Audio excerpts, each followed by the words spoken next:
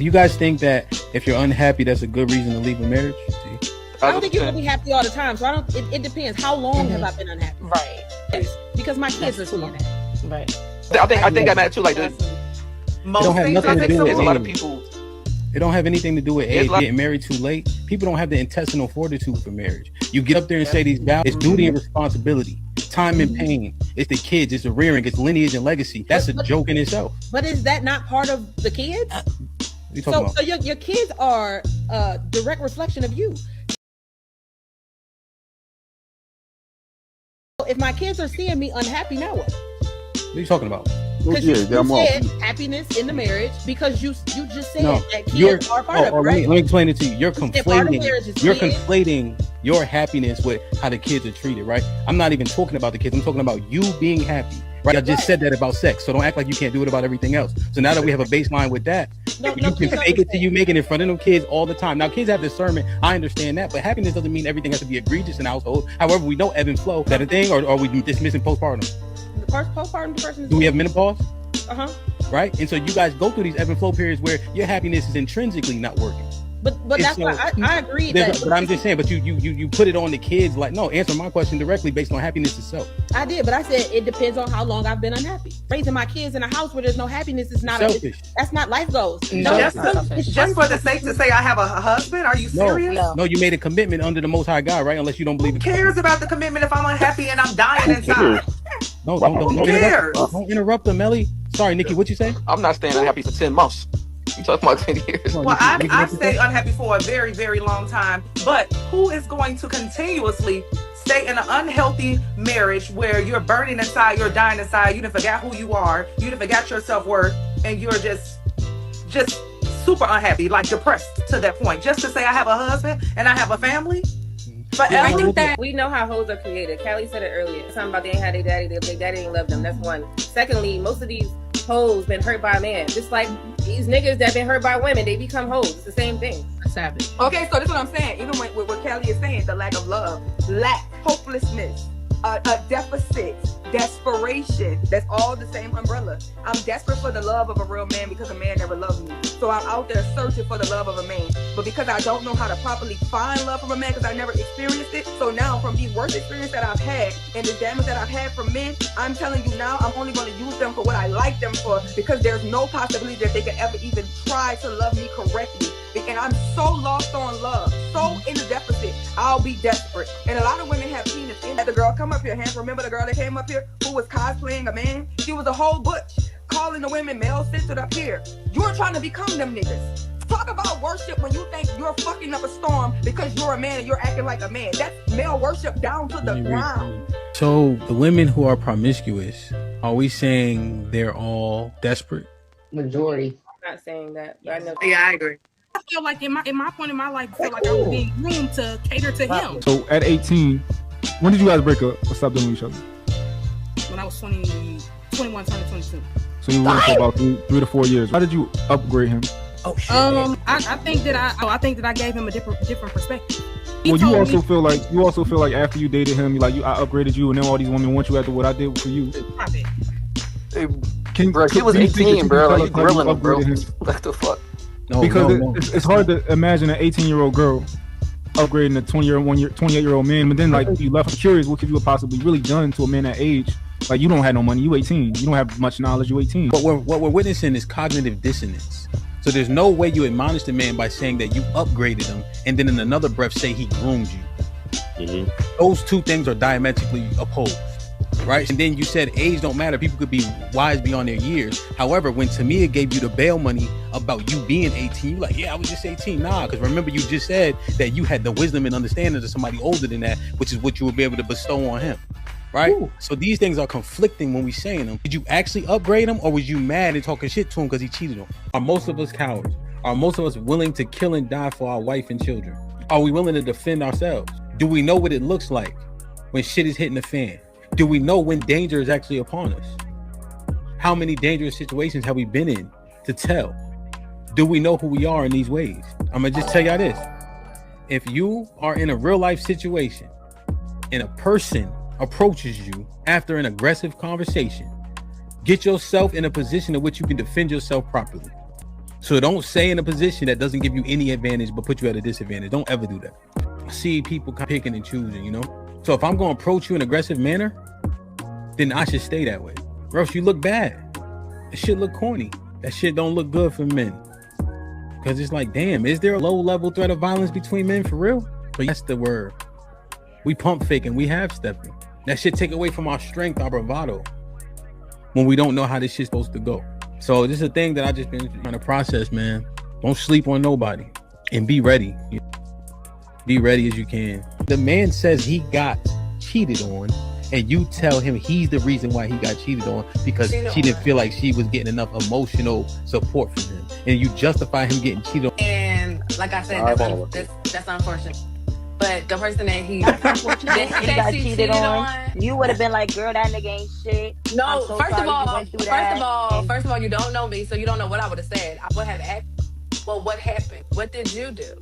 What did he do? I would try to get the full story. But to just go on this I hate women train, I'm not about to do that. Like I said, give us the full details. But to just act like everything was just shine the rainbow, sorry, Uno, but it's more to it. Right. So I just want you to realize real quick, she was emotionally deprived. You think and then she entered a relationship with him. But no, you can't add a speculation on what we do know based on what he shared, and somehow you're saying he emotionally deprived her. You think that correlates? Because before she probably sexually had that experience with that man, she probably emotionally attached herself to him. Why would you think that? Because as y'all like to just say that women just go and just be loose and just have sex. You do. Remember we had the conversation. But the majority of women, they are going to emotionally, the majority of women going to emotionally attach themselves to a man. How? And then have the intercourse. How do you know that? Because I know. The same way y'all know. The same way that y'all know everything that y'all done talked about. No, what I'm saying is, how do you know that, and how can you justify that based on women's behavior? Because it's statistics. Somebody do the research. If she has a dream about me cheating, am I at fault now? You did that shit. You did that shit, nigga. You did that shit in your past life, man. Damn, boy. So he got hit with a honey bun and it's his fault. Okay. That's like a boomerang. I mean, I don't know his situation. How much would you say yes or no? Well, she let another man put his penis in her vagina. He didn't ask her to do it. She just went and did it because or whatever. So, I mean, I don't know how necessarily it's his fault unless he, maybe he's seen the signs and just chose to ignore them. But other than that, like, I'm pretty sure you left after you found out. Yeah. So, yeah, he did the right thing. Stepping away from it. So, is that an assurance for a partner? Is that an option as well? Like, fellas, like open book? I got you. Real quick. Hey, fellas, if you dealing with a woman and she call you a partner, get up out of there. Okay. Yeah, let me see. Let me log in that joint whenever I feel like it. Yeah, I think that will work for sure. Yo, that accountability helps people too. If you know somebody else is looking at this shit, like how you reply, what you reply to, the bullshit, right? So like, for instance, this might be risky. Callie and I can see it, and my wife can see it. Now, I don't even really look at it that much because I know that they be looking at it. But also, bullshit get flushed. You know what I'm saying? It like take a weight off you, Right? Because temptation killed the cat.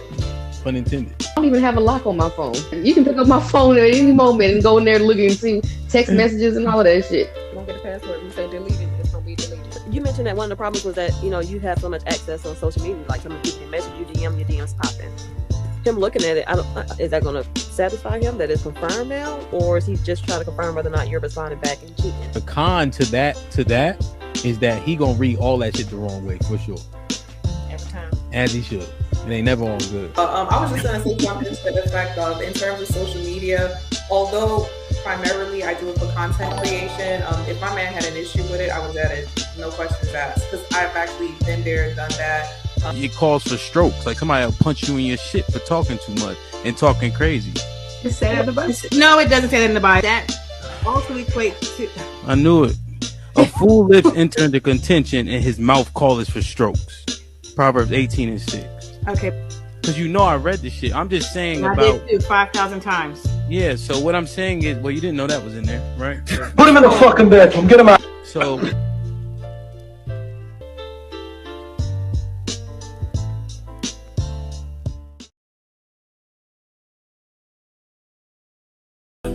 Yeah. It's a podcast. It's a podcast. It's a podcast, yeah. Like, share, subscribe, tell a friend, tell a friend. DJ HAMP about to go live again. So hit the likes, my friend, on your way in. First off, salute the chat. And to all new cousins, welcome back. Heard you searching for the real, well, this is where it's at. The latest topics and panels and brother, don't get sent to the bathroom. We got all the stats, too, back to facts in the morning or the afternoon. Tuesday, women's POV, 2 Fridays, there's a jamming tune. It's a community of real, and we better than the world news. This might be risky, I hope you know. This might be risky, let's go, let's go.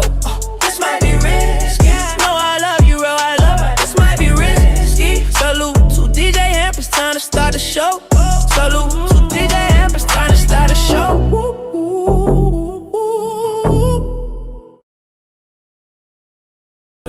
Yeah, it's a podcast.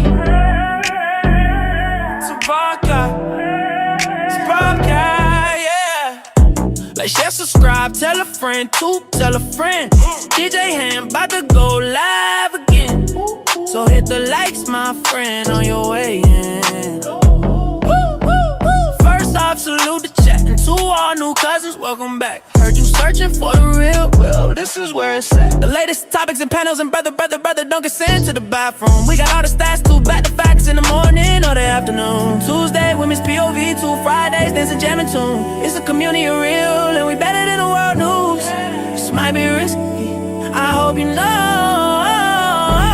This might be risky, let's go, let's go. This might be risky, no, I love you, real, I love it. This might be risky. Salute to DJ HAMP, it's time to start the show. Salute to DJ HAMP, it's time to start the show.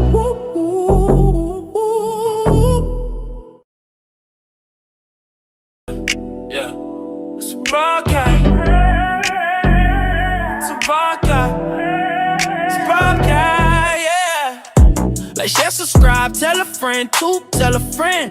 DJ HAMP about to go live again. So hit the likes, my friend, on your way in. First off, salute the chat. And to all new cousins, welcome back. Heard you searching for the real, well, this is where it's at. The latest topics and panels and brother, don't get sent to the bathroom. We got all the stats, too, back to facts in the morning or the afternoon. Tuesday, women's POV, 2 Fridays, there's a jamming tune. It's a community of real, and we better than the world news. This might be risky, I hope you know. This might be risky, let's go, let's go. This might be risky, no, I love you, real, I love it. This might be risky. Salute to DJ HAMP, it's time to start the show. Salute to DJ HAMP, it's time to start the show.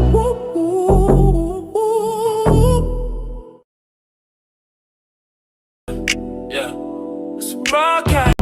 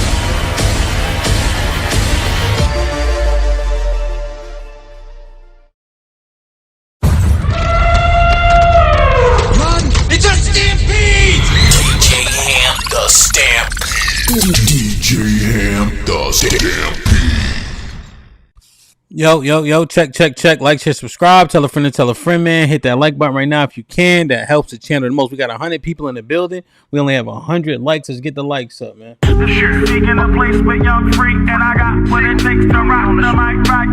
The shit seeking a place with young freak, and I got what it takes to rock the mic right. The shit seeking a place with young freak, and I got what it takes to rock the mic right. Let's go. Watch what you Got 100 people in the building. We only got 43 likes, man. Let's get the likes up. Yo, MS Best, I sent you a message. You say you left a comment. Am I saying it right? I be saying MS Best. Am I saying it correctly? E-Dub, what up? Quita in the building. Salute. Uno, what's good, my brother? Boot camp in the building. Kiki, what's the word? Salute. Ordy in the building. What's poppin'? Jing and Stone, thank you for subscribing. We appreciate you. Night by behaving. That's always a blessing.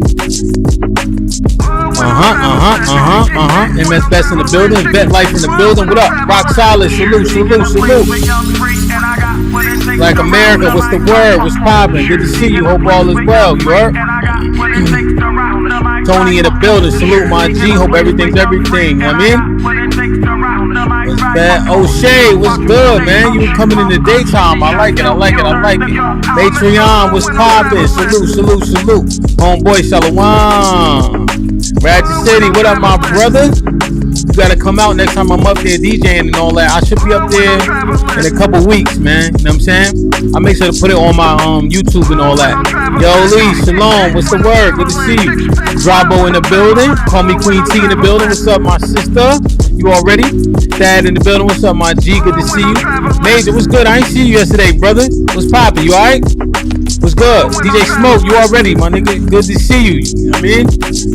Bad boy was popping. I ain't see you yesterday. I think you called me on Sunday. I gotta call you back. I got you. Eric Ishmael, what up, Aunt? Good to see you. Red Scorpion, what's good, King? Good to see you. Alright. Yeah, man. I like DJing that club where you can have fun too. So it don't be no bougie shit. Although I be at the park from time to time, you know what I'm saying? So I'll keep you posted. You know what I mean? Eric, you already know, King. You know what I mean? Aaliyah, what's good? Twin, what's poppin'? Salute. Make sure we get the likes up. We got 58 likes. We got 80 people in the building. Let's get the likes up, please. You know what I mean? Mike Jones, what's the word? Coming in hot. I see you.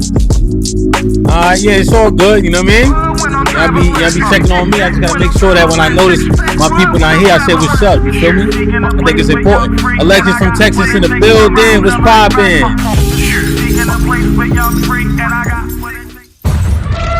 Get it, man. Like, share, subscribe. Salute. DJ Ham the Stampede. Once again, man, like, share, subscribe, tell a friend, man. Hit that like button right now if you can. That helps the channel the most. DJ Ham the Stampede. This might be risky. Midday in the building. We got the women's POV this evening. We making the most of everything. You know what I mean? Up to 76,350 subscribers. We trying to get to that 100,000 mark. So if you know somebody that knows somebody, send them the link. See if they like what they see. You heard? And then we get it popping. You know what I mean? Appreciate y'all, man. Let's get the gold train started. This shit make it look easy. It ain't all that easy as you think, man. Salute to Frederick in the building with the 10 gold coins. Hit the like button, man. Good to see everybody. We got 62 likes. We got 116 people in the building. We have 1 dislike. So let's please get the likes up. You know what I mean? Famous and infamous oftentimes have similar outcomes. Damn. Frederick, what up? Thank you, my G. Appreciate you. You heard? Yo, we got to get into this, man. You know, we touched on the Nolan shit a little bit and all that, you know. And then there's some new audio that came out. You know, we talk about systematic racism often, you know. And they're saying what is in place systematically that can okay, I'll take a look. Cause you know what I mean? Cause I be trying to read like people based on what they say. And I'm like, damn, you know. So, all right, salute, MS Best. I'll take a look. Mike Jones, what up? You know, so we look at systematic racism. And, you know, that's the main argument, I think, is that systematically nothing is holding you back to the extent to where you can't be successful. You know, oftentimes things that are systemic are ideologies carried on by people implemented into systems that can have a negative effect, you know? And so I was looking at a couple different things that were systemic based on people perpetuating, you know, bigotry, essentially, right? Within the confines of a system. So as an example, do you guys remember that nurse in Virginia that was convicted of breaking the legs of little black babies? Like she was breaking their limbs in the NICU. And so for those who don't know what NICU is, that's the infant ICU, neonatal ICU. So premature babies often are in the NICU for various reasons. They oftentimes put twins in the NICU just because twins are high risk. So children that are high risk and born as such are then put in the NICU. And they were finding in it's Richmond, but it's called the city is called the actual city escapes me, but I know the city well. She was breaking the limbs of the babies because she works within that system, and then therefore can perpetuate her hatred or bigotry in real time. And she was convicted of that, you know? So I was just looking at that type of shit like, you know, what effects it can have. And then we talk about Nolan Wells, right?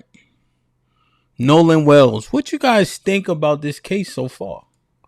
What do you guys think about what's happening? What's you guys' sentiments? I'm going to play the video where there's some new audio. I haven't listened through it all the way just because I, you know, just kind of like to have an organic response to it. You know what I'm saying? Rel, what's popping? Can't hear you. Can't hear you. What's the word? Everybody. The word. Indeed. Henrico, thank you. Henrico, Virginia. Yeah. Yep. Thank you, Ed. Yeah, take a look at that case, you know. So just looking at these things, I'm like, damn, what are the actual effects when you have people, if you believe in epigenetics, you have people pass down ideologies and things of that nature, and people still work within these systems. I just did a clip, and maybe I'll play it here, where the girl's jogging with her white boyfriend, and he jokingly says, hey, this is where I was going to kill you at. And he's like, oh, shoot, is that recorded? I'm just joking, right? I think the funniest jokes have truth to them, you know? And I'm looking, and I made the video, but Jerry Jones is in the picture where the two black boys are trying to eat at the diner, which is desegregated. And Jerry Jones is in the picture with the white people who say they don't want them to eat there. Jerry Jones owns the Cowboys, right? He's in that picture. When you look at Cecil Williams, he's drinking out of that water fountain that says whites only. He was just on stage at 2025 for Actively Black, which is an athletic clothing line. You know, kind of like it's costly too. It's kind of like, what's the one? Lululemon. Like, it's up there with that cost range. And Cecil Williams is on the stage showing off the shirt that they made for him.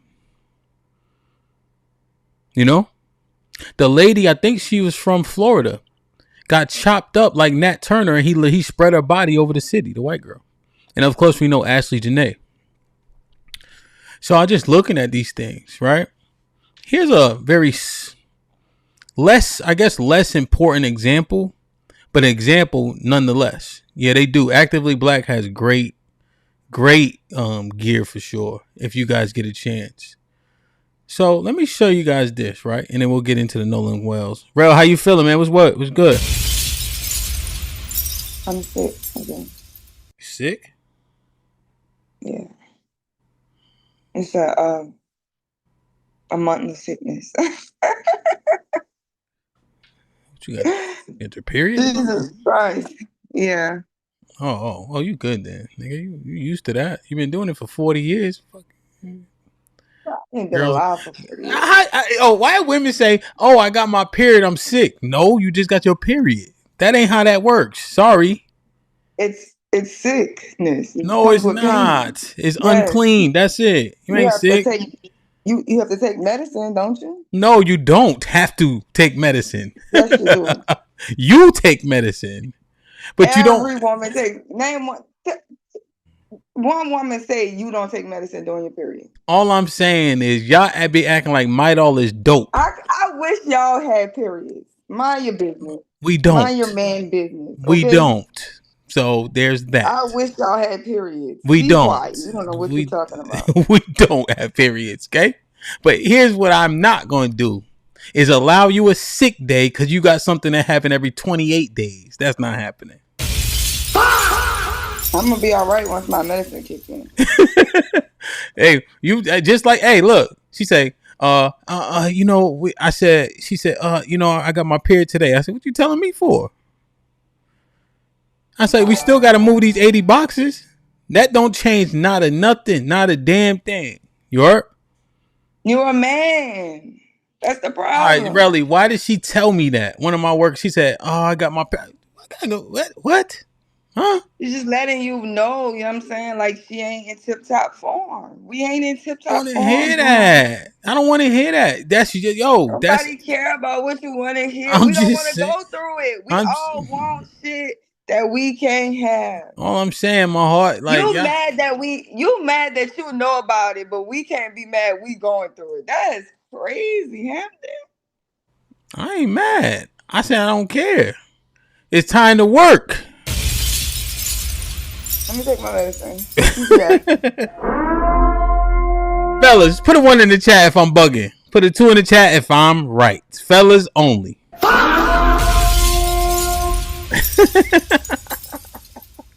The ladies' comments will be ignored, all right? Salute to equality.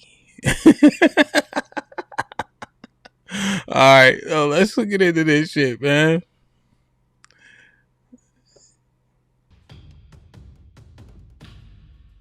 Damn, man. Where my young boys at, man? We can't hear them. I ain't played nothing yet. Who that? Chi-Town? Is this Shy right here? Shy, what's good? Salute to all the twos in the chat. Know what I mean? All right, so take a look at this, right? So, Rel, this is a power list. Y'all literally bit the apple. Literally, y'all bit the apple with Eve. Was right there yumping, chopping down. I was just... Is the apple still stuck in y'all throat? What are you talking about? You didn't eat the apple. I was saying hi to him. Don't worry about his comment. You focus on the wrong shit. Now, so this is a power lifter here, right? I'm just looking at like how these things can infest any arena, okay? Any arena. So the guy he's talking about is a spotter, you know, and these are powerlifting competitions. You have to trust the spotters, right? They have 4 and 5 spotters just because of the amount of weight that they're doing, right? So his lift here didn't count because of what the spotter did, all right? And I got another example too, which might be a little bit better than this one. This disgusting racist spotted me at IPF World Championships. Now, how do I know he's a racist? Because he said to himself, here he is saying point blank that he is racist. All right, so no, this is the one I want. All right, this one. So she's squatting, getting the world record, right?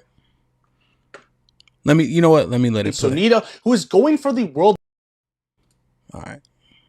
There's a racist man currently sabotaging powerlifting. Now, during the IPF Open World Championships, this man or Nest was a spotter for the 2024 world champion Sonita, who is going for the world record squat, which would have been the heaviest squat ever done by a woman. But as she squatted down, Ernest had his knee perfectly placed so that the weight would end up hitting him, therefore making Sonita not be able to fully get depth on the squat and made the lift actually disqualified. And yes, you might say, well, it was just an accident, but wait for this, because it gets pretty crazy. This guy has repeatedly said over and over that he's a racist publicly. Here he stated, sorry for you morons, I'm a racist and I did it on purpose because I hate you pieces of a you-know-what. And he just kept going on, which is wild, and putting someone in danger like this with this much weight on their back is crazy as well, especially considering that these lifters are supposed to trust these spotters around them. Fortunately, since yesterday, Ernest now has a lifetime ban of participating in any Lithuanian powerlifting powerlifting federations, which hopefully means no powerlifting meets at all. And this solely happened because the athletes ended up speaking up on the issue, and I'm really glad that the federation listened and actually did something about this. There is a racist man currently sabotaging powerlifting. Interesting example, right? Now look, she's building up to the record, right? Look at him spotting. You see his position? He's fine here. When she goes for the record, he changes his position and then admits to it. So this is just powerlifting, right? It's a sport, right? How important is that in the world, essentially? People could argue, well, who cares if a racist is here? But why can't he perpetuate this in, a bigot, right? In other aspects of life? Like, what makes him do this other than intrinsically how he feels about her? What else does it take for somebody to say, you know what? Fuck you. What you think? No, yeah, that's crazy. I mean, you saying it's just a sport, but he could have critically injured her. Like, that's a lot of weight on her back. But yeah, I think we become too trusting, right? I think that'd be like people's biggest gripe about integration. It's like, oh, they're gonna let us eat in their restaurants, but they in the back spitting our food. You know what I'm saying? Or we could go to their hospitals, but they might let us die on the table. Or they might not give us pain medicine. You know what I'm saying? So it's like, it's because it's so covert now, people want to try to believe like it's just non-existent because it's not out in the open. Well, that's what I'm saying. I think that's more dangerous. That's what we illustrating, right? Like, because people always say, make it a race. No, he said it. He said it. And like you're saying, this is lower level. I'm saying it's lower level just because it's a sport. You don't have to be subject. Like, people have to be there to do it. And also there's several other spotters, What he did intentionally disqualified her lift. People work all year for that. That shit is no joke. Also, hers is raw, and drugless. Because they have like different things, So like there's bands you can put on your elbows that kind of push the weight up for a bench press. And they call it like assisted. And so there'll be a world record holder for like assisted. And then there's raw where there's no bands and shit like that, and she was going for raw and no drugs, because they'll let people, do whatever and then lift, they'll get a record. And then people who are clean will do it and get a record. So if I'm not mistaken, hers was raw, lift, and no drugs. Braces, right? So she worked for that. And you think, oh, just do it again. Hell nah, that ain't how that works. You done tore those muscles to pieces trying to get that max. You know what I'm saying? Like, she can't just do it again. And then your psyche matters too. Here's the story I had mentioned just because I thought more people heard about it, but just in case. In Virginia are outraged after a nurse charged with abusing premature babies has been given a bond of $25,000 that she posted. Erin Stratman, this is the defendant right here, is accused of breaking the bones of NICU babies that she was caring for. This lady suspected of harming at least 7 infants between 2023 and 2024. She was even caught on camera. But a judge gave her bond after a mental health evaluation. How does that work out? WTVR's Elizabeth Holmes has more.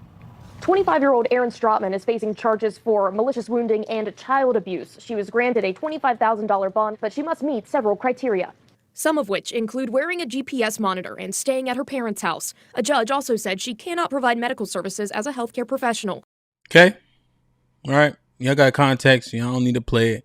Because you understand like what we just trying to understand,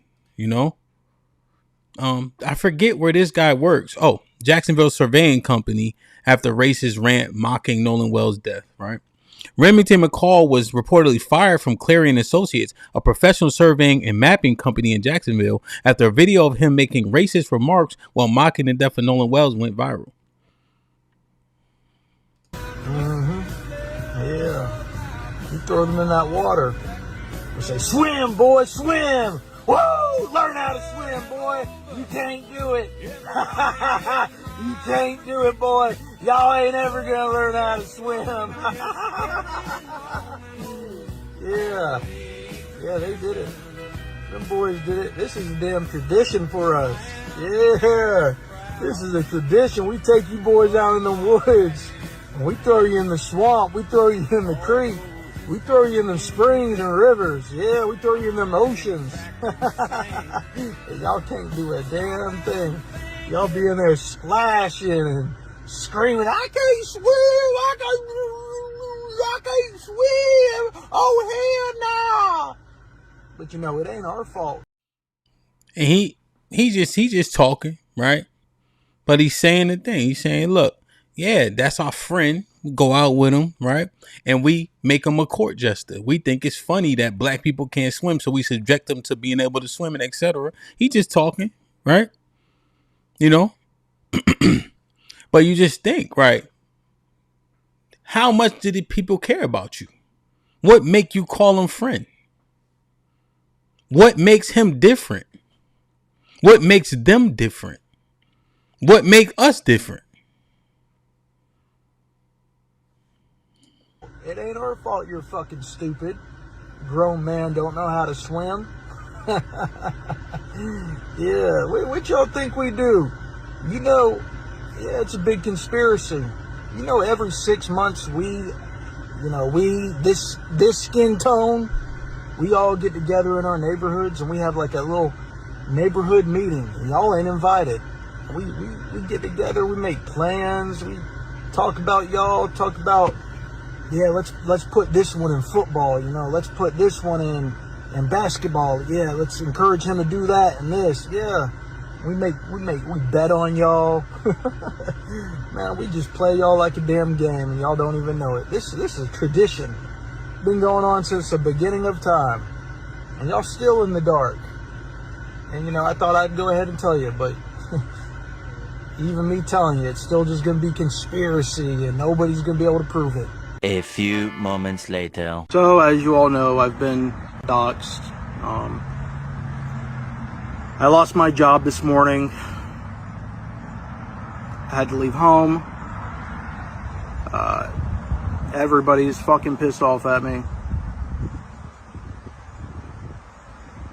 Now these idiots are wanting to get a judge involved because I'm a dangerous person, and now they want to, you know, try and do something about custody because I'm too much of a danger to be around children.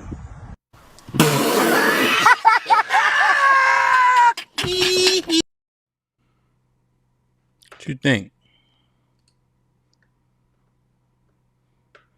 Oh, you had to put the black boy behind it, dog. It made it so unserious. But no, I think ever so often they gonna be honest about who they are. None of that's shocking to me. Yeah.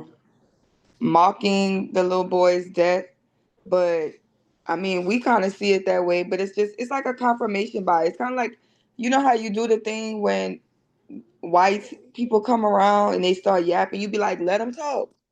Like, let them show who they is in real time. Because we will be oblivious to things and try to defend them or be white racist, like bigoted apologists, or pretend like things don't exist. So when it's the opportunity shows itself, like, no, let that man say what he's saying. And they ain't punishing him because he's dangerous. They punishing him because he's exposing the truth. Salute the And they don't time. want that to mess with their money. Salute the tie in the building. Get gifted one membership. Who got blessed with it? Bird 2907, man. Welcome to the family. I mean, yeah, nah, real. I understand what you're saying. Look at You this. know something else? Just a little small thing. You know, Kai Cenat just did the streaming university thing, Yeah. and he had a lot of backlash for inviting too many black people.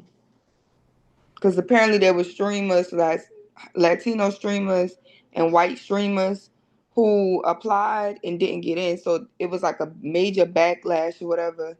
And then it came out like Kai was denying other groups of people or races of people who say the N-word.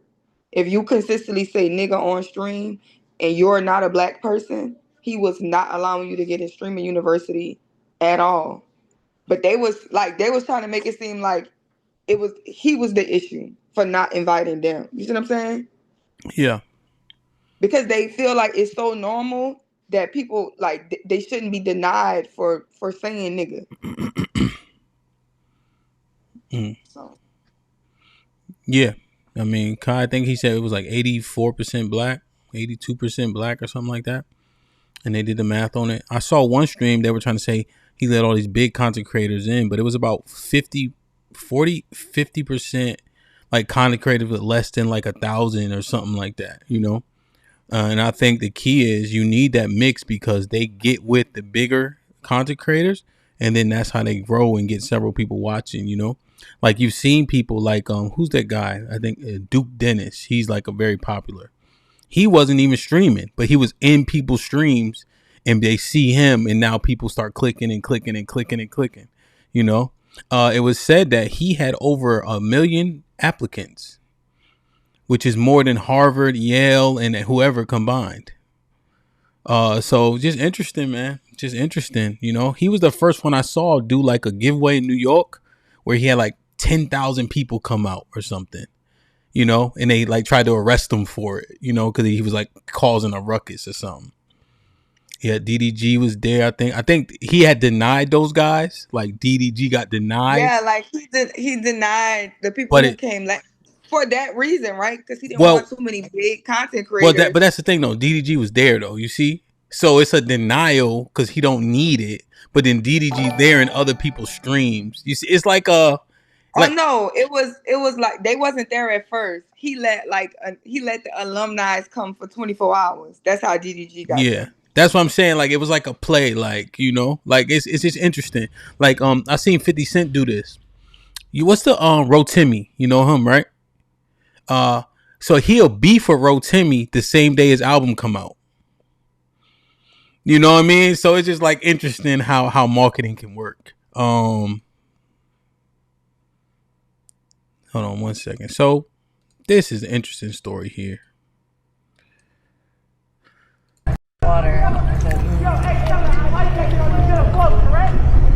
So you're overhearing this family's on the river.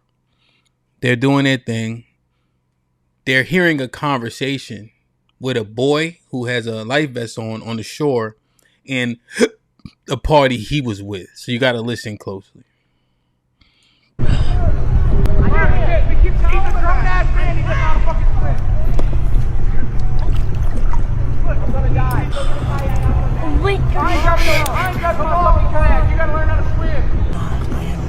This is fucked up.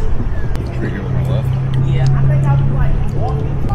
Fair. Tell them to hold off the back. Everybody, you can swim down wherever you fucking retard. I think I'll just stay here. Bro! How am I gonna get you back home? You don't think Mama Marquise is gonna be worried? Hey, your mom? My mom's name. My dad's your mom is always worried about you. My dad's in prison. I think that's why. Because your dad's in prison. Why looking at you? Bro, we just had a fucking life jacket on, Marquise. I'll just wait. Bro, you have a life jacket. No, I'm black. It doesn't matter. It's not gonna save me. Bro, yes it does. Bro, I'll just find a way. Hey. Yeah, they think I'm about to swim back, but I can't swim. Bro, you have a life jacket. I'm gonna die. I'm standing right Hold now. on. So I can just like hold on the back of the Grip the handle right here if you want. Yeah, I might drown. You won't drown. Bro, You won't drown. Try to get over there. You're not gonna drown. I promise you won't drown. There you go. Thank you. What's your name? Hey. What's your name? Oh, my name is Marquise. But everybody calls me LeVar because I go to the Denellen. Are you okay? Are you okay? Are you okay? Yeah. Okay. I was okay getting over here. And they think I'm about to swim back. I can't even swim. Doing a good job right now. Probably I'm holding on this. And it's my first time here. It's your First time? Well, welcome. Yeah. Where's the black boy that's talking? I don't see the black boy at all. He's hanging on to the back of the raft. Okay. You know, and then people say it's fake, it's real, it's a skit. I don't know. That shit just either way, right? Didn't a nigga start making monkey sounds? Yeah. What's skitty about that? Like, I mean, if it is a skit, like that's what you do with your friends. Like that's what me and my white friends gonna do. We gonna make monkey sounds. And he kept saying I'm black, all this other shit. But this is almost the type of shit like Black Dawn was talking about. Like motherfuckers be thinking shit funny. All right, water is dangerous. And now, mind you, I guess this family floating by and they, grabs the, and then this is in the wake of what happened to the Nolan kid, right? Well, Rest, I got you. But this is some sick shit. So this family floats by.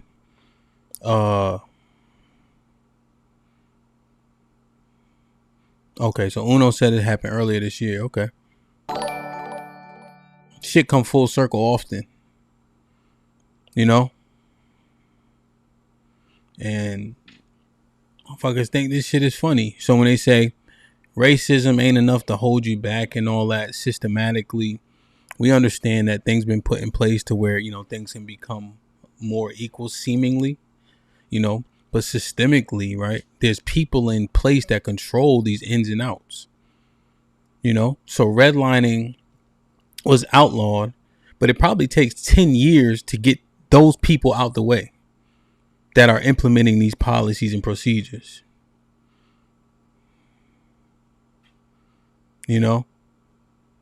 but it's just interesting when we look at the landscape.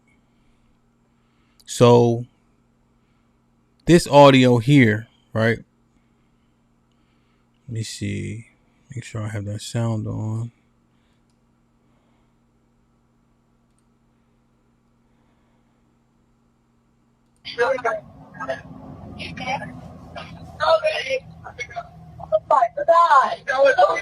Tito Assistance, Vicky speaking. How can I help you?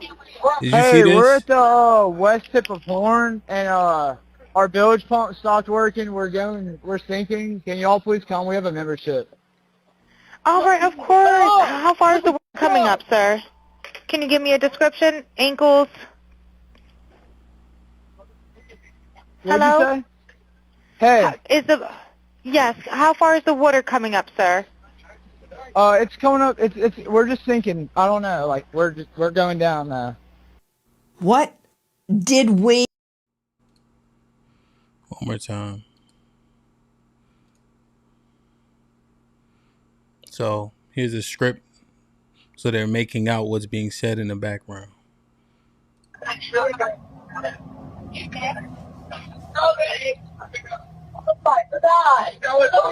Tito Assistance, Vicky speaking. How can I help you? Hey, we're at the west tip of Horn, and our bilge pump stopped working. We're sinking. Can you all please come? We have a membership. All right, of course. How far is the water coming up, sir? Can you give me a description? Ankles? What'd Hello? you say? Hey.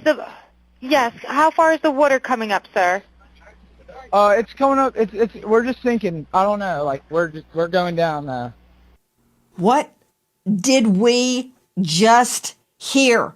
What was that? Straight out to investigative reporter Crime Stories, Dave Mack. Did you just hear what I heard? Now,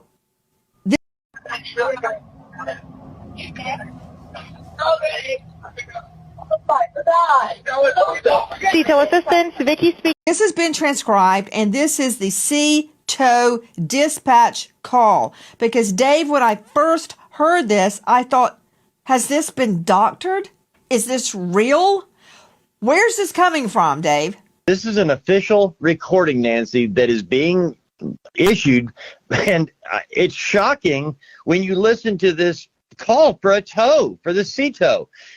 Going further into it, Nancy, you're picking apart all of the different voices that can be heard on this one phone call, trying to determine what is really taking place on this boat that is allegedly sitting in 31 feet of water, a depth of 31 feet. And a bilge pump not working, claiming they're sinking, and calling for help. And yet, in the background, are we really hearing all of this other activity? This has been transcribed, and this is the... What you think? I Or always knew wake these up. kids was had something to do with this.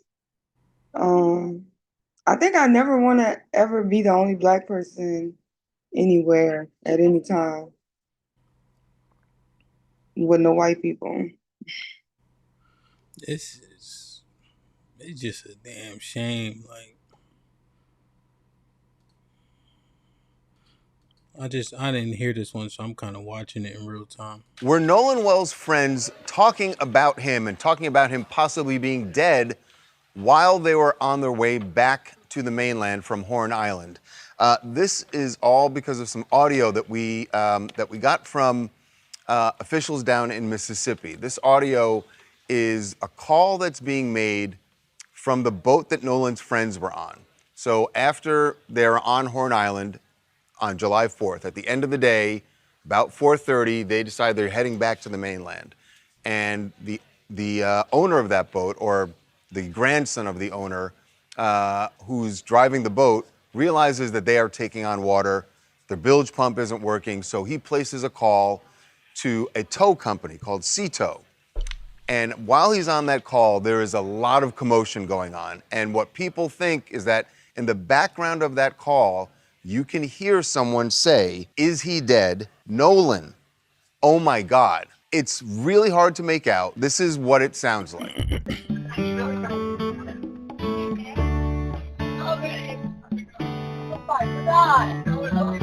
CETO Assistance, Vicky speaking. How can I help you? All right, of course. How far is the water coming up, sir? No, we do not need that. All right.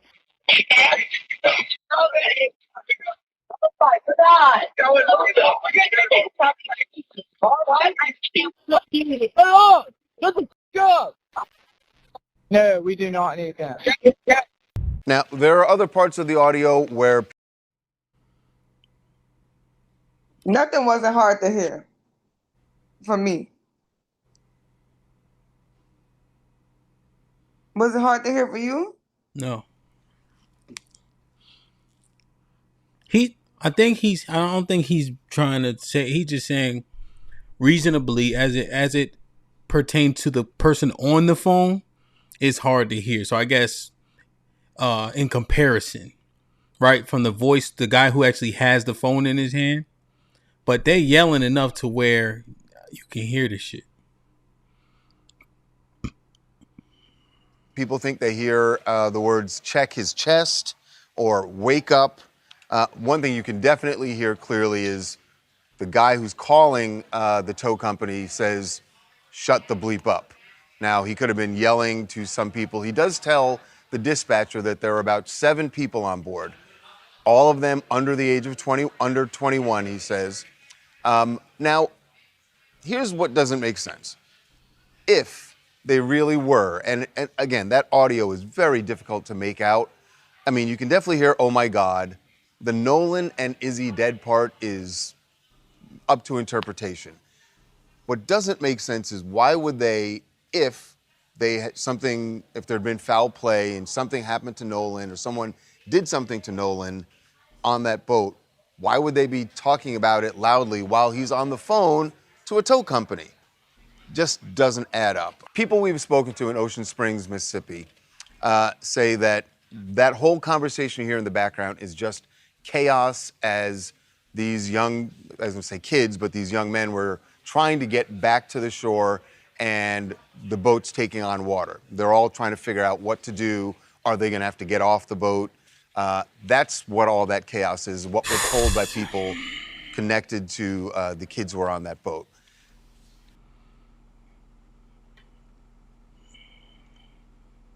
So it says Is there another clip? They said an audio engineer enhanced it. Yeah, I think they said, because that call, when I heard the video I saw, it didn't have that music, that whole music on it. But then once the engineer stepped in, people was like, oh, it's AI, basically. But to They were isolate saying, the sound and such. yeah, they were saying he AI'd it to make it sound like that. What you think? What you hear? I definitely hear people panicking, like he dead or he died because they did something to him. They didn't find it. They didn't return to shore with him, right? No. You know, I think they was playing. He died. They thought they could pull him out the water, save him. You know what I'm saying? Once they realized they couldn't, I think they threw him back in the water and came up with the story like, hey, we're gonna just say he fell in the water or he went missing and left. Yeah, once he died, they didn't want to show back up with a dead body. They put him in the water. That's what I mean. Like, let's say they fooling around, playing around, something happens, you know, because that's what it sounds like, right? That's what it sounds like. But to speculatively dump his body back in the water, like, hey, we'll just say he stayed behind, etc. That's the key. That's the key point. They choose themselves over that nigga in that instance. Right? I don't know. And again, I just don't know how people get around that. Like, it's pretty straightforward. I agree. No, I'm tired of motherfuckers always talking about everything AI. You niggas had AI just as long as we had AI. Now y'all could tell everything AI and all that.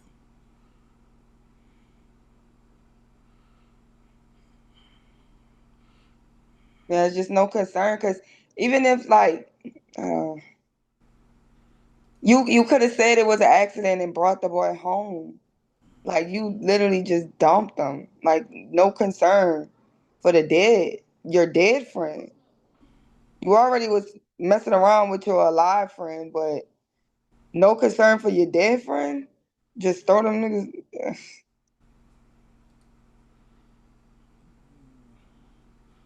Try to see if I can think and throw. He said he think and throw said he sent it. Hold on, let me try to find the other one.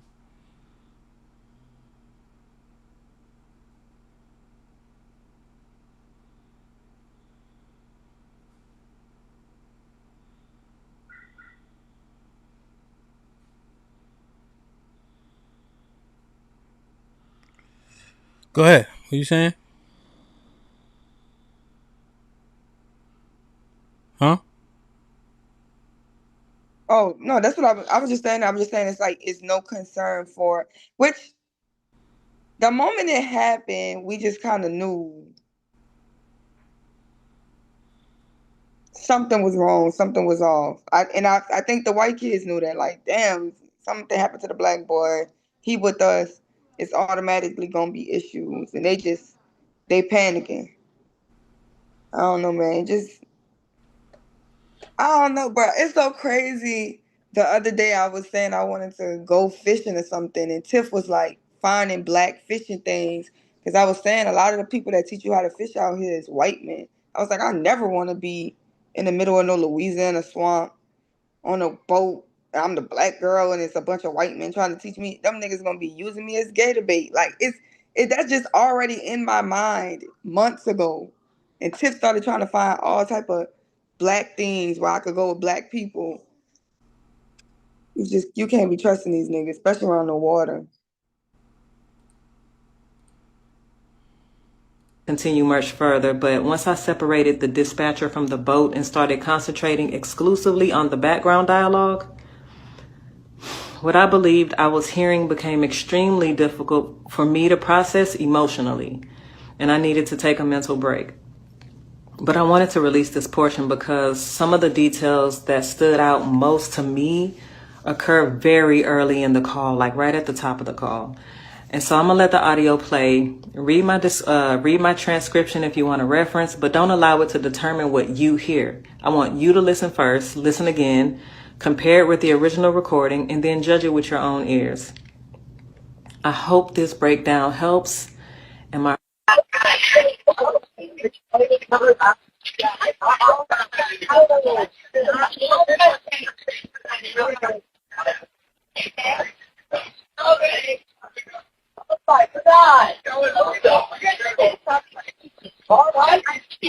Hey, we're at the west tip of Horn, and our bilge pump stopped working. We're sinking. Can y'all please come? We have a membership. Shut up! Shut the fuck up!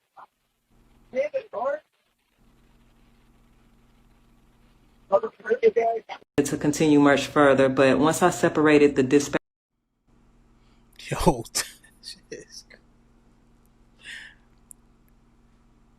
they doing some shit, right? He get hurt, gets killed. They say you killed him, so obviously he playing around with one person or two people, right? Not the whole boat. The racial part come in is this nigga from everybody else now. He dead. Now we gotta figure out what we gonna do, right? That's the components. I don't think the death part is like a component unless they had some vitriol. You know what I mean? But the whole shit start to play in. This nigga versus everybody on this boat. What do we do? How do we play it? Who own the boat? Who the grown-ups on the boat? Who we need to protect now? And what do they think people do with video and audio? Right? You have experts and engineers that come to isolate sound, to understand what's being said. Video, both. You enhance images so you can see what's going on. That's not tampering. That's what experts do. I almost wish she was white. Right? Because it disgusts me how many black people try to say, oh shit, we can't trust her. She unqualified. She black. She got an agenda. She doing the job that she's an expert in.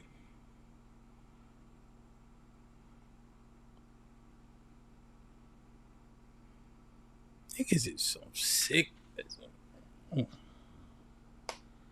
At the end, did you hear him say, shut the fuck up? Yeah, he's saying, yo, shut the fuck up. Yeah.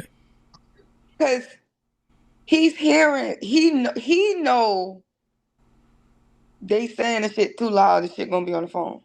Yeah, I think that and he can't fucking hear. Right? Like, just being honest, right? Like, he can't hear and they talking loud as hell. Right? You could tell everybody ain't in on it until they cover it up, right? Accidents do happen. People acknowledge intent, right? People acknowledge intent all the time.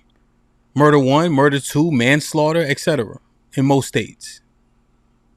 Involuntary manslaughter, right? You can be aggravated in an instance.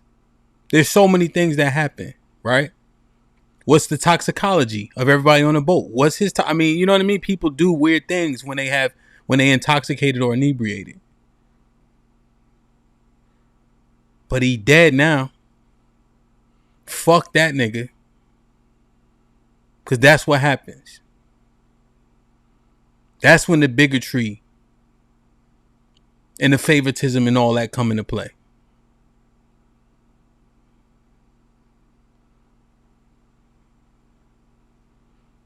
I gotta hear it one more time. Dispatcher from the boat and started concentrating exclusively on the background dialogue. What I believed I was hearing became extremely difficult for me to process emotionally, and I needed to take a mental break.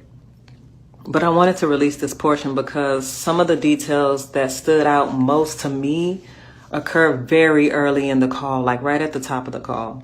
And so I'm gonna let the audio play. Read my transcription if you want to reference, but don't allow it to determine what you hear. I want you to listen first, listen again, compare it with the original recording, and then judge it with your own ears.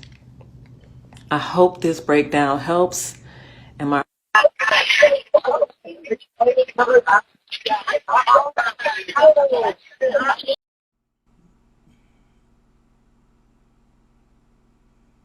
That part is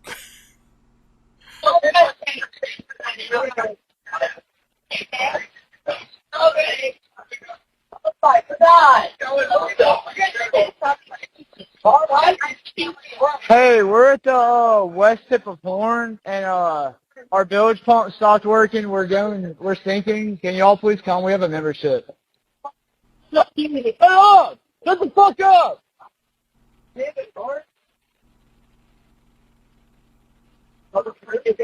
to continue much further, but once I separated the dispatcher from the boat and started concentrating.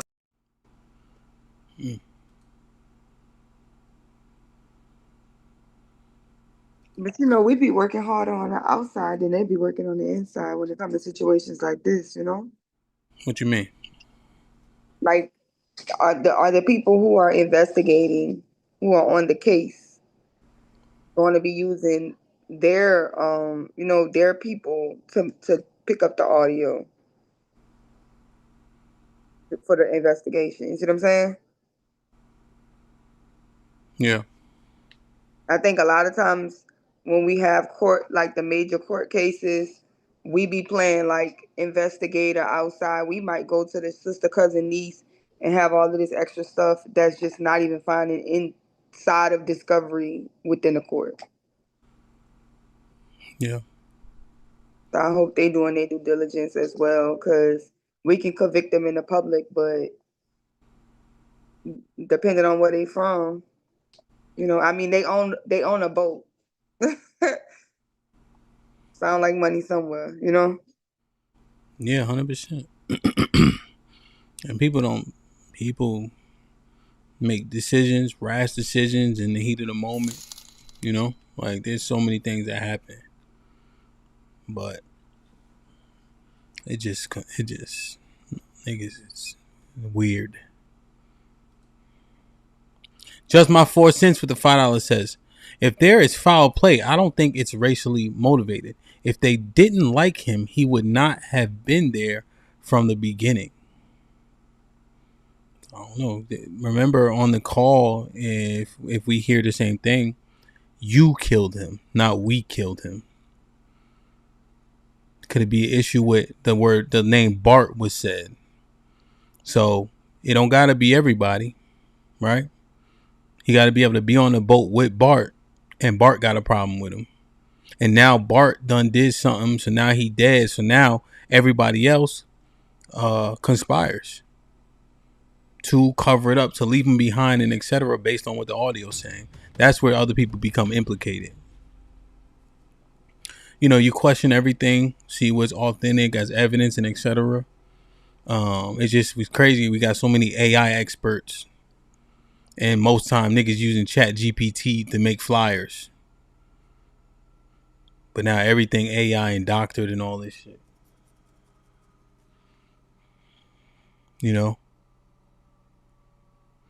It's just interesting when he goes to get the autopsy. The throat and lungs are missing when he gets the independent autopsy. So a lot more to be heard about this, man. Just people carry on, whatever it is, and it just I don't know. It just it's just like what people want to believe is.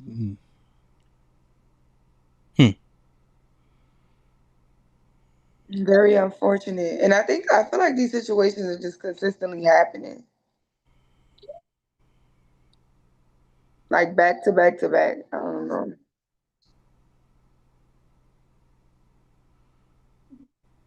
Yeah. Run! It's a stampede! DJ Ham the Stampede. DJ Ham the Stampede. Like, share, subscribe, tell a friend, man. Hit that like button right now if you can. It helps the channel the most. I say this, that audio sounds real. You know, I think isolating sound is what sound engineers do. So I think that she did a good job. I think you can hear a lot from the TMZ recording, which seems to be raw with the exception of them skipping scenes. You know, I wish they wouldn't do that. The Nancy Grace one seemed pretty clear. And we'll see what happens. Hopefully the investigation and investigators do their due diligence and do the job. You know, people make bad decisions. The reason why is all we pointing out. You know, so we'll see, man. We'll see. I dropped the link if anybody wanted to talk about this specifically. If not, we'll move on to the next topic. Like, share, subscribe, tell a friend, man. Hit that like button right now if you can. That helps the channel the most.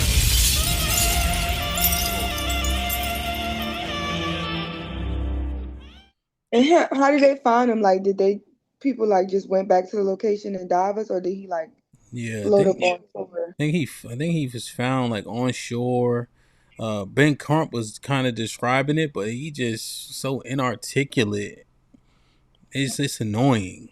Like, why are you the spokesperson? Like, I wish there was someone that, like, Ben Crump could do the lawyer thing, but he don't need to be the face of nothing. You know? You know, him and Al Sharpton, you know, they get people going, they get eyes on shit. They said, Nate, what up, bro? He said, the Cajun Navy found him.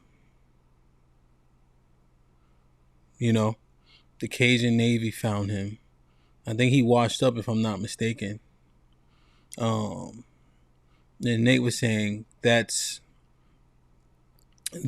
procedure, that they don't send the throat and the lungs with an independent autopsy. Yeah, I didn't know that, if that's true. But I guess when it's a drowning incident, you need that. You know, don't you need that to see if the throat, the lungs are waterlogged, right? Because he had to breathe in the water, essentially, right? That's how you determine if he drowned. You know, so I'm thinking that would be uberly important as it pertains to that.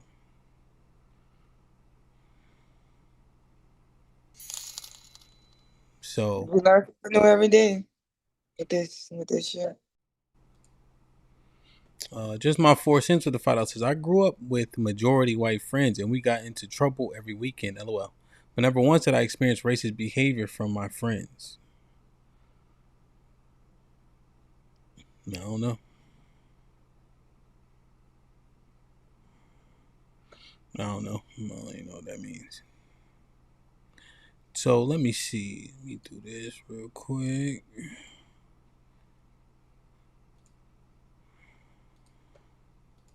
All right, let's get into this, man. Oh no, it's just it just when people speculate, and it's irritating the side people choose to speculate on. All right, so we objectively listening, right? The AI trope is played out to me at this point. You know, it's so interesting when you're, after being objective about the facts, and then you make a speculation, right? Because this is how it works. So you look at the facts. Okay, I'll say based on the facts, here's what seems likely, right? That's how circumstantial evidence works. Here's what the circumstances were, and people have been convicted off of circumstantial evidence, right? So now when we start to speculate, it disgusts me how many black people speculate against.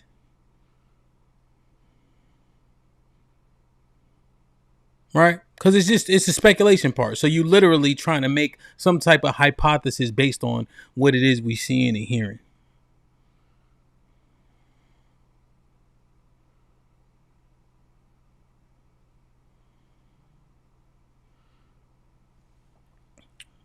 And when it's wrong, right?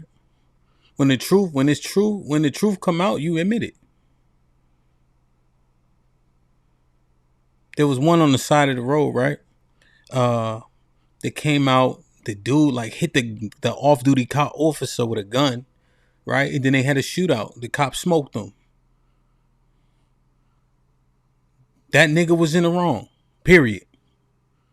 Ain't no need to twist it and all that. Fuck it. He did what he did. He shouldn't have did what he did, and he got what he got. He earned it. Audra Wilson, she played ball at Georgetown. She come out the door like the Asian cop. She stab him. She stabbed him like twice. He give her probably he turned a corner, finally shot her. He justified. Tell the truth. Right? Be honest about the situation. But during the speculation period, there's so many black people saying, oh, what that shit is. What's wrong with y'all, man? All right, Red, what's popping? Oh, no one. We're taking a walk with. We're gonna taking a walk. Yeah, man. It just. We had a deep segment, man. Oh no, man. It's weird. Like just weird. Okay, so I could say, cause you know this. Good thing we had this one in the tuck, cause my brain is like fried. My bad. You ready? Yeah. Okay. I was talking to Shad, shout out to Shad. And I was saying like, if I ever, first of all, it's like the guidance thing, right? An overall thing of I think that we lack guidance. We always talking about the mistakes that we're making, and then I start to realize like we don't really have valid role models, right? To be showing man, us. fuck that, man. Hit the link, yo. Like I want to understand y'all mindset, man. That's our thing. I don't think we gonna be able to switch this topic. Yeah, this was too I want to deep. understand the mindset, right? I want to understand the mindset. Were your speculations that err on the side of what, who, based on what history?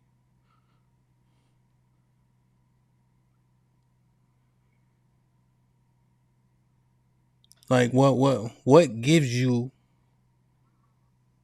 that notion to give grace? Since when? Since how? The people that lived through this shit is still alive. The people that perpetuated the shit have offspring, have patrilineage. Several scientists have agreed on epigenetics.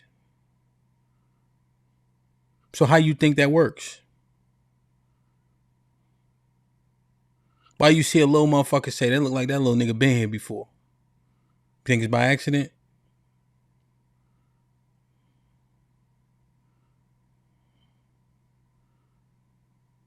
But what make you, during the time of speculation,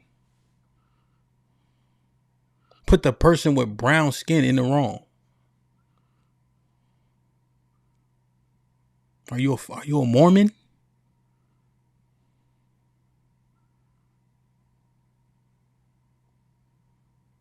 Objective facts are objective facts, right? Once it come out, we can say, okay, boom. But now this is the speculation period. I'm just trying to understand what make y'all be like, nah, he did that shit.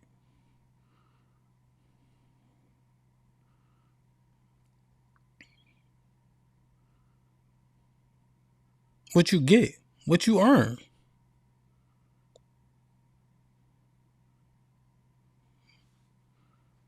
You drop the link again, man.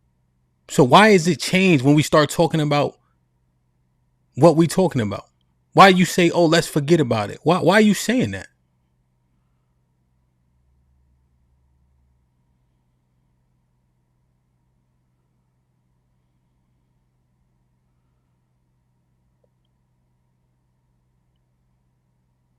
Yo, just hit the link. You're going to see.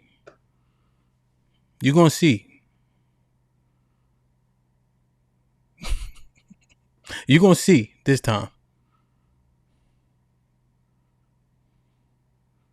Read the American Holocaust when you get a chance. Read something when you get a chance.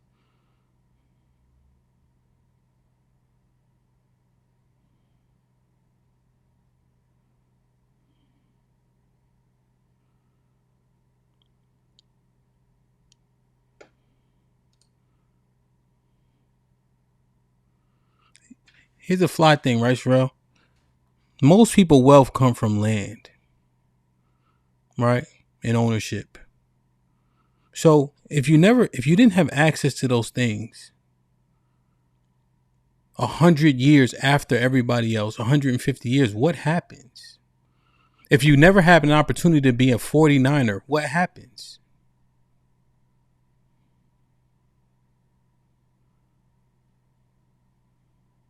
You fall behind. What happened? What happens? Sorry.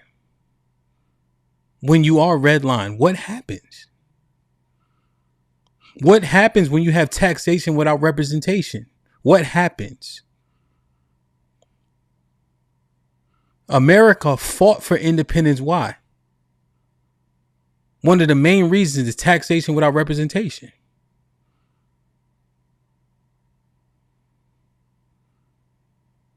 That's one of the key components they forget about civil rights, Sherelle. You know that, right? Taxation without representation. The money not being properly allocated.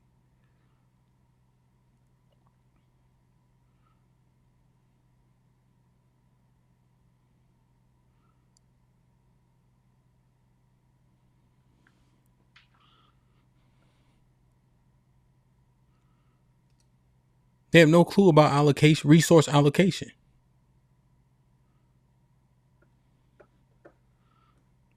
Oh, hold on. Let me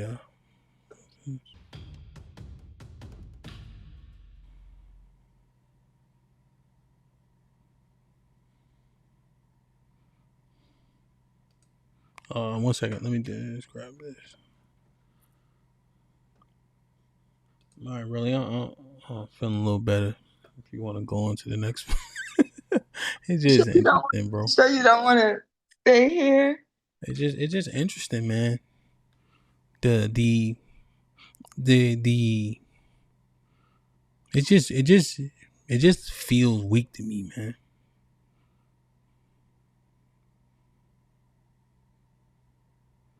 Right? Like, I think this dude new here, right?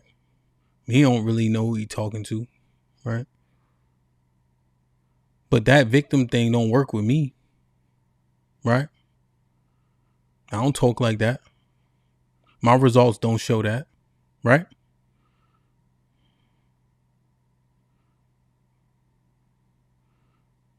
But we know what we see. We know what's here, right? Most people in the country haven't obtained what I've been able to obtain, right? They ain't talking to me. Nah, Matreon, that's what you misunderstand. Using a name give them cachet. I built this. You know how they get their name mentioned? They hit the link. That's it. That's it. I do nothing. All right. You know what we're gonna do? They don't super chat. They don't hit the like button. You know what we're gonna do? We'll give them 5 minutes to hit the link. Yeah, let's do that. And then we'll remove them. They don't do nothing for us. Right? They don't support nothing.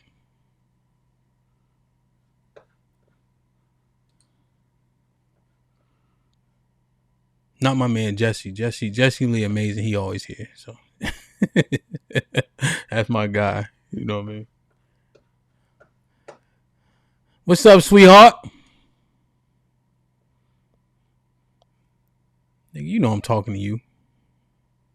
You know I'm talking to you. No, I just had to be sure. I don't know what kind of mode you in, buddy. I ain't gonna stop you. I'm gonna let you get your shit off. I know what time it is. I've been there. I've seen it. I'm done, Cheek. I'm done. Yeah, no. It's just interesting, man. It's gonna always be interesting. Yeah, it's just weird, man. You know. Yes, I am very aware of the weirdness. Yeah, and you know I know a lot of big words, right? But I'm sincerely saying it's weird. Like, you know. Hold on, let me get my brother in here real quick. 1 second, let me search to this screen. 1 second. Like it's just what we going on? Yeah.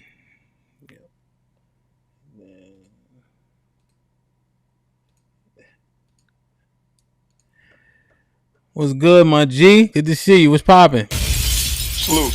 Can y'all hear me okay? Yes, sir. All right, it's my actual first time doing the live thing. That's what's up. Good, man. How are you? I'm okay. Hold on, let me make sure my TV ain't on, so y'all do the echo thing. Yeah, we can hear you well. I know you can get into whatever you want to get into. But can you edify us more on the autopsy thing that you said?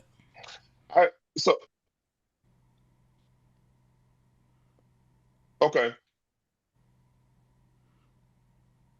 Got a delay? So I got ready to start like kind of digging into that a little bit more to talk to you guys, and then the reason that I kind of backed off is there's a delay. How do I stop? I was trying to make that not happen. How do I mute this or whatever? I'm in my earpiece. Should I take this out? Maybe so. That any better? Can y'all hear me? Yes. Much better. Okay. Much better. Okay.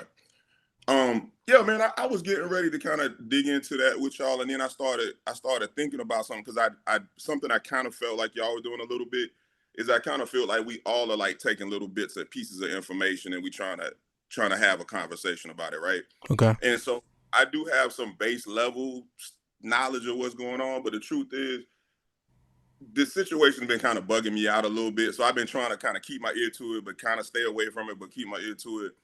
And long story short, the information that I do have is some of the stuff that I've seen Officer Tatum talking about in different news sources.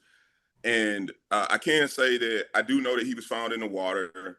He was found by a group of guys called the Cajun Navy, which is some local, I forgot what they call it. The Cajun white folks or whatever down there in the South that have boats and fly boats and out there. And they all went out there and they found him. And I did watch some of the autopsy stuff. I did see that his throat was missing, but according to the things that I saw, they were saying that they had a reasoning for it. And the reason I stopped even typing about it is I can't remember what that reason was. Okay. And so I don't want to be one of those guys. I don't want to. I watch these podcasts and these things all the time, and I get so pissed off. I'm prior military, and I've been working for the government now since I was 18. And one of the things I'm very adamant about is give the information if you have it. If you don't, shut up. Like don't speculate. Don't talk about different things if you don't have all the information. And so as I was getting ready to type in, I started realizing like I can't really elaborate on this. So Okay. I kind of backed off of it a little bit. So Okay. But I'm sorry, I didn't mean to take over. No. You good. I just said, yeah, that's what that's good clarification. You could feel free to speak on whatever you wanted to. I wasn't trying to pigeonhole you. Right. So I think this might actually work out good too. What I do want to speak about. Sure. Because you're in Texas, right? Yes, sir.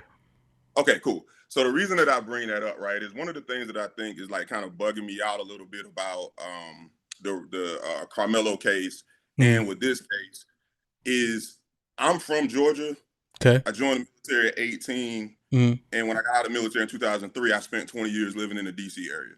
I Okay. live in Jacksonville, Florida now. I relocated to Florida. But here's the point that I'm trying to make. Okay. I think a lot of people across the nation, I've been sitting on this for like a week or two. I think a lot of people across the nation, they don't really understand the South. And I think they think we still stuck in like 1942 or something in the South. Okay. I think their perception of us down in the South is that we down here with our heads bowed when white people come around and talk to us, and we're in fear and in terror down here every time white people are riding around. And that's like the furthest thing from the truth. This is not the old South. You know what I'm saying? I grew up in a small town in Georgia, and my dad's retired assistant chief of police in my hometown. So my experience with dealing with white people and growing up in the South is kind of different than a lot of people's. I did spend time with white police officers, kids, and boating and hunting and just doing different things. So Yeah. I'm not afraid of or uncomfortable with anybody. You know what I'm saying? Mm-hmm. HAMP, I think a couple of months ago, I was very happy to find out that you and I are brothers. And Mm-hmm. didn't know that, but you know what I'm saying. That made me happy as well. But No doubt. I'm the brothers. Like, you ain't scared of who? Yeah. Move by what? You know what I'm saying? Yeah. And I think that more people that they have this perception of the people down in the South, like the situation with Carmelo. To me, that's suburbia. That was some suburbia shit, and that was suburbia situation. But to people in New York or people in Philly or people in Chicago who don't really deal in the South, what they see is a scared little boy that was in this space and he had nothing to do and he had nowhere to go. And it's like, nah, like he's fucking in the suburbs. He was over there. He was underneath somebody's tent. He shouldn't have been over there, maybe or maybe not. But the point is, we all forget our past, in my opinion. We all forget what it was like in high school. I graduated in '97. Okay. I can assure you, there's two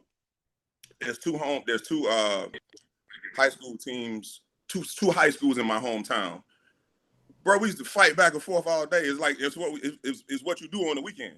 We go fight the other football team.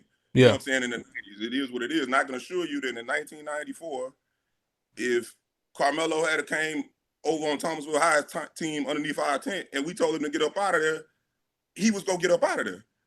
You know what I'm saying? But when we start, it feels like to me, my people, sometimes we forget like our own particular personal experiences when we start incorporating situations with white people. Okay. You know what I'm saying? And and then move on to the how you say his name? Nolan, excuse me. Wells. Mm-hmm. I have some friends. This is something that's really been resting with me that I really wanted to speak to at some point. Go ahead. I have friends who are, some of them are wealthy or whatever, and they own boats, right? Mm-hmm. Down in the Bahamas, my partner got a fleet of boats down there. Okay. A couple of my partners in DC got boats. Here's the thing about boats, especially when you go on the islands. Don't nobody take their phone, bro. You don't take your phone. Your phone is on the boat. You leave your phone on the boat. You know what I'm saying?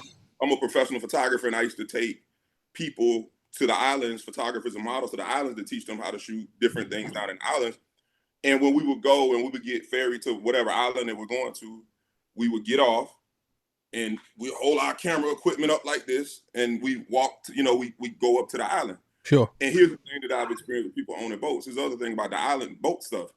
If me and Hamp and Sherelle and we all go out we go out on two different boats, right? And we out there, and Sherelle says she's getting ready to head back.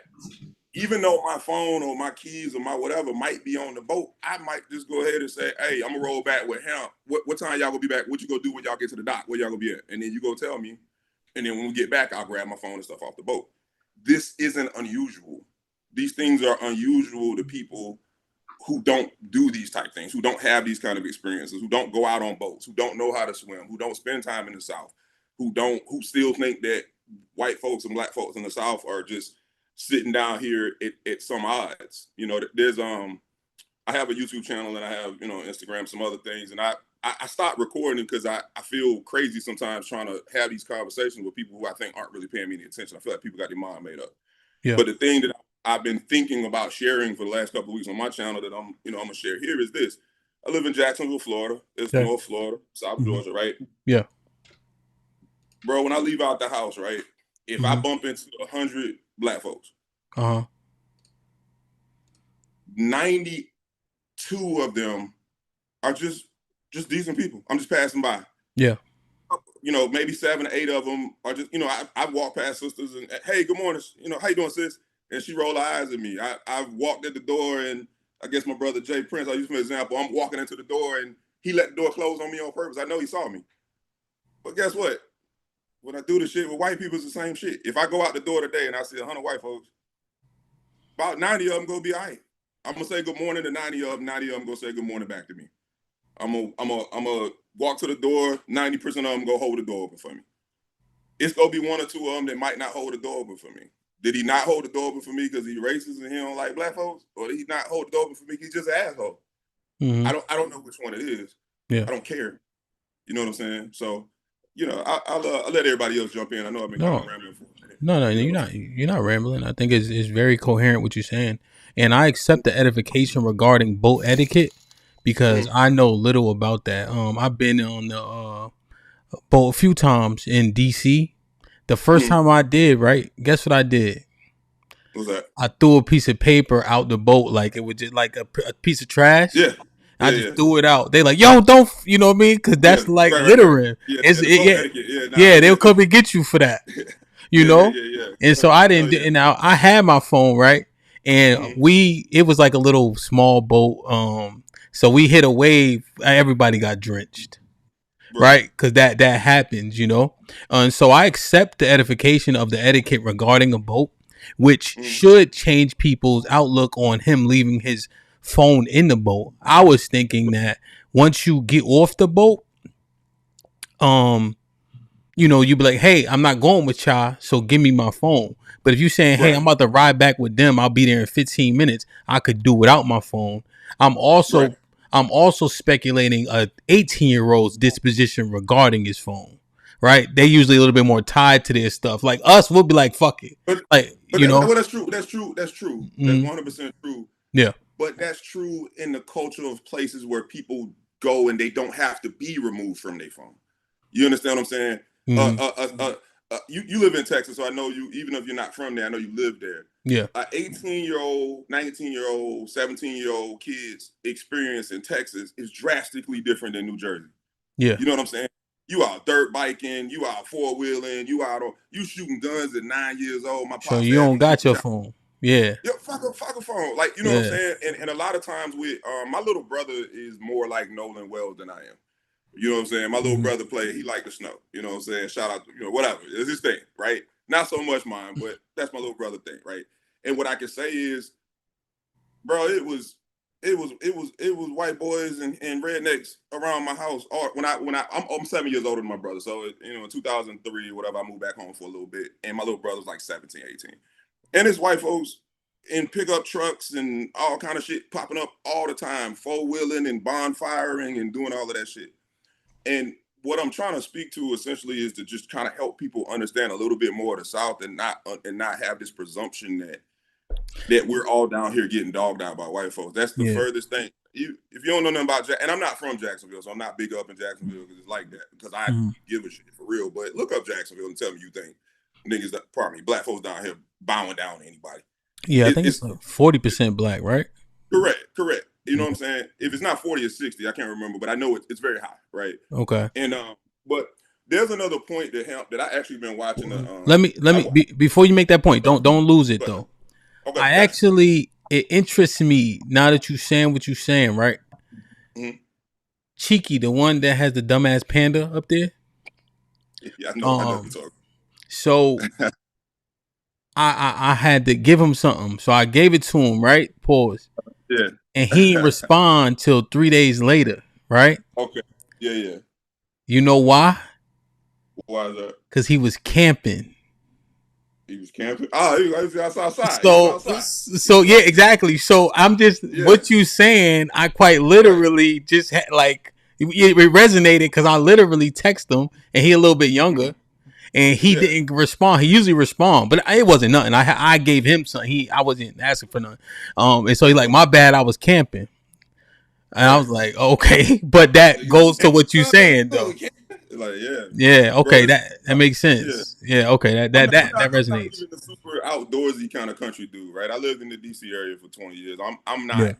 I grew up in that. I get it. I understand it. All I do is lift weights now and travel a little bit or whatever. But Yeah. the thing is, though, that's what bugs me out a lot of times with my people is we try to associate everything that we're experiencing on this 24-hour news cycle crap, and we connect it with what we know, what we're familiar with. And the truth and the reality of it is not as many of us really travel and have seen the country and seen the world as we would like to paint ourselves to be. You know what I'm saying? I know black folks, just people in general, we constantly are kind of like black excellent this, and we do that, and we do. Bro, it's a lot of people whose experience is not none of this dating stuff that we be talking about on these podcasts. I go to Walmart, it's always some super skinny dude and some super fat white fat chick, together, and they look happy. They happy. They doing their shopping, and the same experience with the black and white thing. I'm not. It's so tough when I have these conversations with people because if you're initially listening to me talking, then maybe I come off like some good old country boy, white folk, whatever. And the truth is, I'm God body. You know what I'm saying? That nation of gods on earth spent a lot of time on me when I joined the military. I'm very well aware of who I am and where we come from.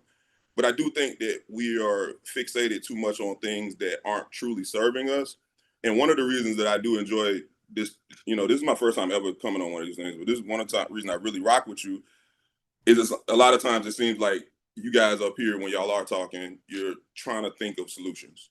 And I'm more solution based than I am about, let's sit and talk about the problems and stuff. And I have some brothers who in the frat with me or just, that we're just friends and they're super well versed like you when you speak about some of the things about the past and about the different tribes and all these different things. And what I do with a lot of them, depending on what mood I'm in, is to go, before you talk, I'm going to tell you right now, I agree with everything.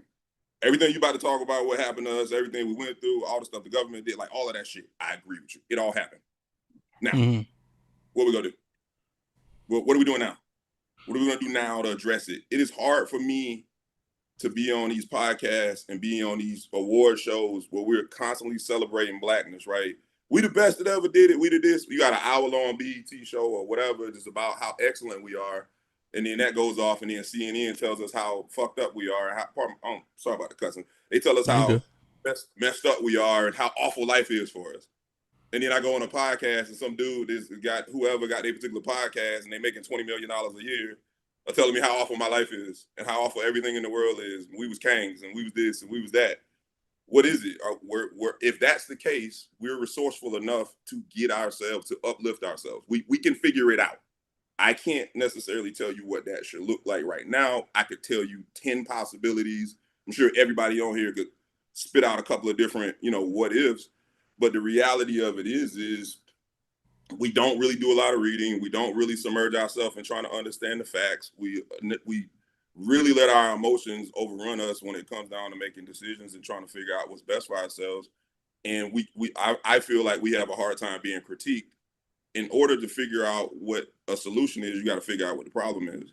And if the problem is we're disconnected, then we got to figure out how to connect. If the problem is we're not taking in all the information, we got to figure that out. If it is that these people are doing us wrong, how do we make them do us right? And this is the thing that you told me to hold on to that I wanted to remember. I've been watching for a few weeks, and I figured you might actually be somebody that would speak to this. A lot of people don't even know what Ben Crump and actually, he the dog, and he one of the dogs. I just see him a couple times at class. I saw him at Clave in Charlotte at 22. But a lot of people don't understand what Ben Crump and Al Sharpton and hell, even Roland Martin in some ways. Dog, Ben Crump ain't trying to goddamn go to no trial and do no nothing. Ben Crump they make their money by drawing attention to a situation, to whatever the thing is, right? And a lot of times that attention that they draw to it does sometimes get cases rolling. It brings national exposure. But that national exposure comes with a price. You got to pay Ben Crump and them to come see you. Yeah, contingency. Second. Yeah, oftentimes I DJ'd at his house several times in DC. Okay. I used to live in DC for 10 years. You might know my dog up there. You know Eric. Eric, no, he'll DJ up that way as well. We'll rap about it.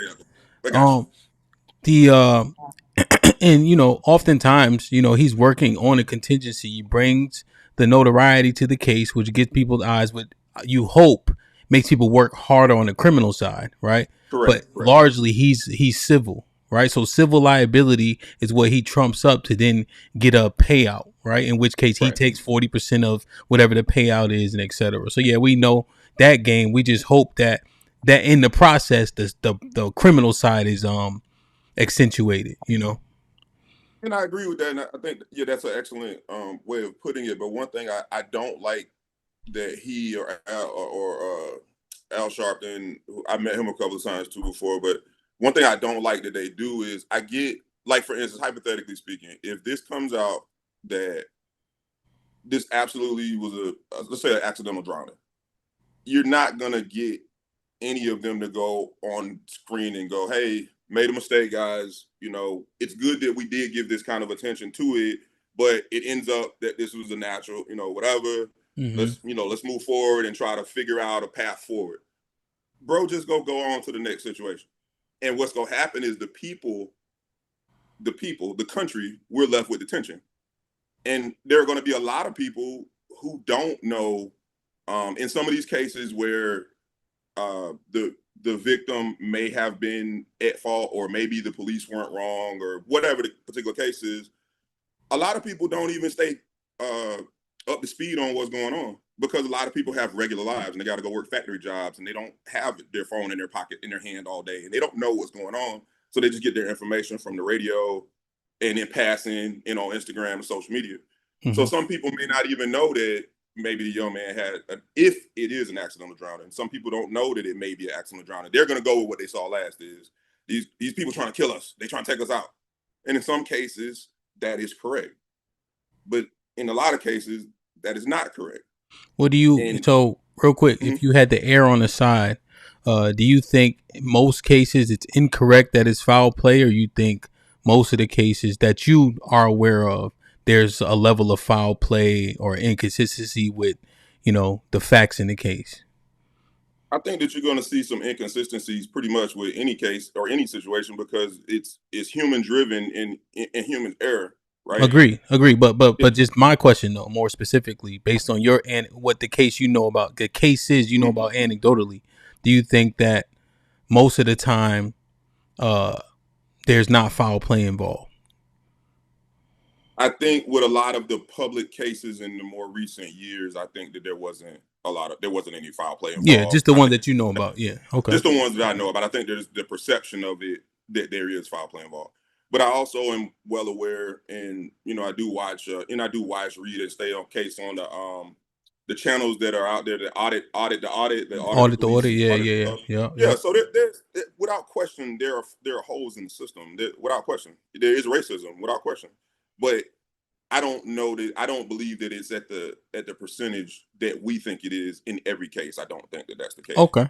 So let me ask you that, because I want to, because you said a lot. There was a couple of responses, like body language responses. So I want to see if anybody want to respond to anything you said. Let me just, because I just want to make sure we set the baseline. So not good or bad, because I think that has a connotation to it, but maybe like proper or justified, or based on the facts in the case, the outcome makes sense. This is what I'm trying to ask. So the Carmelo Anthony case, does the outcome make sense to you based on the facts in that case? When you say does it make sense? I think I understand what you're asking. Yeah, because I don't want to make it, put a connotation on it to make you look some type. I'm just saying like justified or something like that. I think according to the letter of the law, yes, it makes sense. Okay. According only to the letter of the law. Yeah, you saying? Do I based on the statute? Like that? Yeah, based on the statute, right? That's my. Matter of fact, I'll just sit with that answer. Based on the statute, yes, I think it makes sense. How about the child case? So this is me being honest again. I am not super well versed in that case, so okay. I'd rather not, I don't have. Okay, that's fair. That's fair. Do you remember Sean Bell? Is that New York? He was New York. Shot 51 times. Yeah, bro, that's not up for debate. You know what I'm saying? Yeah. But I think that was, unnecessary. I think the brother that got strangled in New York, the big brother, Eric Garner. Eric Garner. I mean, that's a no-brainer. But I think cases like Michael Brown, I think are up for they're up for debate. They're up for conversation. Yeah. If I'm not mistaken, he in the store. There was he took something out of the store. Yeah. I believe that when he did engage, and him and the police officer did meet up wherever they met outside. I believe he didn't comply with whatever instructions he was given. Your percentages for a bad outcome go up the more you contribute to whatever the situation is, and that's just that's not a to any, I don't read the comments, so I have no clue what they're saying, and I don't really care. But what I will say is, I'm not saying that the brother may have deserved to be killed. Not saying that at all, but I am saying with having a military background, having worked in the government, things that I have done for the last 20, 30 years, there's a process to all of this shit. And anybody watching this knows that they probably don't most people probably don't recognize this, HAMP. I know I'm pretty sure you have, and most of your panelists have. You got really smart people that come on here. The police have like a checklist. It's like a sheet of paper that they didn't memorize in their head. Every question that they are asking you or saying to you, your response dictates the next step, right? And a lot of people don't understand that they have a responsibility in playing that game. And you know what I'm saying? Now, again, I'm not going to ever say that, I won't say that, like for instance, for me, if a police officer told you, HAMP to stick your hands up, and you were kind of slow, you were sticking your hands up and you had your cell phone in your hand, and they thought that was a gun and they shot you. That's not even up for debate. What are we talking about? You know what I'm saying? Yeah. No, so anyway, I don't Okay. wanna, Just so everybody can kind of get like your understanding, like the mindset, so that they can get like proper responses to anything that was offered. So you stay up on your guard body shit, or that's kind of today mathematics, or you rusty? So you know what? I used to actually, I'm behind the day because you got midday. Most mornings I try to get up and stay on top of it, just in case I come across the G's. They don't never know when you go. But I might bump into one now and not see another one for 3 years, right? Yeah. But my name was Justice Wiseborn of Law, and I was pretty thorough. But today, I'm not up on the math today. Okay, yeah. And I will be up on that tomorrow. So in case No I hit you up on IG or something. No doubt, man. Hey, Yeah, 2 plus 5 today. It is true indeed. True indeed. All right. No, not power farm by champ. I just gave myself up to God. No, excuse me.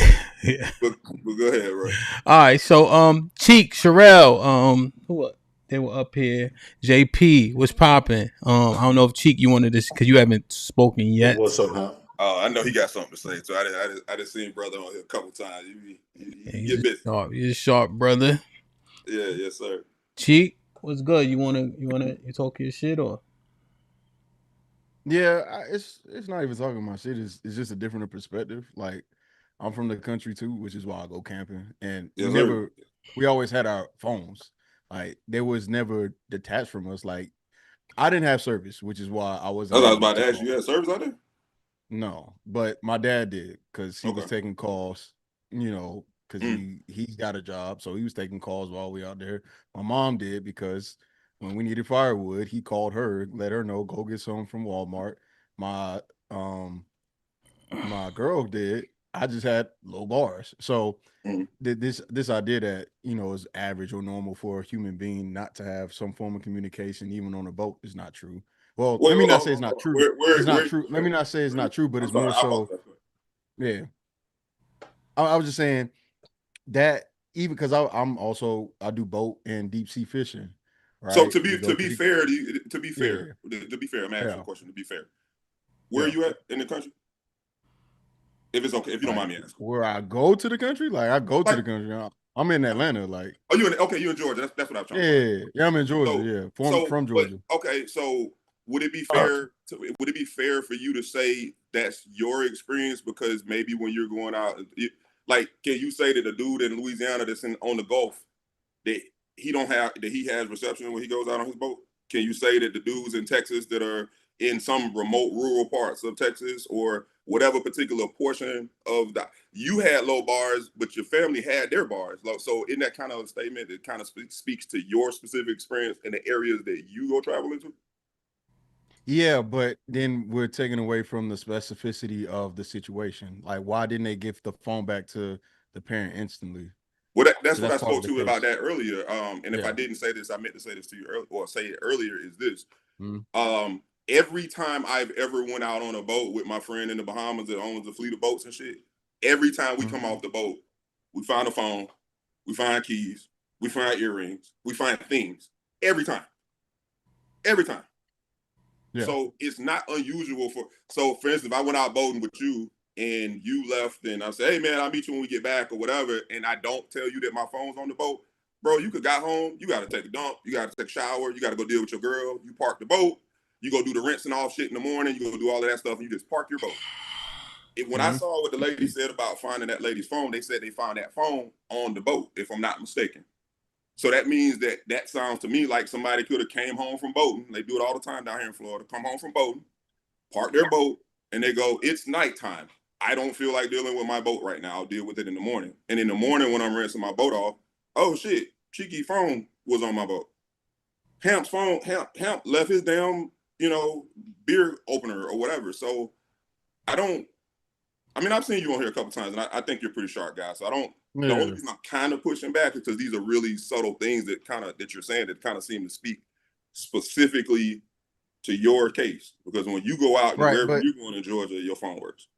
Right, but I would have to say the same to your claim as well, which is why I'm giving the other. Well, I said usually when I said my thing though. I said usually people leave their phones. Usually people don't. I said it's not uncommon.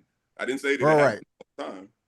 Right. So my point is this: your relative, your what you're viewing as common or uncommon is relative to your understanding and your quote unquote boat etiquette. And what I'm saying is That's my fair. common and That's fair. my common and uncommon is different. My common is my phone stays on me if I'm out in sea and I have no reception, or if I'm out in the woods or in the mountains. There's always going to be some form of communication because you never know when you need it. So what my point is this: those two things are both subjective, right? So in my mind, that would cancel out, this idea of a uniform standard or action for being on a boat. I wouldn't consider that. I wouldn't consider that something. I'm sorry, I wait for you to finish. No, you're good. Do you know anybody? I'm 47. I'm not sure how old you are, but I'm 47. I'm 30. Yeah, I'm 30. That's why you feel like you feel. You just took the words out of my mouth. I'm 47. I can tell you. I can show. Well, it sounds stupid to say I can show you, but I know.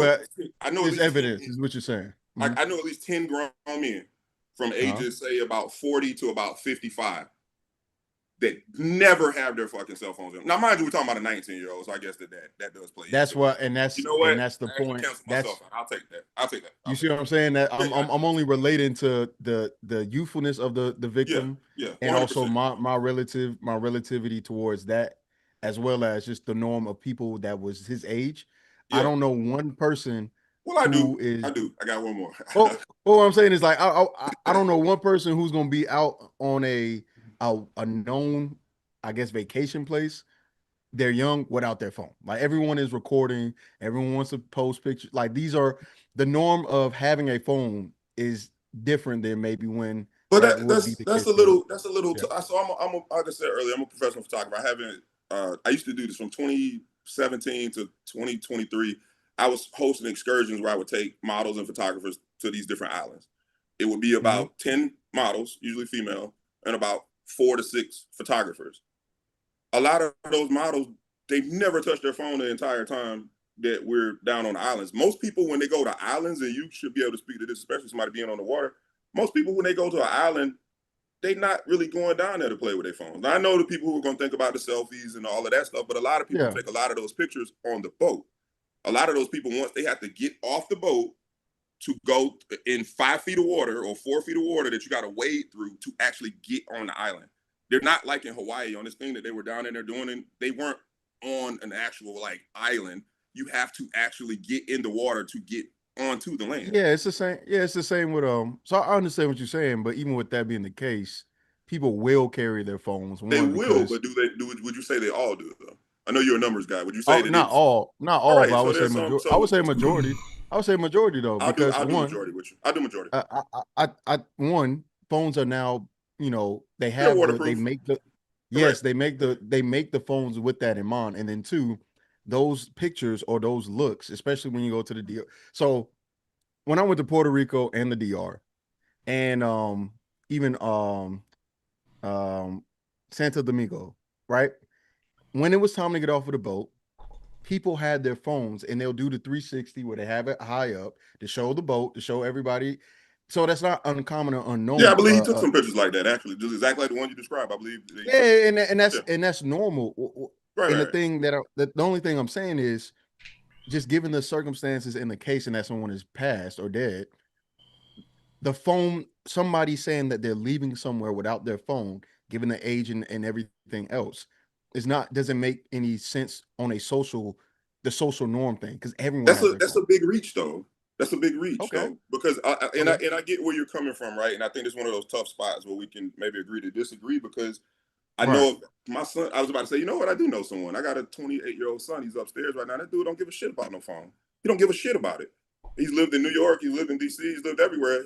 One of the problems that me and his mom had with him a lot of times is we call him, he don't pick up the damn phone because he'd be like, "Oh, Dad, I left it in my, I forgot it, and I was with Keon, and I forgot my phone." So everybody don't give a shit about phones. I do understand what you're saying, and I will say that the majority do. I will meet you there. The majority do, but there are a lot of people who don't care about it. And I think the only reason I'm pushing back a little bit so hard is that you seem to be kind of really locked into the like that. It's I don't think that it's highly unusual. Yeah, but so real quick, y'all are fucking belaboring the phone point though. What do you mean? Like the conversation regarding the phone is like we went deep enough into the phone pause. Like, we understand where both of y'all stand. If nobody else could say phone for the rest of the day. All right. Well, I'm only pushing back so hard on the phone. No. I'm joking, but we got it. We know where you stand. We know where Cheek stand. Nigga better spell it and spell it wrong too. FONE if you spell phone today. Don't fucking mention a phone. No more phone. There's so much more shit to talk about. So, Sherelle, do you want to say anything before I get the other brothers in? Cause they've been up here just kind of waiting. JP was good, and then we'll get my brother T Max in. Am I saying it correctly, Max? All right. Israel, what up, all right. What's up, y'all? What's up, T Mac? I had wanted to ask Nader. What's up, bro? He was almost making me forget a lot of my points. Yeah, I was going. When you say that you want solution, yeah. So, and then I think that when you were trying to make it seem like most of the cases don't be intentional and don't be foul play and stuff like that. Do you think that the reason why you say that because your solution is to conform? I never gave you what my solution was, brother. You don't know me. What my solution was, and I mean that respectfully. What I'm saying is, no. I'm saying when you had that thinking process, because I noticed when people feel like they don't have the power, or they're not leading, or they don't have the girth to stand up for themselves, they default to say, "Oh, they didn't do nothing wrong." That's just like being a bully. That's just like getting bullied. Are you right? Just for clarity? Are you talking about people or are you talking about me? I'm talking about you and people. No, I don't do any of those things that you spoke about, though. No, what I mean is if the big bad man is bullying you, and we the third person watching. Hold on, dude. Hold on, man. You asked me about.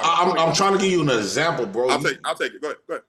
So if a big bad bully is bullying on you, and you don't really have the balls to really stand up for yourself, and somebody outside watching, they're like, "Man, you let that man talk to you like that? You let that man do this?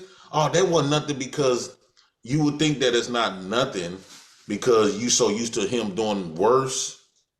And so you accept the little stuff that you think is minor, but it really is like, bro, you getting hold. And do you think that because I see a lot of times, okay, let me ask you this. What would you do if a race war started and we have an uprising?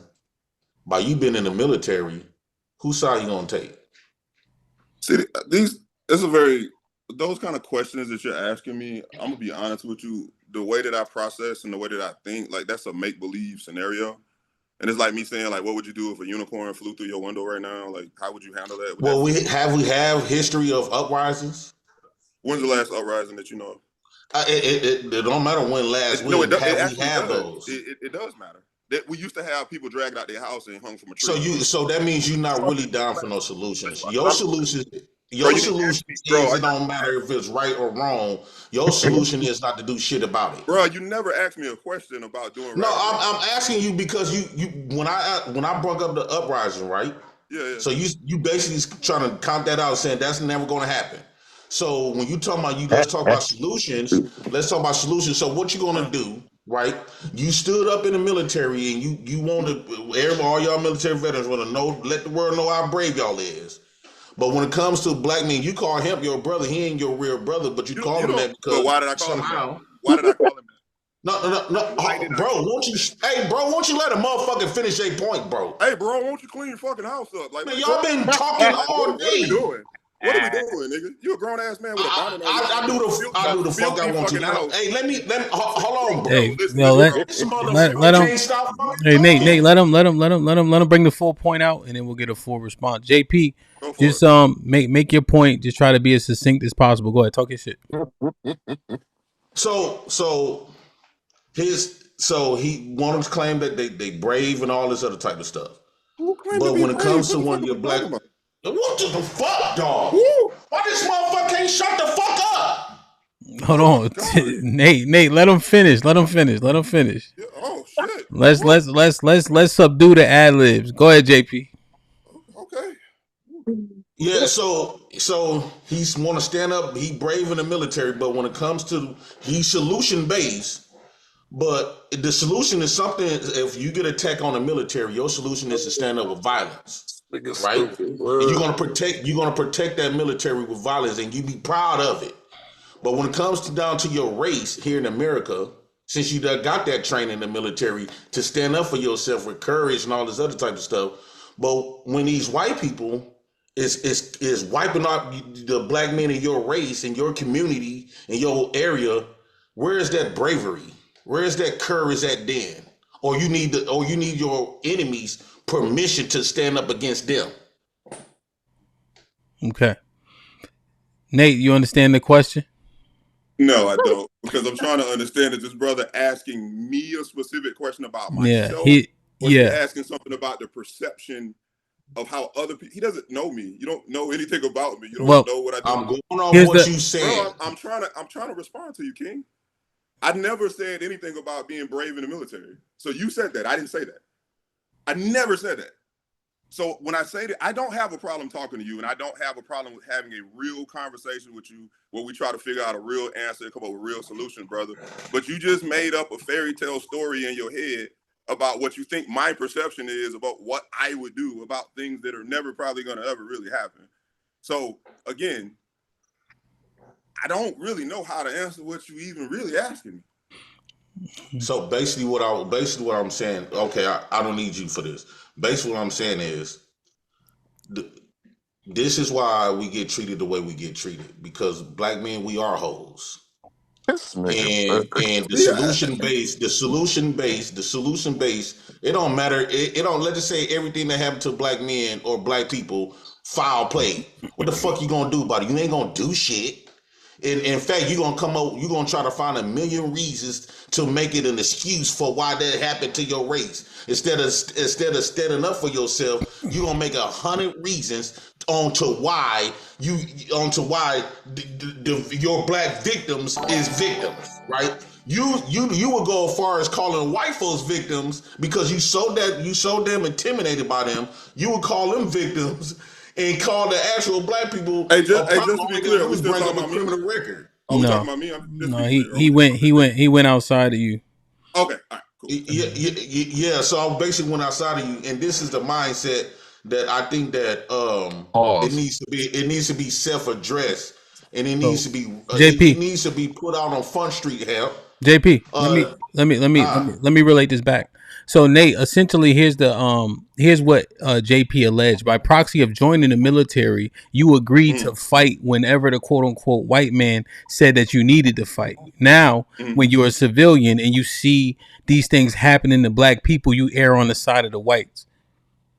But okay, that's to avoid conflict. Okay. That's So how he's. That's how. Does that make? That's how he relating it back to no, that. I had a perception that that's Okay. that's Okay. Okay. Okay. Okay. I'm gonna be honest with you. I've often No, I ain't talked mean about to some of the yell brothers. at you. Oh, you good, bro. You good. And I was being silly, man. I'm not taking it personal. It's cool. I was just being jokey. But here's the thing, brother. This is why I don't really come on these panels and do these things too much, because when I have conversations with people, men or women, when I have conversations, I'm a logical person and I have real logical conversations. We don't know each other. So when sometimes on these panels, people ask questions, but they sound like they're inferring. Like you sound like you're saying, well, when the military told you to go do some shit, you did it. But you don't know me, brother. You know what I'm saying? Like, you don't know what my life is. You don't know how many people I fed this weekend. You don't know. I'm quite sure you got an honorable discharge, right? Bro, yes, my brother, I did get an honorable discharge. So that means you did not disobey orders, bro, correct? That is correct. Now let me elaborate. So point proven. You didn't have to tell me that to understand that. Listen, JP, since we're being more cordial now, brother. Listen, I'm trying to answer you, but I'm trying to walk you down a road. You're talking about. I'm not talking about my military service. I'm saying you don't know what I've been doing as a civilian. You don't know what I do. You don't know what I do in my communities. I live by a mantra of I take care of my family, my community, and my country. That is what I live and die by. The first thing is. So what white people you have done something to that have foul play against black folks since you took care of the community? Brother, listen to me. I'm gonna answer you, but you gotta let me answer. But you going long. You taking long time. I let you make up a fantasy question to ask me a question, and I'm trying to answer you, and now you telling me I'm taking too long. So here's my short answer. You don't know me. You don't know what I do in my community. I assure you that I do more for my community than you possibly could ever do. I've done more in this the last 6 months. Except addressing the white folks that deleted black people, because I don't see no results. I don't see you in zero results. Zero results. I don't see you standing outside with the Black Panthers. I don't see you. So how's you taking care of these communities when your face is not nowhere to be found when these black people done got deleted by white folks? Your face is nowhere to be found. So I don't have to know you to know for a fact that you ain't did shit as far as like taking care of your community. We will see your face somewhere activists or whatever the case, standing up doing something to all these foul plays that happened to your so-called brothers. You call him your brother and y'all not related. So how come all these brothers that got foul play deleted from white folks, where you was at? You got it. You ready? I was standing behind you in line at the bonnet store, and that's where I was at when all the bad shit was going on. You don't know me, King. You don't know me. You don't know why I called Hemp brother. Hemp know why I called him brother, and he didn't have a problem with it. You don't know. You just an angry little brother that's on here, and you want to have somewhere to talk. And I will answer all of your questions. Where's your anger at? I will answer all of your questions. However, where's your anger at from how we keep getting punked? And this is why now, Nate, this is why I say women and our children are never going to respect us. Because every time we come up having these conversations, we try to make them believe that we are leaders. First off, in order for your women and children to respect you, you got to give them something to respect. Correct. Going and taking a job is not giving your women, your race of people, something to respect. I just got that. Where are we, job in the military. That was a job in the military. That was something you didn't give them something to respect. Is this coherent still? I wasn't paying attention. All right. Yeah, I think it's very coherent. It's coherent because nobody's jumping in, so it's them two that still having a back and forth. I'm sorry, sir. I apologize. It's okay. This is absolutely comical because I don't have a problem talking to this brother, but he doesn't realize how he's presenting and what he's even saying. He feels like he's making sense. And I'm trying to answer the king, but he don't want to hear what I have to say. And also, it's absolutely, I'm going to just be honest with you. You really want to dig into it, my brother, I'll dig into it. Miss me with the leadership in our black community and leading our women and our children. Bro, your house is filthy. There's nothing about you right now that suggests that you even qualify to have a conversation with me. Your home is dirty. You don't seem to be taking too good care of yourself. Your baby girl walking around in the background, she should have way more clothes on if you go have her on the damn internet with everybody out here looking. There's a lot of things that you need to do in your own home. No, let him do it. To try to have a conversation with me. Okay, so Nate, would you go address, since you addressed me and put me in my place, right? How about go address those white folks that did foul play against those black men who have died? See, this is why I say, this is why I look at y'all motherfuckers like punks. Yo, it's so easy to come at and address niggas all goddamn day. But when it come down to the people that you need to be dressing, solution based, right? Solution based. Why the fuck you always you ducking and dodging the white folks though? You ain't so damn blunt when it comes to them. You know why? Because they tell you to sit. Sit, boy. God Sit damn, your what's wrong bitch with ass this down nigga? before you don't get no doggy treat. Boy, stop barking. When you in the military, that's how they talk to you. They The call you dog niggas to barked your at the right face. time though. They call you That's niggas to crazy. your motherfucking face, boy. And a lot of African Americans, men, still got treated like slaves in that bitch, even till this day. Your black women is not even safe working in that place. Why? Because the great crime rate in the military is astronomical. They can't even stop it. Guess what? The black women got black men there. Why come the black men that got trained to protect can't even protect their own black female soldiers? You basically land on your back just like you is in the States, just like you is everywhere, but then you want to say you a leader, you powerful. Where? What did I say that? No other races of men get treated like this. I don't see the Mexican families getting punked on. I don't see the Asian family don't get punked on. I don't see none of their system is directed to destroy their families. Right? And you wonder why the black man get treated differently from every other race of men. Why? JP? Because you's a bitch. God damn. JP, just a fact. Oh, this shit. You fuck with the Mexican woman, you gotta wait. Mexicans gonna pull up. You All fuck right. with the white woman, white men gonna pull up. You fuck with the Puerto Ricans, Asians, they men gonna pull up. You fuck with a black woman, that's her fault. She should have been stopped running her mouth. So listen, I think the conversation is spirited. I understand what the conversation is about. I do need to get T Max and Israel in and Rock Solid in as well. I understand where Nate and JP both stand. I think Nate still needs to respond to the direct question. I don't even. Do anybody remember what the direct question was at this point? Yeah, I It do. seemed more like a statement. I do remember it. I got to get the door real quick. Okay, So that's why I just want to wait till I come back because I don't want y'all to escalate too much, you know. And I appreciate the overall decorum, like even JP saying my bad for doing X, Y, Z, right? Because because the value of the conversation is still there. I heard it, so I would like to see where it goes. 100%. T Max, what up, my G? And then we'll get Israel in, then Rock Solid. Sure, I'll be right back. Just make sure everything copacetic. What's good? What's good, Hamp? What's good, panel? Salute to y'all, man. All right. What was the point, though? I know y'all got off on the. Bro, I wanted to try to answer the brother, and I think what the problem is that JP probably has some I can see his passion, right? I can see his passion for what he feels. I think that the problem is that he's talking more than he actually listens, and I think he has a problem with people in the military and some other shit. Because I didn't say any of the stuff that he's saying. I didn't say any of that. I didn't say I'm that. talking about the original topic before you and him got into y'all back and forth. Sherelle, can you help me out, please? Nolan Wells. The original topics is the Nolan Wells conversation, and just are we overlooking the race dynamics when it comes to how we keep falling into when things happen to us? They're seemingly sticking together, and there's a covert racism that Black people want to ignore, and we're dying because of it.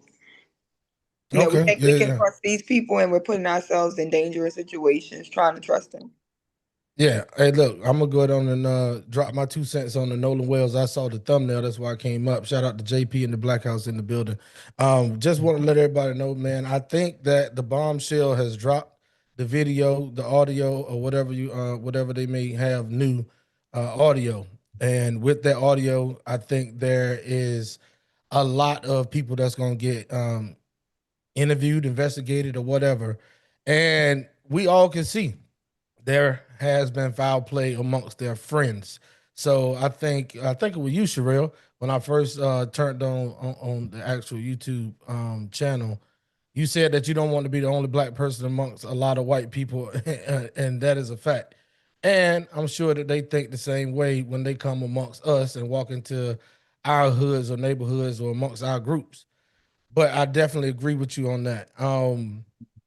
Nolan Wells, it was some foul play.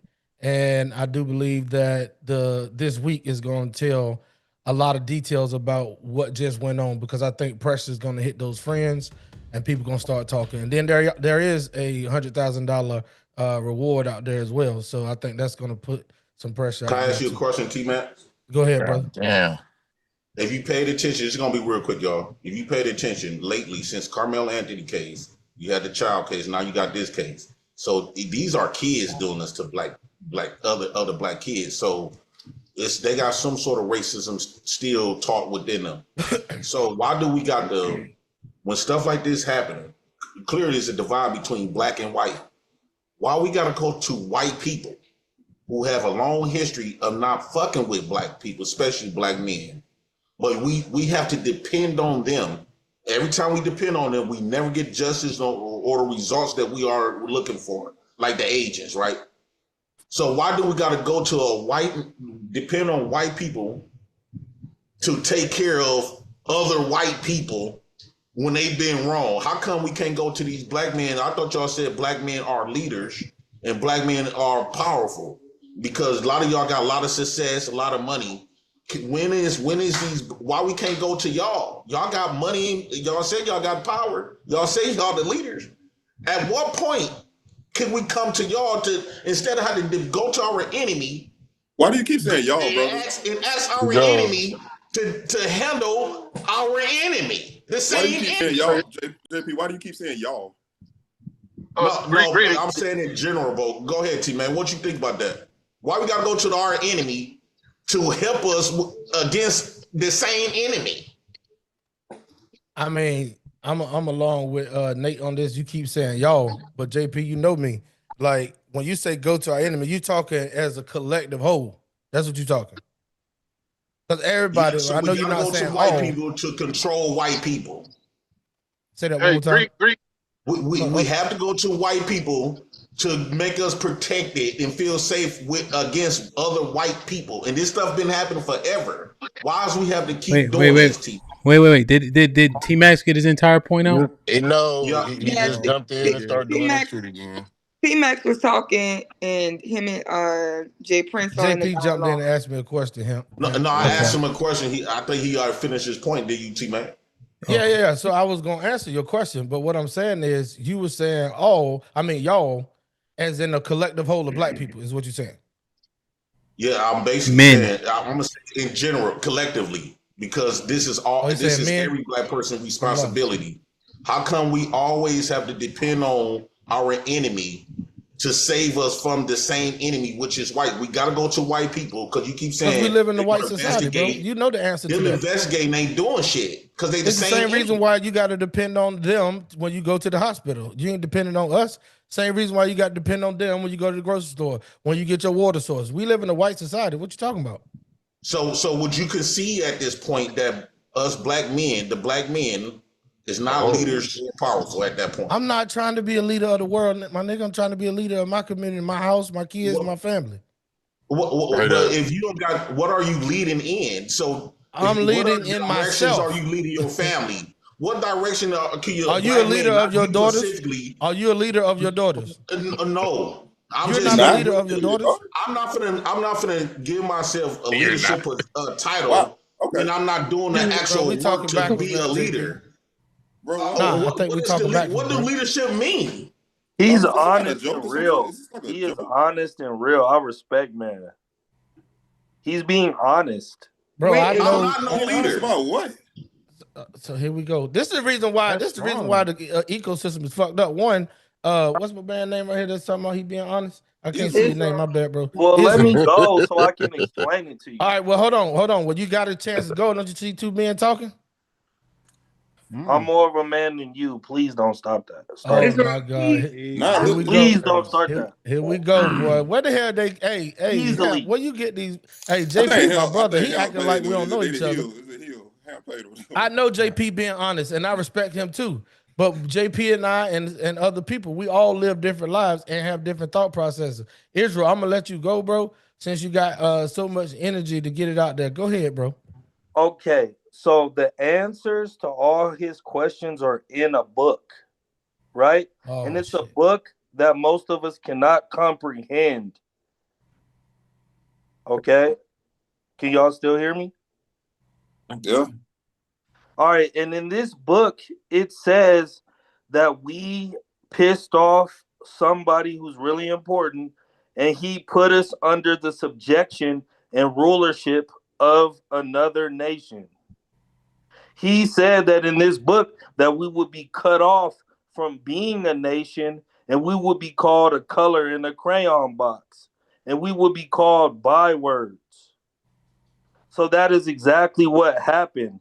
Is we are cut off from being a nation of people, and we are under the rulership and subjection of our enemies.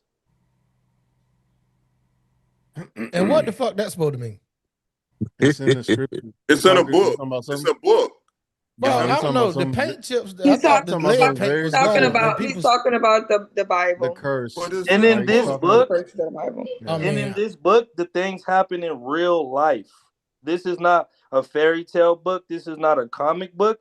These things happen in reality.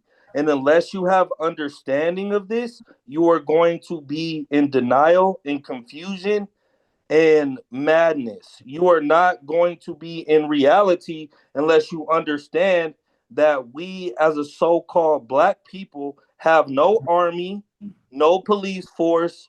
We are not unified. And you have to accept this as a man. And that's why I joined, because I believe HAMP understands what I'm talking about. So That we are under the subjugation of the curses in this book in real life. We're living in a so nightmare.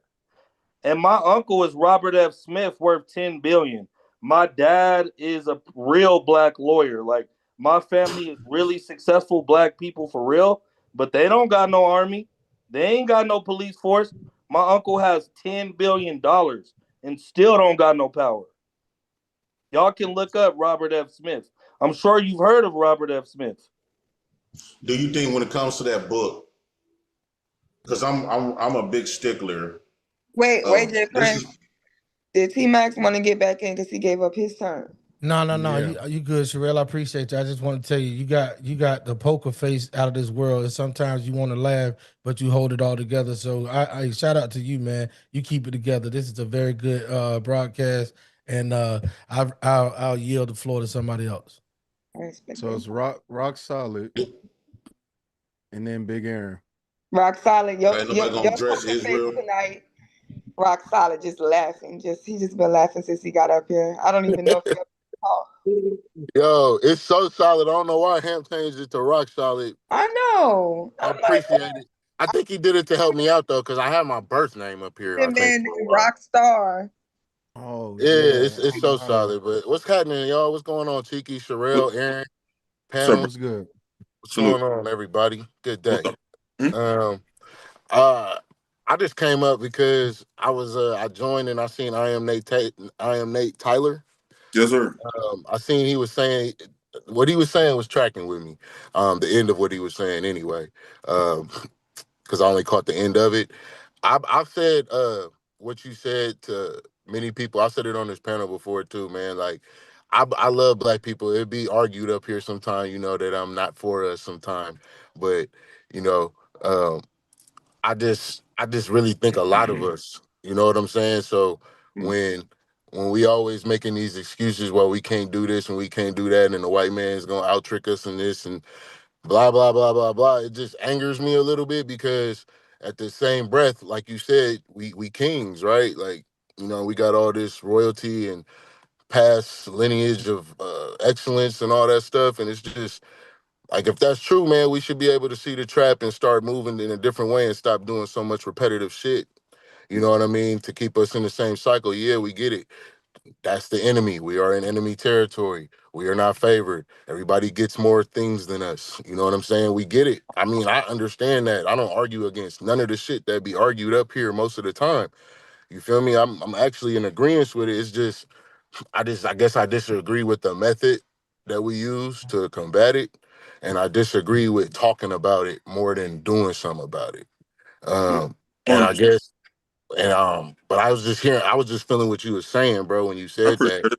That's why I got up here, and I've never heard of you before, but I'm glad I I seen appreciate it, you. man. Thank you. I'm Thank glad you. I seen you today, though. Yeah, Yeah, because I absolutely. fuck And with Hamp Tough. I'm sorry, I So didn't mean to cut you off. yeah, no. Go ahead, go ahead.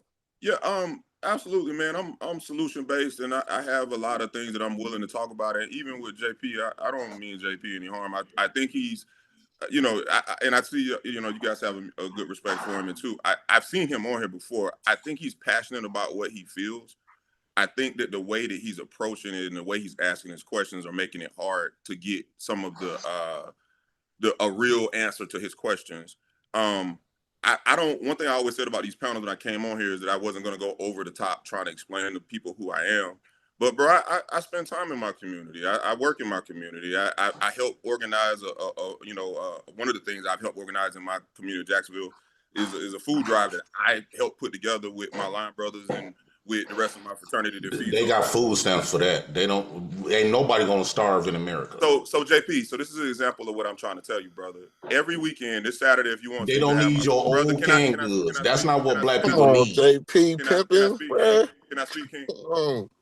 This weekend, if you want, JP, you can hit me up on Instagram and I'll live chat with you where you say they have food stamps, but there are 250 people standing in line waiting for us to give them food because they don't have food. Because they saving their food stamps. I do it every month. JP, what? Wait a minute. Hey, I JP's a think real that one. JP addressing is real. addressing an issue that has JP's already real. been taken care of is not the issue. What Wait, about the black right, man that's dying? JP, we still got to get Big Aaron in there, then we're going to open the floor back to you, okay? Let's I get think our black race needs more to help than us dying than some old canned goods that you that don't person want. told me, Terrell Big just told Aaron, you, bruh. Big Aaron, come on, off the mic.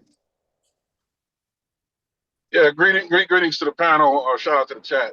I hope everybody's doing well. So, I kind of want to answer JP's overall question without, you got to ignore the mechanics of the question. His communication style will take you down rabbit holes. So, first, when you compare the military to the black community, first you have to realize that not everybody in the military is a combatant. People have different jobs in support of combatants. In fact, majority of the community, the military is not in the combatant capacity. Secondly, whenever a combatant engages in combat, there's a lot of work that has to be done before that. You have to establish a mission, establish an objective in the mission, establish an enemy, understand your terrain and territory, Correct. identify constraints. Right, in the black community, we need people to do these things, and we have people doing those things. It's not as simple as discharging a firearm at the brain housing group of someone that you have established as your enemy, right? It's just not that easy, and that's not how any Correct. of this works. So for a Correct. black person in the community to say they're fighting against the enemy, if they're doing things like teaching the youth, engaging with the youth, putting them on a path to success, doing things like teaching firearm safety to people that have firearms in their home, these kinds of, even giving out food, right, to the people who don't have it, so that they can, remain healthy at least, so that when the fight does come to These them, are all a part of the process. It's all a part. that's what I'm saying. That's what I'm explaining. Correct. And in the military, right, Yeah. you have cooks that have to feed the troops. So you Correct. can't say just because you're giving out food, you're not part of the fight. No, Correct. you're feeding potential troops. 100%. Right? If you're engaging with young youth in the community, those are your recruits. You're educating them. You're straightening out their minds so that they be able to understand what's at stake. They have a sense of identity and purpose. Because here's the thing: if you don't have a sense of identity, then you can't distinguish yourself between your enemy. You wouldn't know who to fight. You wouldn't know what to fight for. You wouldn't have a reason to fight. So Big A. Yes. Do you think that black men already established their enemy? They've been the same enemy for 500 years. That enemy never changed. That's Correct. one. I'll give you that. Secondly, when Right, it I'll give you comes that. to doing something for the community with the military background, how come are y'all teaching these black men how to use fighting tactics, Now you're fighting tactics, military tactics, the same tactics that y'all learned while y'all was in the military. Are y'all teaching black men in y'all community? Because Nate said he helped his community. I'm not talking about the easy shit passing our can goods here. We're going right to give us some can goods. You have absolutely no idea. You see, that's what I say. You can't get wrapped up in the mechanics of the conversation because that's where it'll take you. You know and what? The answer I'll will never. speaking to the group versus speaking to him. You speak to the group.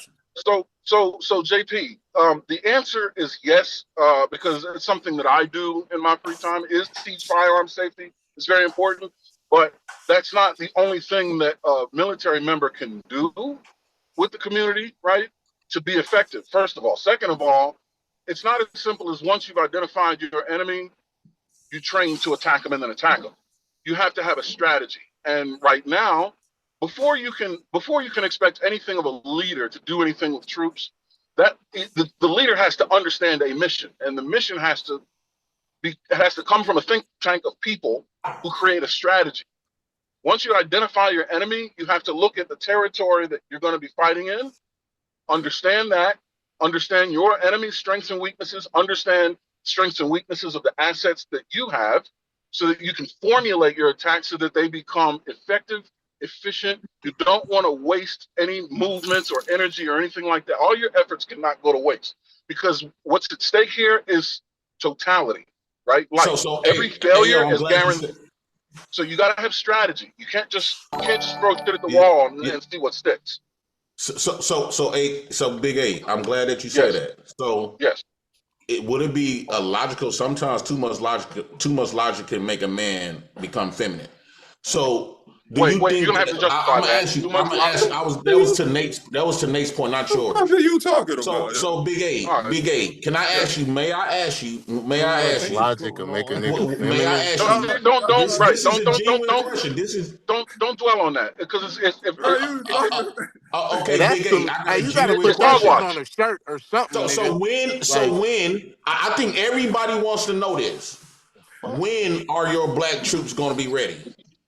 Never. Do you have a deadline? So there's an answer. There's an answer to that. Never. They'll be ready when they're trained. Now, the next question is, when will we need them? We will need them when we develop the strategy. This is because y'all the one said y'all doing this for the black community, and y'all got the answer training. So when is they going to be ready? When they're trained. They're not making the army. When will we need them? Listen. The next question has to listen. The next question has to be, when will we need them? Right? Because you can have a troop. You don't think we need them now? No. Listen. You can have a troop that's trained and ready, but if you don't have a mission to give them, they're just going to sit there looking at you.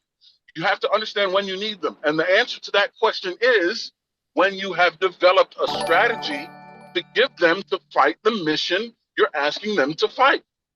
Well, the police force, right? The police force seems like the mission is to get equality and not to view black men or black people like an enemy, right? So that's already a mission. So basically establish respect, right? Because we truly believe that they bullying. We getting bullied, and when we gonna stand up to them though? This gonna be another 100 years. You need a strategy, right? We don't have a strategy. That's the part that's missing. You can identify a mission. First is what's the enemy, then what's the mission, then what's your strategy to complete the mission. So since you got this information, what you think our mission should be, Big A? You just said the mission. You don't see no problem with what we going through here now. You just outlined the mission, and I agree. It's the strategy is what's missing, and the strategy is how do you go about completing the mission. That's what's missing. Okay, well, y'all are black veterans, so wouldn't it be safe to put that work in y'all hands? I mean, you know what? It's in our hands, and we're working on it right now. What's the strategy you come up with? Terrell, cheeky. Do I need to jump in? These panel conversations are how that's happening. It's conversations. I'm sorry, Cheeky. You got to Cheeky. My bad. Conversations, and we get hit by bullets, and we got to respond with conversations. You're not respecting. We getting hit by bullets and drowning, but we got to respond with conversations on platforms. You have a limited understanding of how this is information from veterans. JP, you have a very limited understanding as to how this works. JP, what should we do? Yeah, Tell us like how what to do do you it. think we should do? Lead us, JP. Lead us, bro. Yeah, like you tell us what we should do, bro. Well, I got the answer. One, the first thing we need to do is eliminate the indoctrination of what they tell us about ourselves. I heard most of these black folks say we need to go run to learn about ourselves. We have to go to them for information about ourselves. Their books. We got to get rid of their education. Get rid of so much love for their dollar bill. Get rid of their God. Get rid and formulate. So basically, fall off the grid of their system and reinvent our own grid. We've been doing it for millions of years. In fact, Okay, niggas all and right, devils, we stop have right our there. own grid. Stop right there. All right, wait, Hold I on. got you. Because But how as do we long do as that we though? hold on to something that we How do we need do from that them, though? they will always have control over us, and that will breed All right. infiltrators. I mean, that will breed people like this, the black man that did to Fred Hampton. As long as he can come and manipulate JP, let you with him money. interject. Let him interject. Okay. All right, so okay. I halfway agree with that shit, right? Teach your own kids the history and all that shit. So cool. What's the first step for every black person in America to do that, JP? How you gonna get every black person on that type of time and do it? How you gonna do it? So now they got the chance to see me publicly. So like it was times like I could read. How could I go about doing this? Okay, like I say, I don't care about I challenge black folks with the college degrees and all this other type of stuff. A lot of times they have conversations with me. They cannot defeat me. I destroy everybody with a white man's education all the time. No matter if they try to diminish me or try to water me down You're or not make it answering look the like question. they take my character. I'm publicly showing them that education is not good for them. It's good because you don't benefit. You don't benefit from education not like whites, right? Y'all, you and white folks go to the same school, and the only people that will benefit and maintain power is whites. You don't maintain shit. The only thing you get to do is to be subjugated and be servants for them. Hey, That's JP, what can the I talk to education you is for a for second? black people. JP, can I talk to you? See, this is what I have done. I have turned myself. I'm a light-skinned brother. Both of my parents are your color, pretty much, right? I do not identify as I'm black sorry you came out that anymore. way.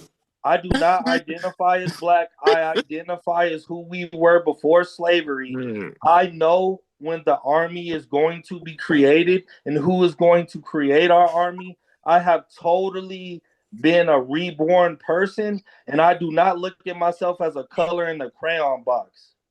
I know my history. I know where we were before 70 AD. I have the answers. I'm sorry, panel. My bad. I have the didn't answers. do this. You didn't do nothing. Most black people do not know who we were before 70 AD. We don't know our true identity. We don't know the laws we're supposed to be following. We do not know what we're supposed to be doing. And we rely on our accomplishments. I was in the army. I have a master's degree. No, I have been totally reborn. That's the difference. And I have the answers. And we do have armies.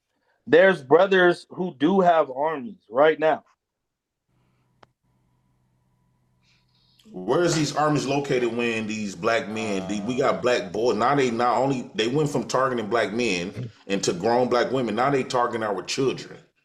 So at one point, when we gonna stand up for something? Let me say this and let me land with this and get out your way. Okay.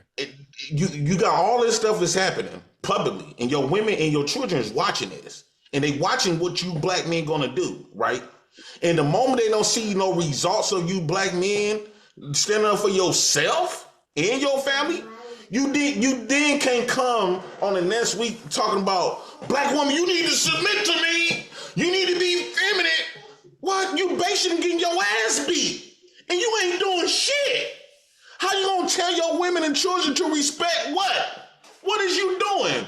Getting your ass beat like a woman will? I mean, the white man, we should lock white men up for domestic violence against black men at this point.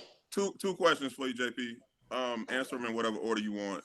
The first one is, can you give us some examples of over how the last 90 days you've been leading the charge on helping us become more solution based and actually implementing those solutions. And the second one is you don't fuck with the government, right? Yes, I would? used the. I'm gonna ask your second question first, then I'll get to your first one. Okay. I use the government just like the white man used black men. They don't black people. They don't fuck with you, but they know you worth something, right? They used us to build America, right? They use you to fight their war, even though they don't fuck with you, right? They was calling you niggas inside of that army. And they was spitting on you after you came back from that war, right? They spit on me too. So I do the government the exact same way. In fact, I helped invest it into this system for 25 years, right? And so I'm just getting what I put in, what y'all call respirations, right? I'm getting mine to get away. And so the last 90 days, I didn't do shit because I understand my position. Oh, okay. I'm afraid to attack the government. I mean, to attack whites because I'm gonna have to say it. You don't want to mess the check up. So why don't you use the government to build your army? Since you use the government like the government uses us, why don't you use the government that you have to build your army? To teach us how to overrule them, overpower them. You think the white man? That's why I don't understand y'all going to school for education. How are you going to their education, their military? They're not going to teach you to overpower them. Let's get a response. Hamp, may I ask him this real fast? Yes, sir. Super quick. And it's not. I'm not attacking. I'm not trying to. I got you. Go ahead. To be funny or nothing like that. Yeah. JP, if you really are serious about what you're saying, you have two people, if not more, because Big A was very on spot on with how he was laying out the stuff with the military. You don't really seem like you really care what we think. Like we are trying to answer you. Like for instance, because y'all haven't did shit. You got zero results. Brother, let me finish talking to you, please. This is a real question. I'm not trying to attack you. The reason that Big A laid out that path the way he was answering your question, you didn't understand what he's talking about. All of the things that he's laying out are the rules of operation for engagement when you're going into combat. Who taught you guys that? What? The white man taught you guys that, right? Bro, stop. No, so anyway, did. bro, let me hold on. What do you know about combat at all? Because most of the United States Army's military perspectives are the perspectives that they have been taught by the Native Americans, by the Brazilians, by the Asians, by the whatever. So the stuff that the U.S. does with everything that we do, just like with military, most of the guerrilla warfare and the things that we understand, we learned from ethnic groups. So stop telling me about some shit you ain't never seen before. Nigga, you don't know nothing about the military. Nate, listen, let me engage with you. You are correct. They did learn it from our. Bro, I taught the courses. I have taught the freaking courses myself. Listen to what I'm talking about. You're not unified. You're not unified with black men. You don't have a group of five. I know. No, Israel. Stop talking. Israel, hold on. We gonna have just listen. Hey, Hamp, I got to dip out of here real quick, man. Let me say this to you, bro. Hey, thanks for having me up, Hamp, Sherelle, the panel, Cheeky, everybody, man. Like, shout out to Jay Prince in the Black House. Hey, Hamp, Jay Prince turned me on to you about boxing, bro. We are 23-1 and 15 knockouts. Roy Jones Jr. is our trainer and our coach. Get with me, Doc. I saw you had a competitive fight not too long ago that I saw on YouTube, man. I want to link up with you, all right? Yeah, no doubt. Hey, man, I apologize. I had to step away when you were able to talk. I was hoping to get you back in so I could hear you. Bro. But yeah, lock in with me. Tap in for sure, man. You know what I mean? Let's talk about it.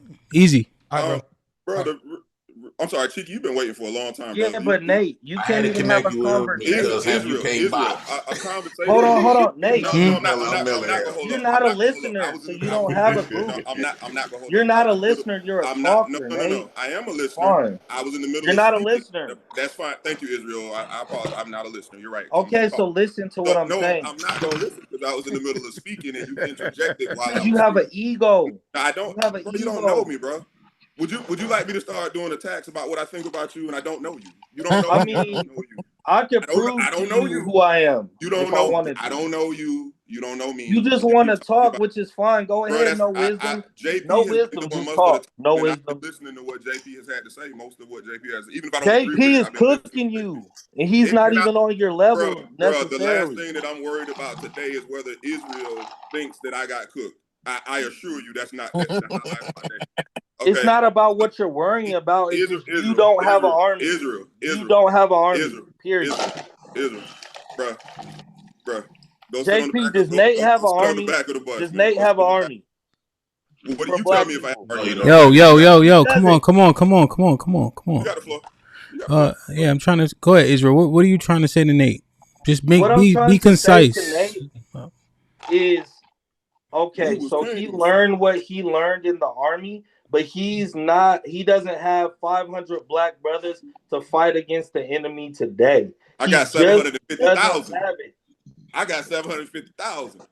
No, he doesn't. And that's what I'm saying. Now he's I got lying. 750,000. Now Nate, you're Nate, lying. let him finish the point. Go ahead, Israel.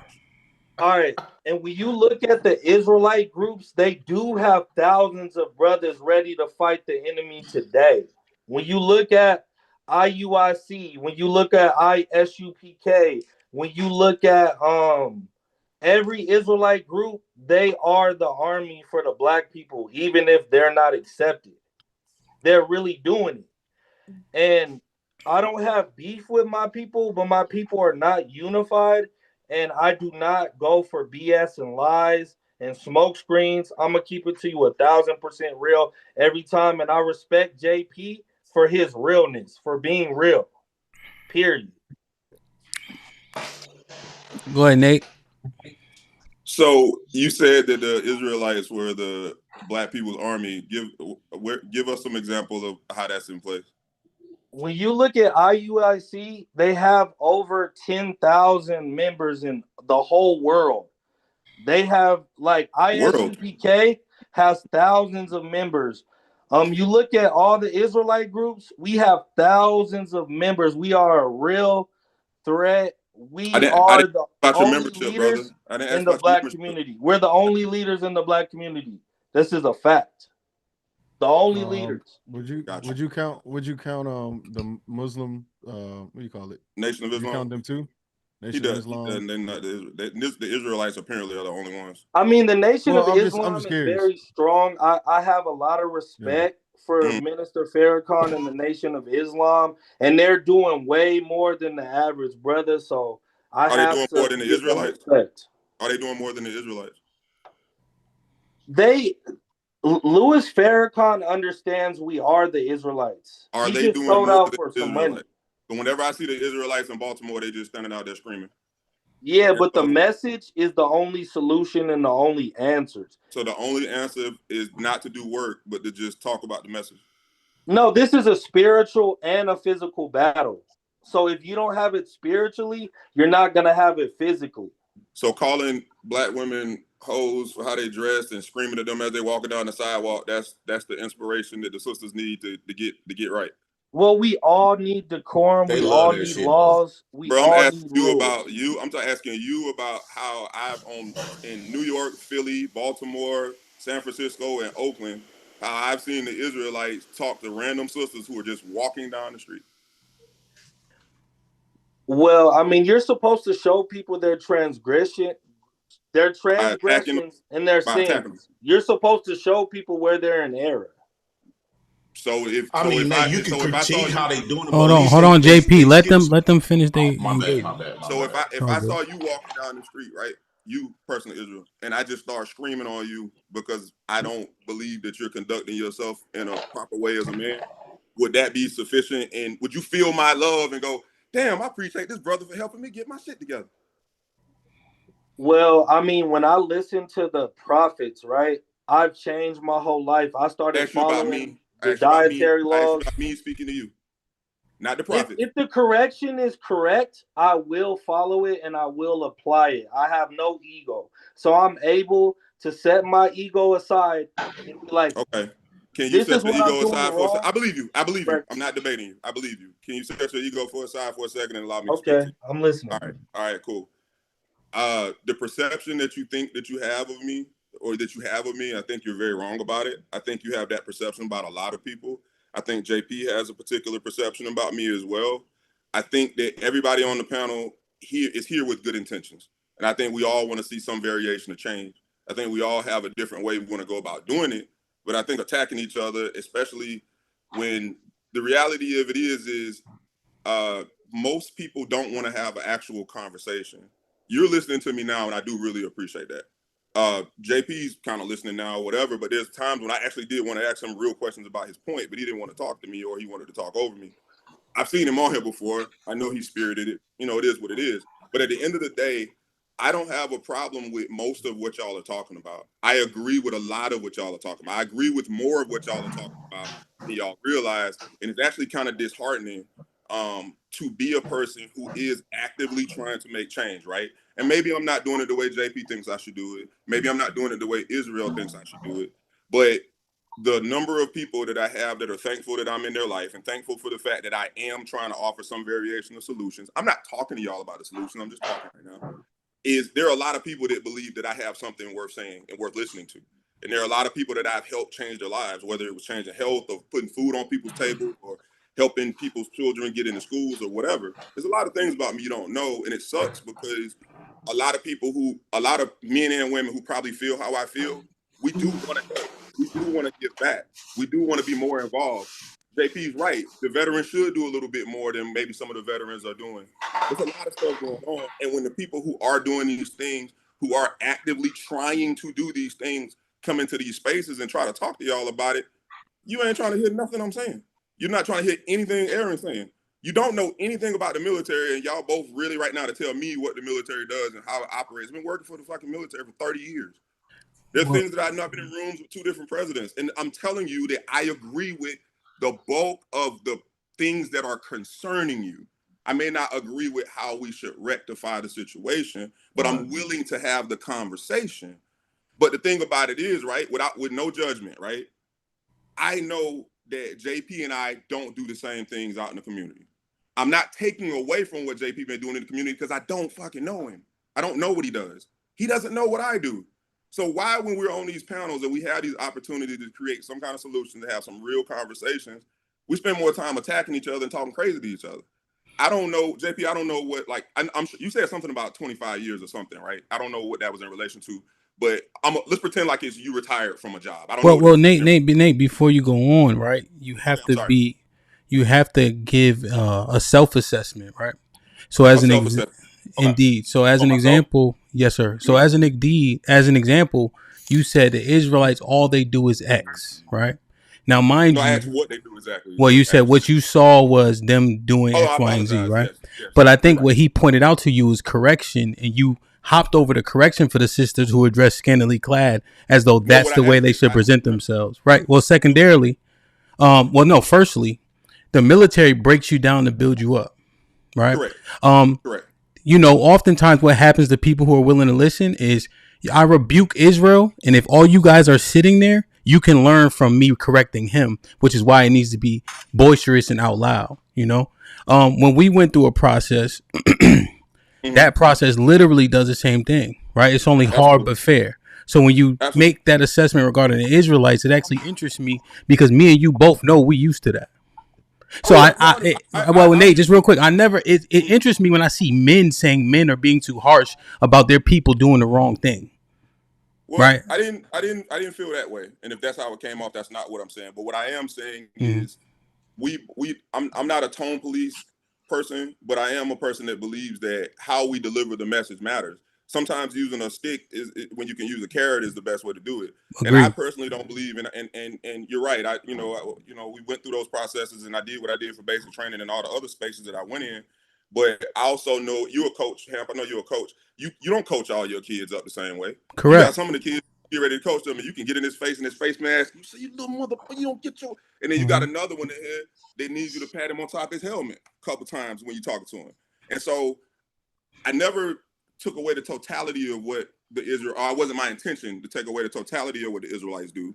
But I was using that as an example to say that there are things that you may be doing that you think is the right way to do it. And people on the outside looking in might be like, well, that's not the right way. 100%. Nate, here's the word that I grabbed onto.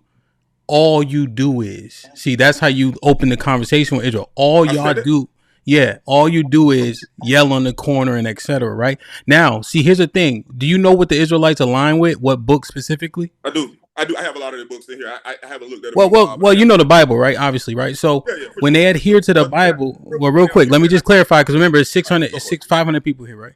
So here's the key about it that the Israelites know is that Jude 1:22, right? There's people you save with compassion, and there's people that you save with brute force. And so just like the coaches, they understand that there's going to be plenty of people who galvanize by the stringentness, and there's other people you say, hey, come take this walk with me. You understand? Correct. Now our people are hard-headed and stiff-necked people, right? So oftentimes we always say we got to put our hand on the stove to know it's hot. So if I'm dealing with a multitude of people like that, you thinking I can be meek with them, or do you think I should cry aloud and spare not? See, that's why it makes sense because we know who we dealing with. Go ahead, talk your shit. And that was never my intention. Okay. I'm a corporal punishment guy. I don't have a problem with it. I get active, and my coaching style is hard, but what I like to consider to be hard but fair. Yeah, hard but fair. Yeah. And also, what I said is, it seems like all y'all do is stand on the corner, all right? And I also said, what are you guys doing beyond that? Is what I'm asking. So I'm saying I've noticed some things, and the point of that was to get into the point of saying, I know for a fact Israelites do something, right? I know they're contributing in some ways, and I know that they help change a lot of brothers' lives, especially some of the brothers that come home, right? I may not agree with all their tactics, but a lot of people didn't agree with all the tactics when I was in the Nation of Gods and Earth.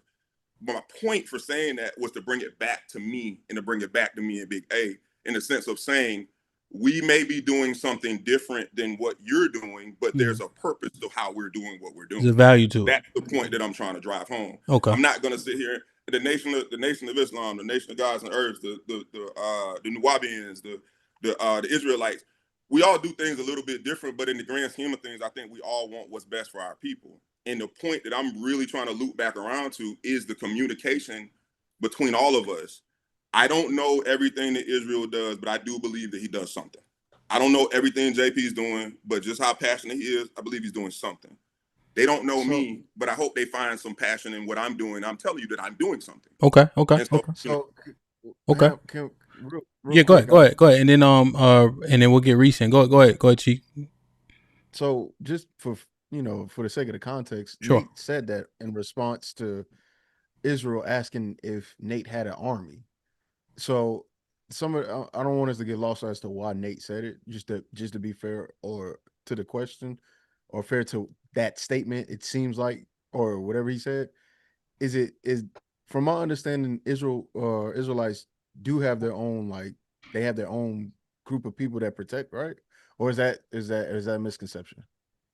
Yeah, well, I mean, what I was saying is it's a spiritual battle, right? So if you are obeying the Israel laws, answer you can expound on what you're saying, but he just was trying to get an answer to that specific question. Oh, do they have an army? Yes, they have camps and they have armies. Yes, they do. But the army, so that was the first part, because I know ICIU does have camps where they train and stuff. But I wasn't sure about all the other camps. Yes, they do. Okay, that's right. Yeah, I just need a clarification. I just didn't know too much about it. But yeah, y'all good to. Okay. Let me get you know what's interesting too, right? Because we know, right? Based on World War II, I think only 20% of the soldiers shot their guns. So we know it's the minority of people who are going to get quote unquote busy, right? Here's what's interesting: Patriot Front has 500 members, right? They got to kind of estimate. Is that the group that marched, the neo-Nazi fascist group? Yeah, that's them. Yeah, so you'd be surprised how many people you won't have to deal with, But then when Israel gave the numbers regarding the Israelite groups, and they do train in combat, right? They do carry their guns where it's permitted, as does the Nation of Islam. And the fruit of Islam is the military arm of the Nation of Islam, right? So when you hear fruit of Islam, that would be the military aspect, or the militia, so to speak. And so when you look at groups that are literally touting their beliefs and ideologies, looks like these two groups have more people than Patriot Front. Because you would compare groups that they put in a similar bracket, even if they mischaracterize like extremist groups, But when you put those groups head to head, you'd be surprised what you find. The people that are actually outside putting themselves in harm's way, like Patriot Front, put themselves in harm's way marching on July 4th. When the Israelites showed up for Nolan in mass, they put themselves in harm's way. So we see the people that are actually doing it, and at least I would compare those numbers because those are actual combatants in my estimation. Reese, what's popping? We can't hear you, Reese. I'm trying to gauge the conversation, like everything that JP was saying, like what army do you have and all that stuff. Like, what do you mean? What army do we have? Like, what do you expect us to do? Like, overthrow the government? Like, what is your point by saying that? Only thing about the question, Reese, is he answered that already. So now he has to go over. Okay, it. so when we talk about the fruit of Islam and the Israelites have an army and stuff like that, what's the point of having an army? Like, what are we trying to do? Overthrow the government? Like, what is this going to be the Haitian Revolution? What are y'all trying to do with this army? Well, in modern times. So you just re-asked the question, right? So he's saying black people. All right, so let me make it concise. Yeah. So his argument is black people, especially black men, have no power, are weak and not respected. Right. The only way you get respect by things that you want is by also being able to defend those things that you obtain. Right. We don't have our own people in place to protect our rights. So at any point they could be taken from us. Right. And you have to protect them with violence, which is why you need an army. And if you don't have that army, you have no power. Go. Okay, so let's just say we had an army, Nation of Islam, Israelites. We have an army, a black army, right? What are we gonna do with this army?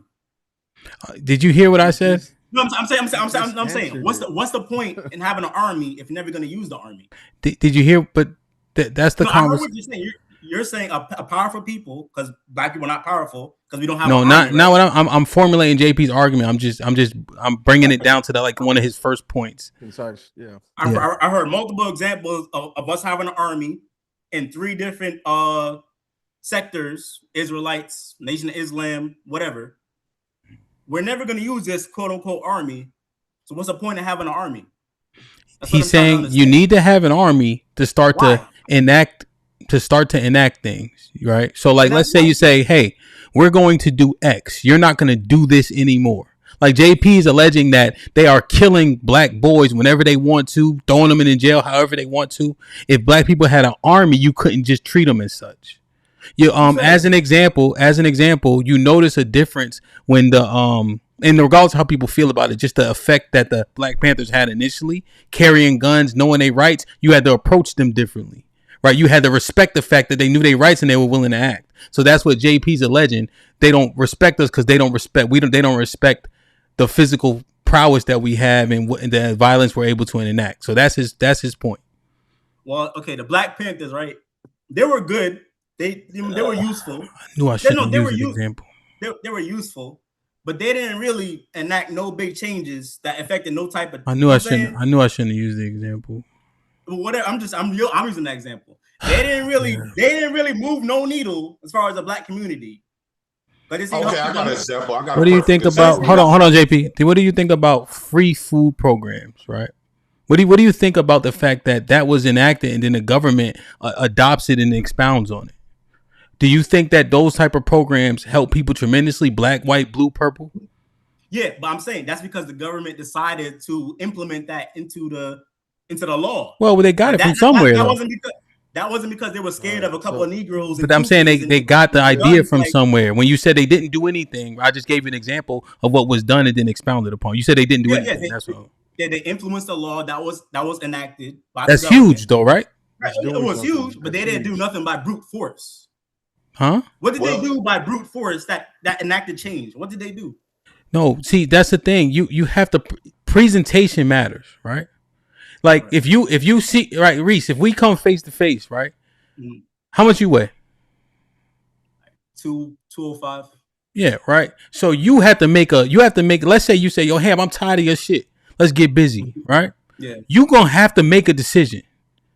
You see, you gonna have to make a decision that if I go in here, it ain't guaranteed. You see what I mean?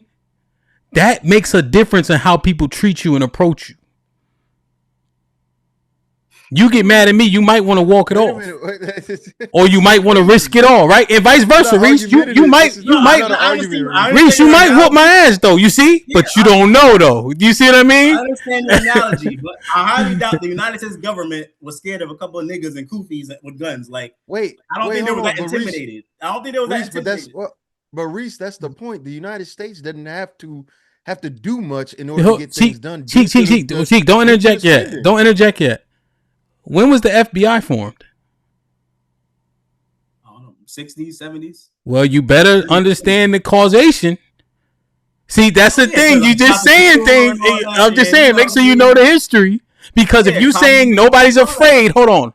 But the Federal Bureau of Investigation comes and then it labeled publicly enemy number 1. You saying what to who? Right. I know. Okay. All right. There was a question. All right. Reese, I know what you're trying to say. Yeah. We did have that one. As a matter of fact, I am related to them, right? Hey, good job, Reese. They're never. Oh, JP. Nah, my heart. It's not your turn yet. Oh. You caught me laughing. Then you started talking. I know what you tried to do. Go ahead. I was seeing where he was going. Nah. You sit over here with me. I'm being quiet. You be quiet. Well, but all jokes aside, JP, I thought Cheeky was trying to say something. You could jump back in. No, I think it was just proven that an army doesn't need to be useful or need to be enacted for it to be efficient, right? The reason why the United States has the respect or whatever the case is due to the efficiency and the spending that we do on the military itself.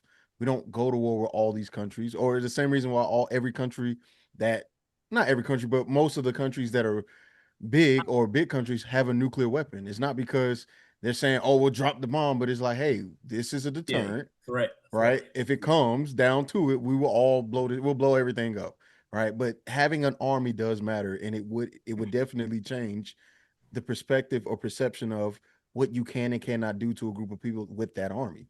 So if black people don't have any level of advocacy or army or defense, the question then becomes, why can't or why shouldn't we? What is the deterrent?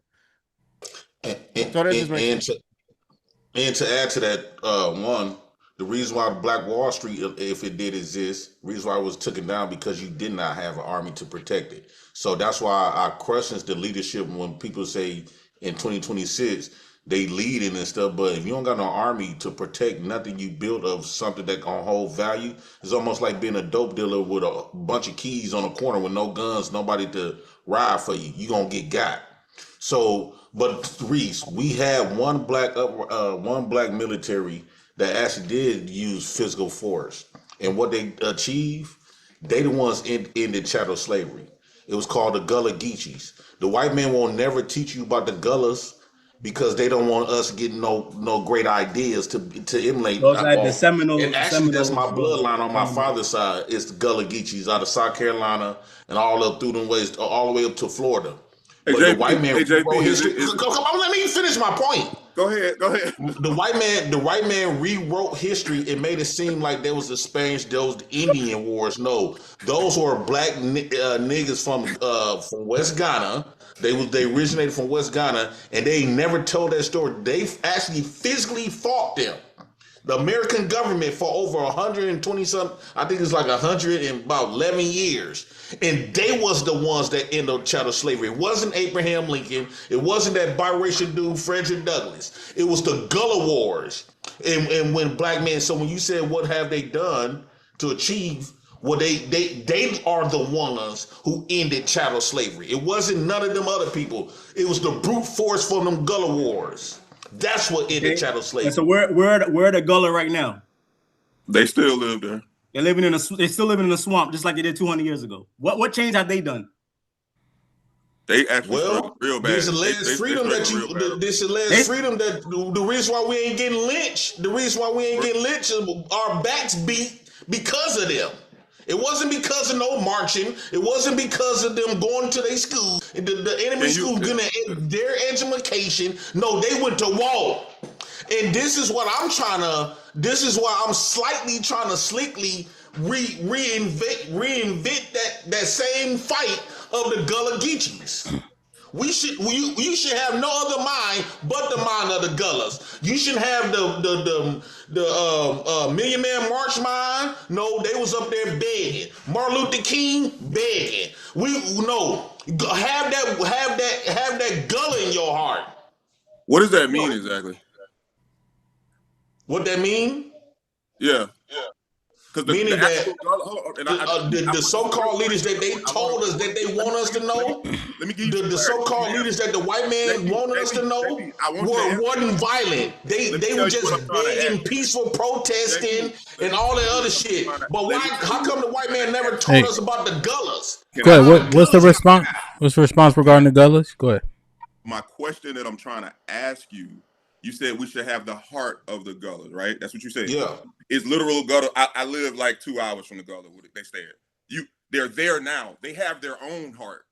So what does that mean exactly? So I should have the heart of the same people that's living in the same area who aren't doing anything with their heart. Their land is literally being taken away from them right now. With resorts. Well, the fact that they still got their own land in 2026 says a lot. It's almost like the Mexicans. It's almost like the Mexicans. The Mexicans got their respect, right? The Eleno Dome. The Mexicans, although they lost against America, but America respected the fight. One thing about America, it respects violence. It was built off violence, so they don't respect you peacefully or trying to suck their dick to be on their team. No, they respect violence. They respect JP, war. can I respond to you, JP, real quick? Do you know what a real violent militia looks like? You don't. Wait, JP. The Haitian Revolution, who said, "Fuck all these white slave owners. We killing all these motherfuckers." Torre, what he doing right now in West Africa? He's saying all these white people get the fuck out of here. That's what a real black militia look like. Not marching with kufis and thinking, "Oh yeah, you're intimidated. Give us some change." No, you take shit, blood baths. That's what called blood baths are usually what causes change in history. I agree, and this is why I agree with you, Reese. I don't think black man is in zero position to be all comfortable with his diamond chains and diamonds in his mouth. That's a real black militia. We should be out here dying, actually. Blood. So what's the point of talking about armies? Out here dying. What's the point of talking about armies and all that shit if it don't mean shit? If we ain't willing to, if you're not willing to spill no blood, well, do you? Well, Reese, I guess your point. Do you concede the point if he gives you several other militias that cause bloodshed in the United States? No, yeah, I concede, but those. So, I mean, you making points, but you can. Do you know about the revolts here? Do you know about the militias here? Of course, Stoner Rebellion. So why did you make the point? No, I'm making a point because just because the Gullahs did something, the Stoner Rebellion did something, all those rebellions were quailed. They were stomped. Just like stuff that happened in Jamaica. Those rebellions were quailed. They didn't really cause. You saying that to say what? You saying that to say what? I'm just saying a real militia is stuff you would see from the Haitian Revolution. No, you're saying winning, right? But I thought your point was fighting. Like you got to be willing to die, right? Yes, but right now the militias we have, the Israelites, the Black Fruits of Islam, all that stuff, they ain't willing to spill no blood. Why? When was the last time they spilled any blood? Why are you saying that? Because the Nolan kid just got killed. Mike Brown got killed. Freddie Gray got killed. Were they spilling blood when them black men got killed? Can I talk to Reese? Or was he just marching in the street? Reese. Selling pea pies. What was they doing? Reese. Here's the thing. We had Nat Turner, and he was one man, and he did a lot of work as one man. Yeah, I know the about point of the Israelites is to tell you don't trust the enemy in the first place. Don't go on a boat with your enemies. If Nolan Wells is my kid, there's no way he's going on the island. He's going on the boat. He's not doing none of that. So we already have preventative measures to make sure our people don't even go on the boat. But as our last result, because I'm a one-man army right now, as my last result, give me freedom and liberty or unalive me. But it's a strategy that we have. And our first strategy is do not trust the enemy and assume the enemy did it every time like they do with us. So I say the enemy is guilty. I say they're guilty for Nolan. Off top. I can So get it's in. preventative measures. Yeah, go ahead, Sherelle. We about to unless they extend the show, we about to matter of fact, brother, let me read these real quick. Cause I ain't read none of these. Brother number salute, my G. Dad in the building with the $10 says, as a Mississippi native, thanks for covering this, Hamp. This situation reeks of foul play and your passion is appreciated, bro. No doubt, no doubt, no doubt. Bobby Blue in the building with the $10 says, nobody respects an illiterate dude in a pink bonnet. I get what you saying, JP, but the optics are contradictory. Aaron with the $2 says, say what y'all want. JP is a great agent of chaos. As Abe with the $2 says, JP 100% correct. Prime with the $5 says, JP, come on, these panels and coon out. It's really embarrassing. As Abe with the $2 says, these are great questions. What do black men lead?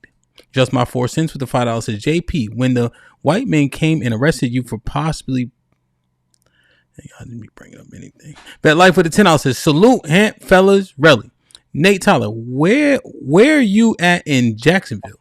I'm out of St. Johns County. We go down to Clara White Mission to help out and donate to the homeless population twice a month. You look familiar.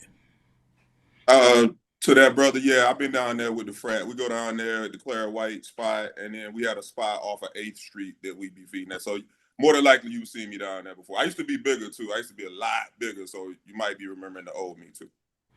Aaron with the $2 says, we argue. Pause.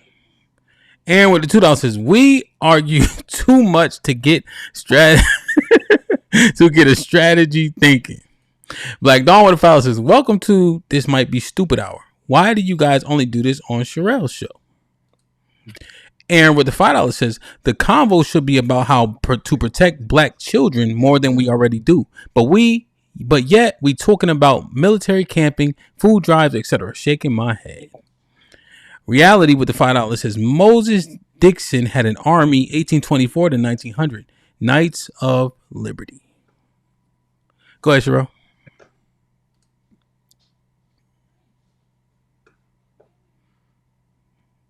Go ahead, Sherelle. She popped off for a second, I think. Oh, okay. I thought she wanted to say. Let me read this last super chat. Salute to Miss Fantastic. Oh, see it. There you go. So the Miss Fantastic in the building says, I absolutely despise kill me then, nigga. That's somehow alive as fuck. Oh, you saying you were okay. Not willing to lay down, but haven't died for it yet. Okay. Go ahead, Sherelle. Yeah, the kids were screaming. I would say I know when Israel was talking to Nate and he was saying like how big IUIC is over the world. He was like the world, but they actually do have 20 international sites. So that's national camps. So they are doing things over the world. I think it's a misnomer of saying that the Israelites are like a black military or whatever, because it's not. That they move off the Most High. Mm-hmm. So the idea y'all think they're gonna be freedom fighters for whatever's going on. No, the minute Israel understand the curses, they understand what needs to be played out. You know what I'm saying? Christ knew he had to die on the cross. He wasn't ducking his smoke. That's the men, them men, they ain't ducking no smoke. So everything that needs to play out, gonna play out. They know when to move, and the Most High tell them when to move. And that's gonna be the only time you see them shed blood. When they know when they supposed to do it. So I don't think that you should think it's gonna be some simple thing. Everything has to play out within that role. So shout out to Israel for bringing that up, but I think that would be the misnomer. Reese, you into basketball, you got the Knicks thing. If you ever seen somebody have an Achilles injury, they never play the same. Yeah. So don't ever think that every single slave revolt that ever happened ain't taught white people how not to play with us. They don't play with us in the same way. They don't. So all of it matters. All of it does. Every pushback, every revolt, everything. So the Gullah Geechee, the Israelites, all black men standing on the front lines actually doing things. And it's one thing to see them go viral for what they say, But these people have community. These people have feasts. They're feeding their people. They're taking care of their people. They're celebrating the Most High's holidays. They're keeping that intact. They have programs for women to come there, be taught how to be wives, be signed up not to be whored out or anything like that, to find suitable husbands, to have proper families. They're doing that. They have education systems and all of these different things. If you go inside of a camp, you will see it's so much more than somebody screaming on a street corner. And even whatever they're telling you, they're trying to edify you. It's nothing in that Bible about following the laws and living the way that God expects you to live that would deter the Black community in a negative way.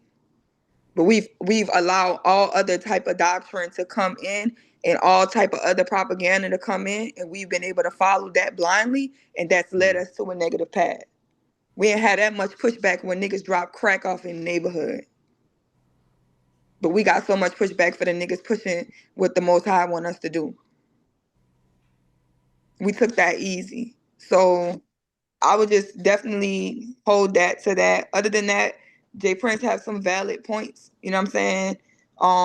Don't his overall point is we're so quick to critique Black people. And it's not just the Pookies and the Ray Rays, right? We critiquing the men of God. Whether it's NOI, whether it's Israel, we're so easy to pick up and talk about what they not doing. And then even if you want to be that big critic, when these white people do stuff, call it how the fuck you see it. Stop pretending like you no longer can critically think. Stop pretending like you don't understand nuance. Stop pretending like you can't see what the fuck it is when it comes to those people, because you got magnifying glasses on your own people. And you beaming that shit through the sun.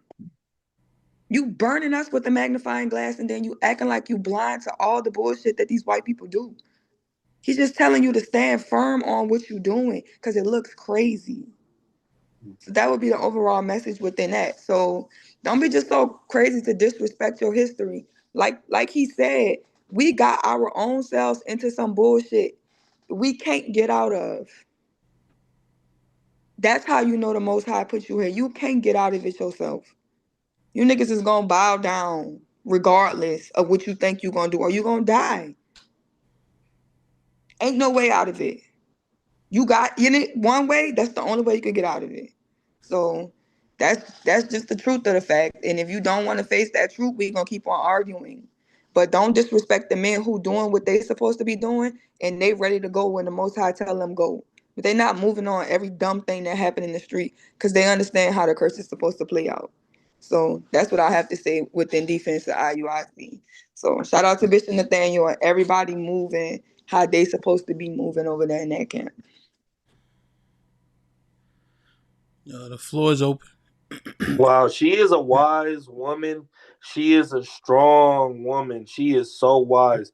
And that's why I was trying to say it's a spiritual battle. And I'm trying to clean my life up. I am my worst enemy. So I have to follow the Most High laws so he can protect me from my fleshly enemy, which would be the pink man, which would be Esau. And that sounds extreme to a lot of brothers, because a lot of brothers, the pink man will give you $1 million and now he's your best friend. But that's the way he tricks you. I'm a light-skinned brother myself, but both of my parents are brown. So it's not a color thing. This is a bloodline thing. And Sherelle, she really gets it. She understands it. And this is not for everybody to understand. But I understand it. Hey, question for Israel. Genuine question.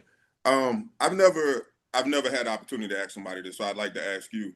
You seem to really believe that the white man is your enemy and that they wish the worst for you and everything like that. Sincere question. Why do you stay? It's not an underhanded question. I'm not trying to be funny. This is just genuine question. I've always felt that if I felt that way, I've always felt that I personally wouldn't want to stay somewhere where I don't that I have to feel like I'm living amongst my enemy. I wouldn't want to stay.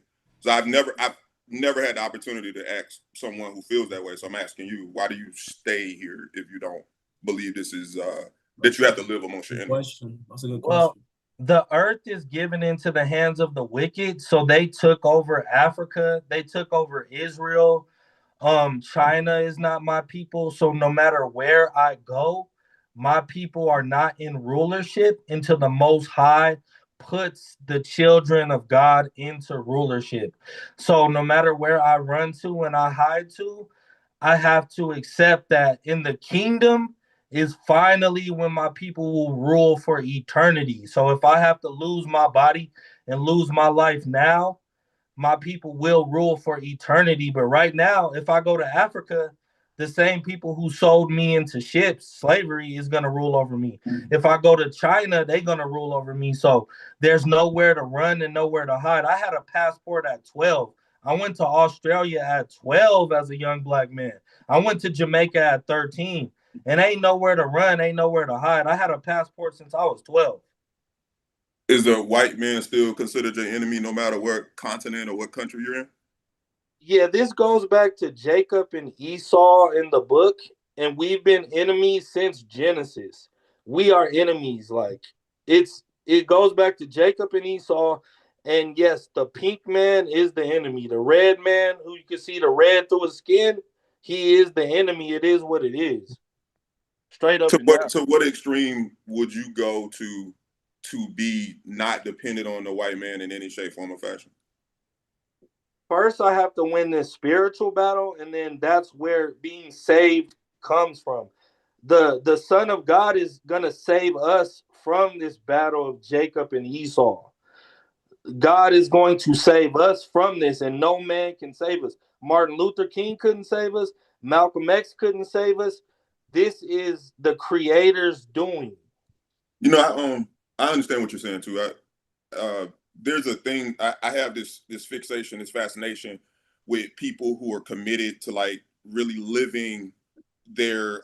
They don't F with the government. They don't do this. You know, maybe the Nuwabians, if I'm saying that correctly, Dr. Malachi York and all those guys. I remember back in like '98 or something. I got invited to this area in Georgia. I think it's called Edenton, Georgia, where they had taken this area and bought this land, and they were building it. I think called it Kemet, and they were building this back to Africa. It was all this land and stuff, right? I was supposed to go, but I actually didn't end up going. I'm glad I didn't, because that was when they got raided by the FBI that same weekend. But nevertheless, my point is I do respect them and the Amish people and the people who live off the grid and say, you know what, we don't want nothing to do with none of that stuff.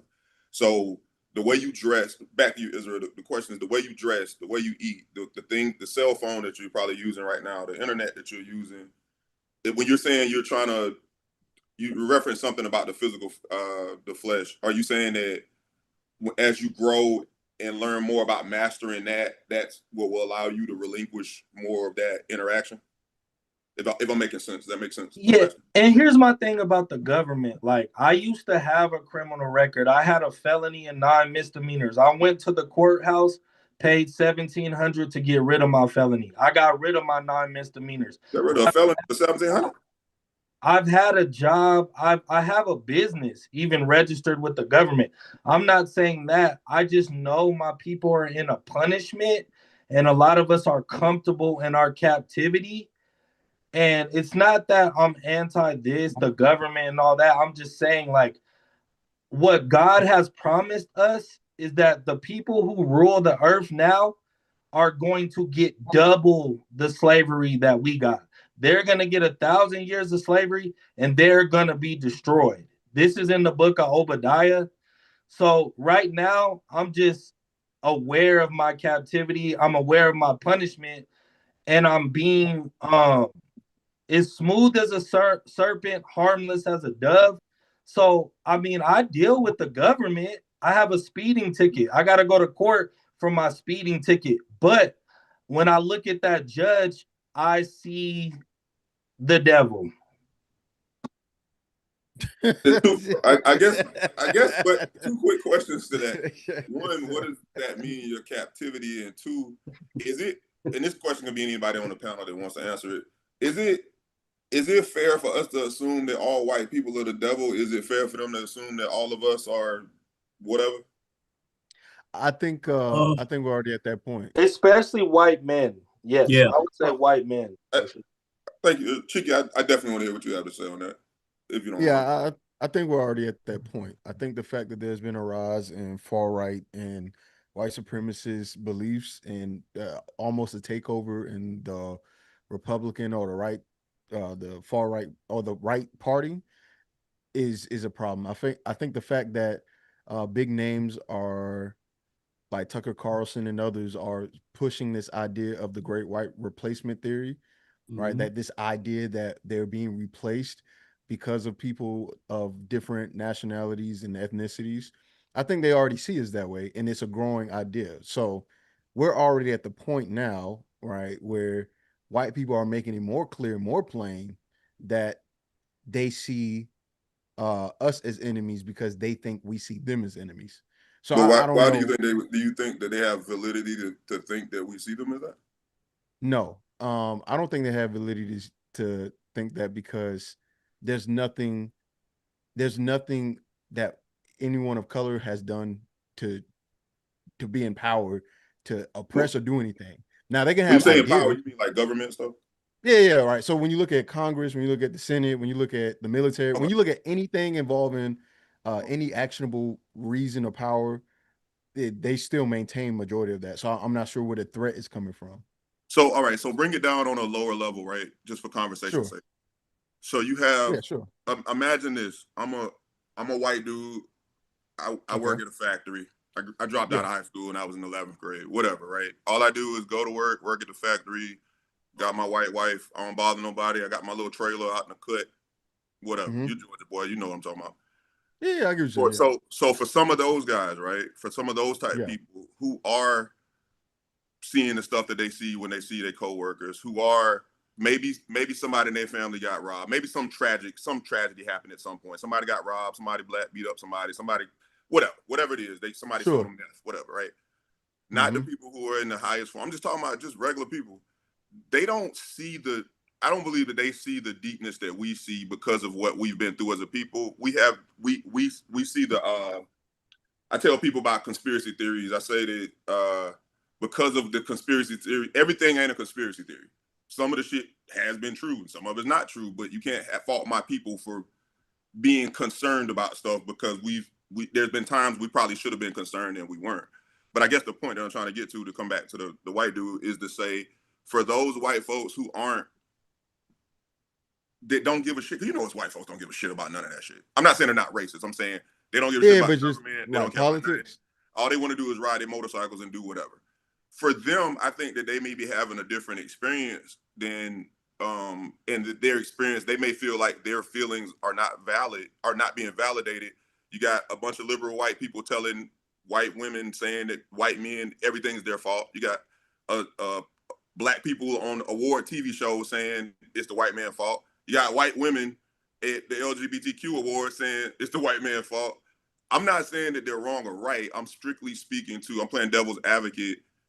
Do you think that they wouldn't have a concern? Even with the fact that, and lastly, we could, over a certain period of years, they could be, and y'all can correct me on the term eugenics or whatever it is, they can be over time, they can be phased out, right? If enough cultures keep mixing with white folks, eventually they're Can I respond to that real quick? Yeah, sure. I think the white people that you're talking about that are just oblivious to everything that we go through, that's part of their privilege. They have the luxury to be oblivious. Even if you're not an overt white man, you still benefit from perception, from your history. Just by being a white man, you benefit from all of that, even if you're not an overt racist. So you have that privilege of just being walking through life, being oblivious, and not having experience as me as a black man. You have that privilege as a white man. So just by that fact alone proves that there's an imbalance, there's a power imbalance. So as a black man, do you have the working knowledge and understanding of every other cultural male's perspective? White men, yeah. No, I'm not talking about white. I'm just saying me and you. We two guys. I travel. You sound like you're well traveled or something. I've seen you on here before. Whatever. Right? Not really. I don't travel. All right. Well, you sound like it. It's good shit. But the point is, though, what understanding do you have of a Cuban man's experience, or what? Well, I ain't say Cuban because it's black Cuban. I'm black specifically Cuban. saying that. I'm specifically. Yeah, but there's black Cubans, so I'm not really gonna talk about. Okay, Cubans. that's fair. That's fair. All right. So, what experience do you have of other ethnicities? Like, how important is it? Sometimes I wonder, do we feel like everybody should know stuff about us, but we don't know stuff about everybody else?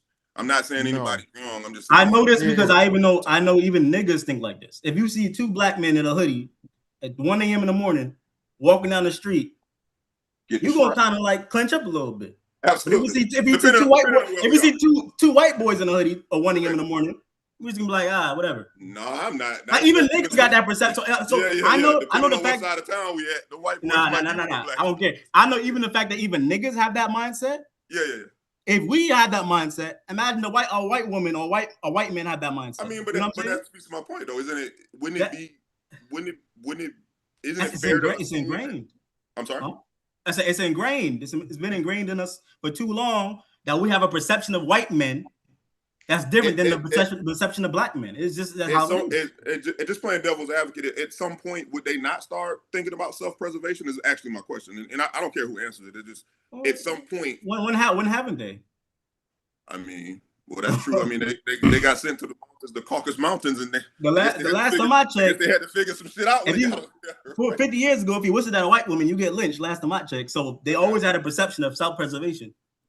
Yeah, me being racially ambiguous, because I mean, I've dealt with all nations. I've had a Cuban best friend who had blue eyes. I've had dealings with all nations, and through the media and the stereotypes that they've given black people, most of the nations demonize us and look at us like we crazy.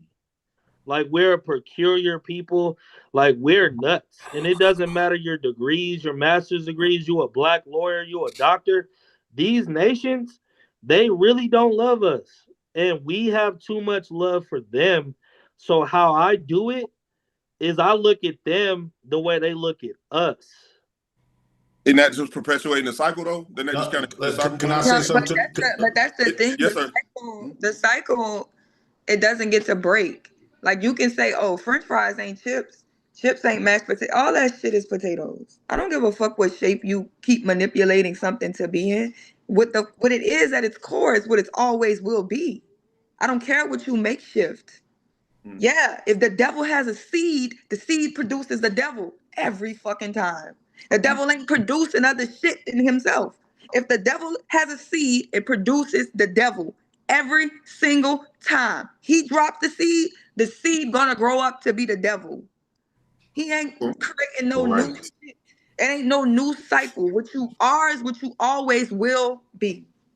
Is the solution to any? I'm sorry, I didn't mean to cut. Go ahead. People can play, people can pretend, people can shapeshift, move form, but at the core, who your being is, that's who you are. That's fair. And let me say this. They learned how to manipulate themselves. We learned how. We learning how to manipulate. But guess what? What God created in the first place is what shit is. We learn how to manipulate things and make things look different. But all at the root to it, only thing that's here is what God created it to be. What we manipulated it to be, it don't change it from what its original creation is. So when you asking like, do we see all of them as the devil? How could the devil produce anything outside of itself? Go ahead, JP. Go ahead. You got it, bro. And I think the biggest problem for black people is that we don't see is a problem, right? We have accepted defeat, and now we at a point where we living within this defeat, right? We don't consider it. A lot of us don't even consider it as defeat. If you got some black people talking like this, you got other black people who mock me or mock that person and make fun of them. So I think that the biggest thing that what happened to black people is fear of dying. Guess what? We all gonna die. What matters is what story gonna be told, one. Secondly, what you put in place before you left. Guess what? From our age down, what they don't have nothing to say. When in the history books, they don't got nothing to say.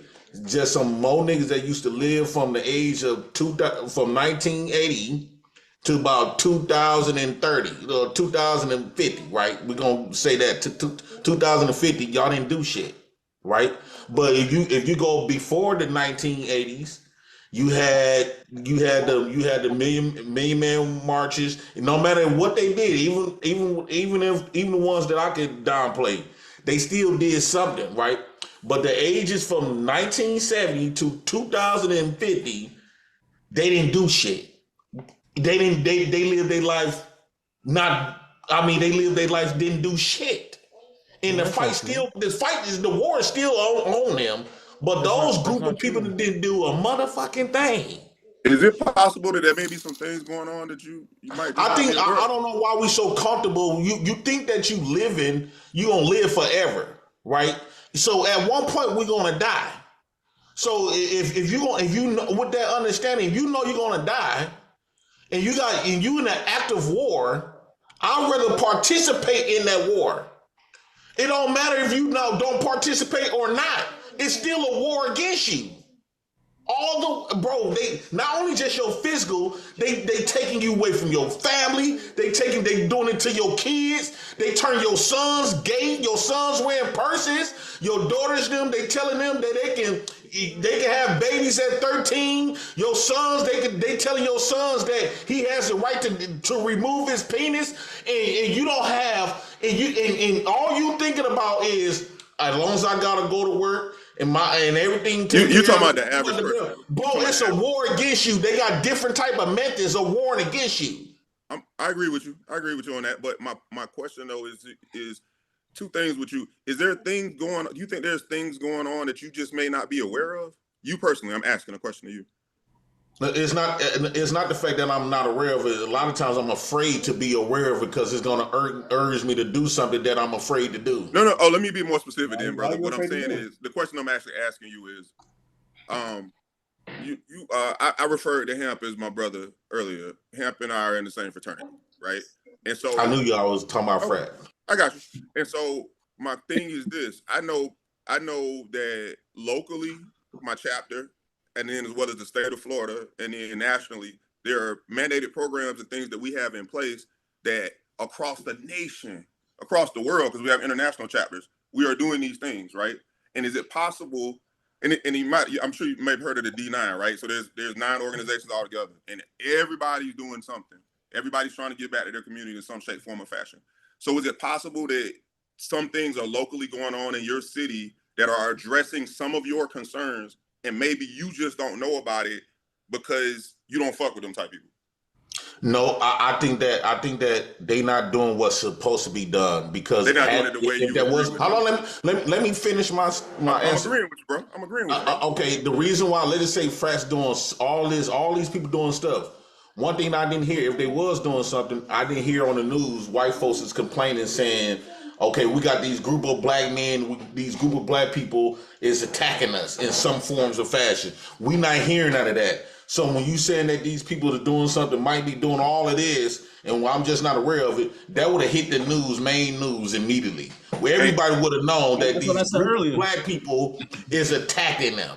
I think the only leaders that we really had in post these days is the gangbangers, the GDs, the Vice Lords, the Bloods and Crips. They can't all unite though. They're not united. I think no. Y'all can sit up here because at the end of the day, I got a history in physically protecting black women, right? I got a history.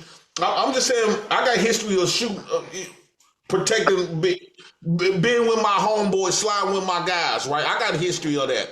But when it comes to I just think that black men. I think these are the conversations. So to answer my question, let me land with this, bro. Right, I got you. I think that the goals that we've been having shouldn't be goals, right? Because at the end of the day, we have history that told us once you did build infrastructure here in America, the white man came and burnt it down. Called Black Wall Street, all them other groups, and woo out the bam. When you do want to become a leader, all of our leaders died, no matter if they was peaceful or gangster. Martin Luther King and Malcolm X, Fred Hampton, they all died. Martin Luther King got murked by them too, and he was peaceful. So basically, if you not, I don't think the goal is to go get schooled and all this other type of stuff to just thinking you living like the white man and remove all of that history because you don't want to face the facts of the position you are in here in America. I think that we should be creating something that's going to be more beneficial. And I think you got to start with the military first. And I think that we all got to be one mind first. I think that should be the movement. That should be the goal, to become one under one nation, unified. So the answer to my question was basically you don't the people aren't doing it the way that you think is the correct way for them to do it. So I can respect that. I mean, you're gonna deal with whatever groups are usually aligned with your principles and thoughts. Are you okay with the position that black folks are in, especially black men? Absolutely not. Why not? What's wrong with black men leadership today? Oh man, it's I think a lot of black men, unfortunately, because of the plight of the black family, I believe that a lot of black men haven't been taught how to actually be black men. I believe that. So what you gonna do about it? Like they took you from they hold you out your family. What you gonna do about it? I was about to tell you, but you started talking. Oh, my bad. Yeah. So, so I think that the father that we need to tighten up as men and be better fathers. We need to be more present in our children's and our families' lives.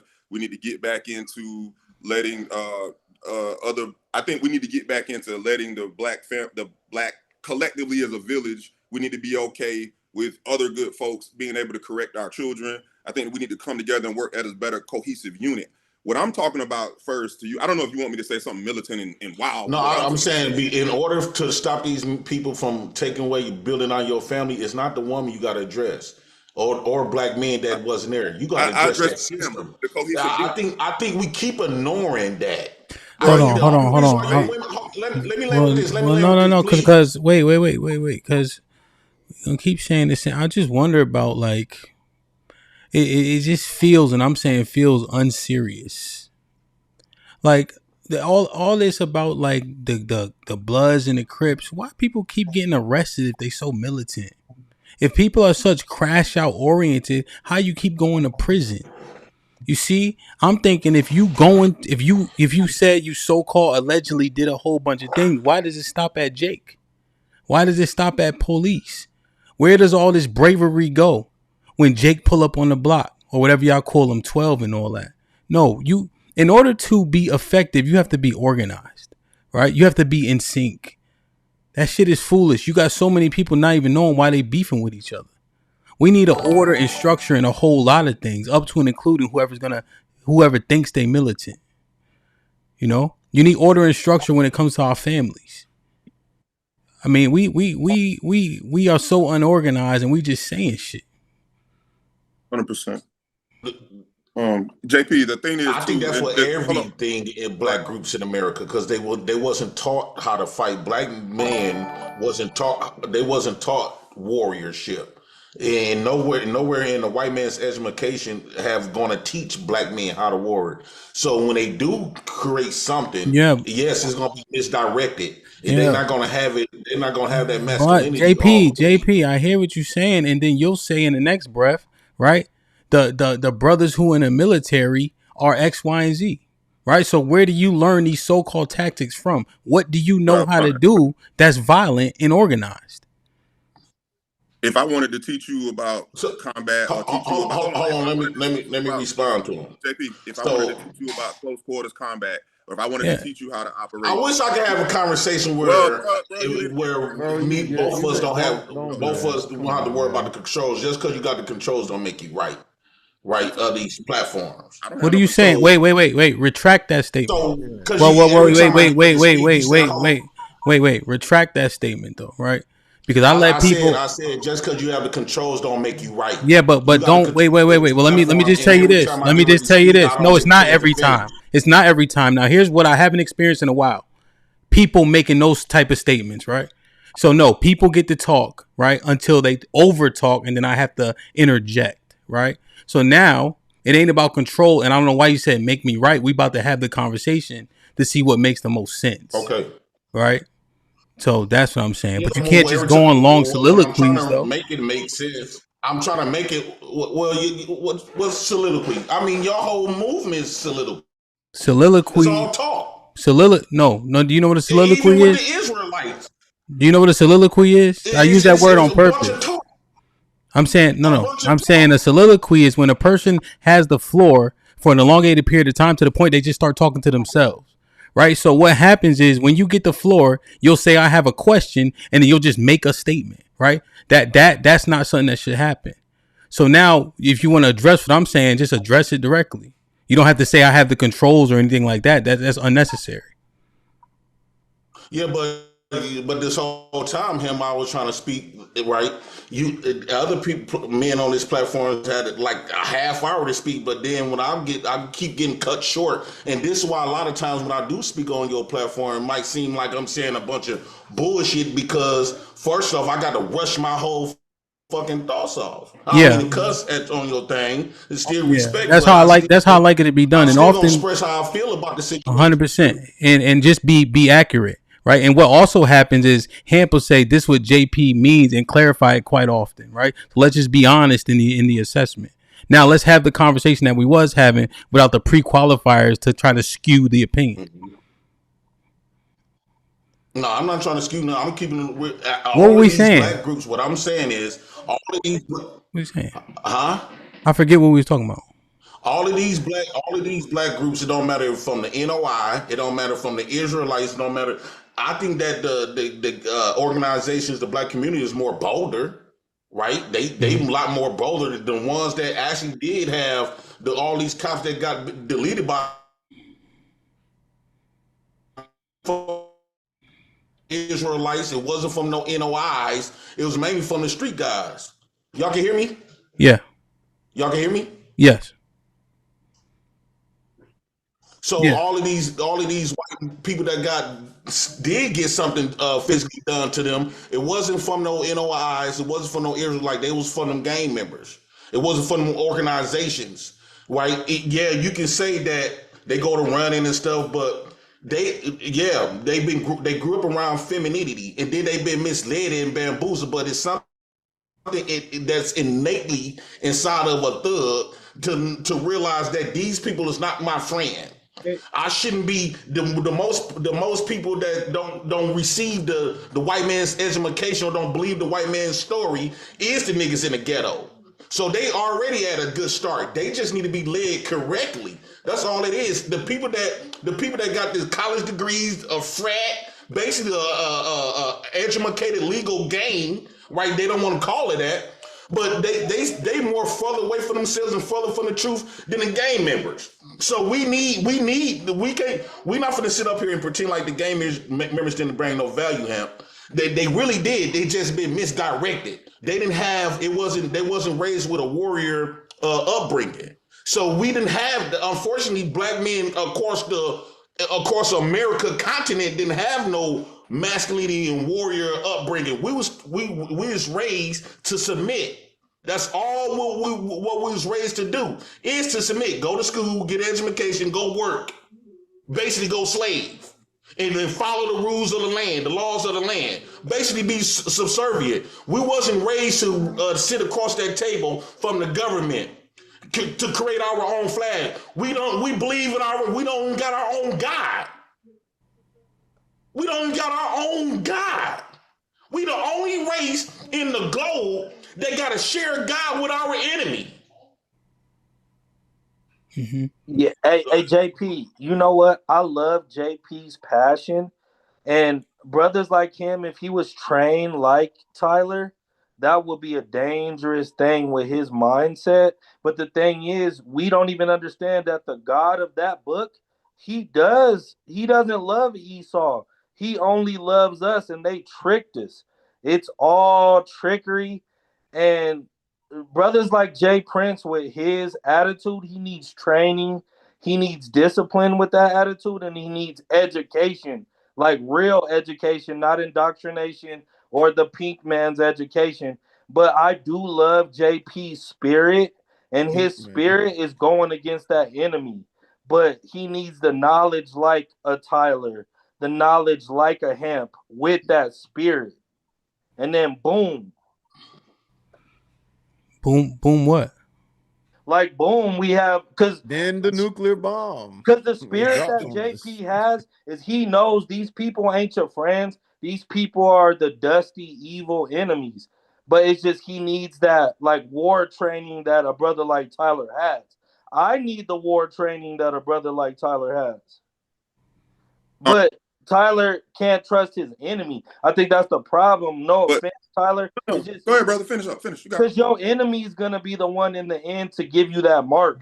He's going to be the one to actually turn on you. At least you're prepared. At least you're somewhat trained and prepared. I think that it's cool. I don't mind because it doesn't really bother me. I think you don't have the right perception of me. I don't know what y'all think I am, or who you think I am, or what I do. I'm down for my people and I'm locked in for the cause. But I'm also able to move in and maneuver through different rooms because of the things that I've done for the last 30 years. My people are my first focal point. They are the thing. But the thing about it is like this. Here's the thing that I tell people all the time. I always use this as an example. I do have a little bit of a fight background, but I'm gonna just use HAMP for an example. I know HAMP owns a gym and he coaches boxing, right? I'm a smart guy. HAMP's a smart guy. You went to college. I went to college. Whatever. If I go in HAMP's world, I'm going to shut the fuck up, and I'm going to allow him to walk me through the sweet science of boxing. The thing about it is when we come to, there's several times that myself and Aaron, even earlier, we're talking to you guys and we're actually talking to you from military perspectives of observation, savannah terrain, the art of war. Sometimes beating your enemy means that we have to have the troops submerged into the mix of the enemy so that we can get intel. And then once we have the intel, we put all these things together and then we put things in motion. Combat and war is not always about shooting and blowing some shit up. The CIA doesn't do that often. They do most of their work by embedding themselves in amongst the enemy and then spreading propaganda, right? And so the things that it is you have people here who have information. And then when they're trying to share the information, you keep over talking us and telling us to shut up. Well, you didn't say literally shut up, but you're over talking us. And you're saying that our points are weak and we don't believe in the people and this, that, and the third. And the truth is, going back to the HAMP thing, I'm just trying to show you how to get in your stance.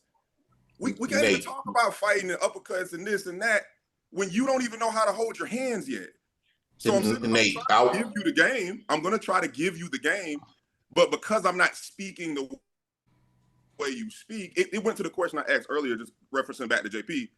There are things probably going on in JP City. I'm going to just use the D9 again. There are things going on in JP City where people are probably trying to engage the community and doing different things.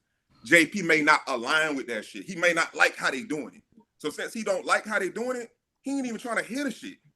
And so if he's not trying to hear it, how do you have people like us who have different perspectives, who have different, I'm literally friends with Congress people, right? And I'm only referencing that, not saying they're the end all be all of everything, but what I'm saying is there are rooms that I can get into, and rooms I've been in, none of you will ever have the opportunity to be in those rooms, ever. And the point of the matter is if I've had the opportunity to be in those rooms, I've had the opportunity, I don't know if anybody knows what the SCIF is, right? Special Compartmentalized Information Facility, right? I've been in those SCIFs after listening to HAMP, listening to the things y'all are talking about on these panels. And then I go into these rooms, right? And I'm sitting in there and we in them rooms and we doing the stuff we do. And we all just sitting around and then we have these conversations and these talks. So some of the stuff that y'all are even saying, I've taken this information into these rooms around these people or taken these things that you guys are saying into these rooms so that I can get perspective on what we may need to do to move as a cohesive unit. But the long and that's short valuable.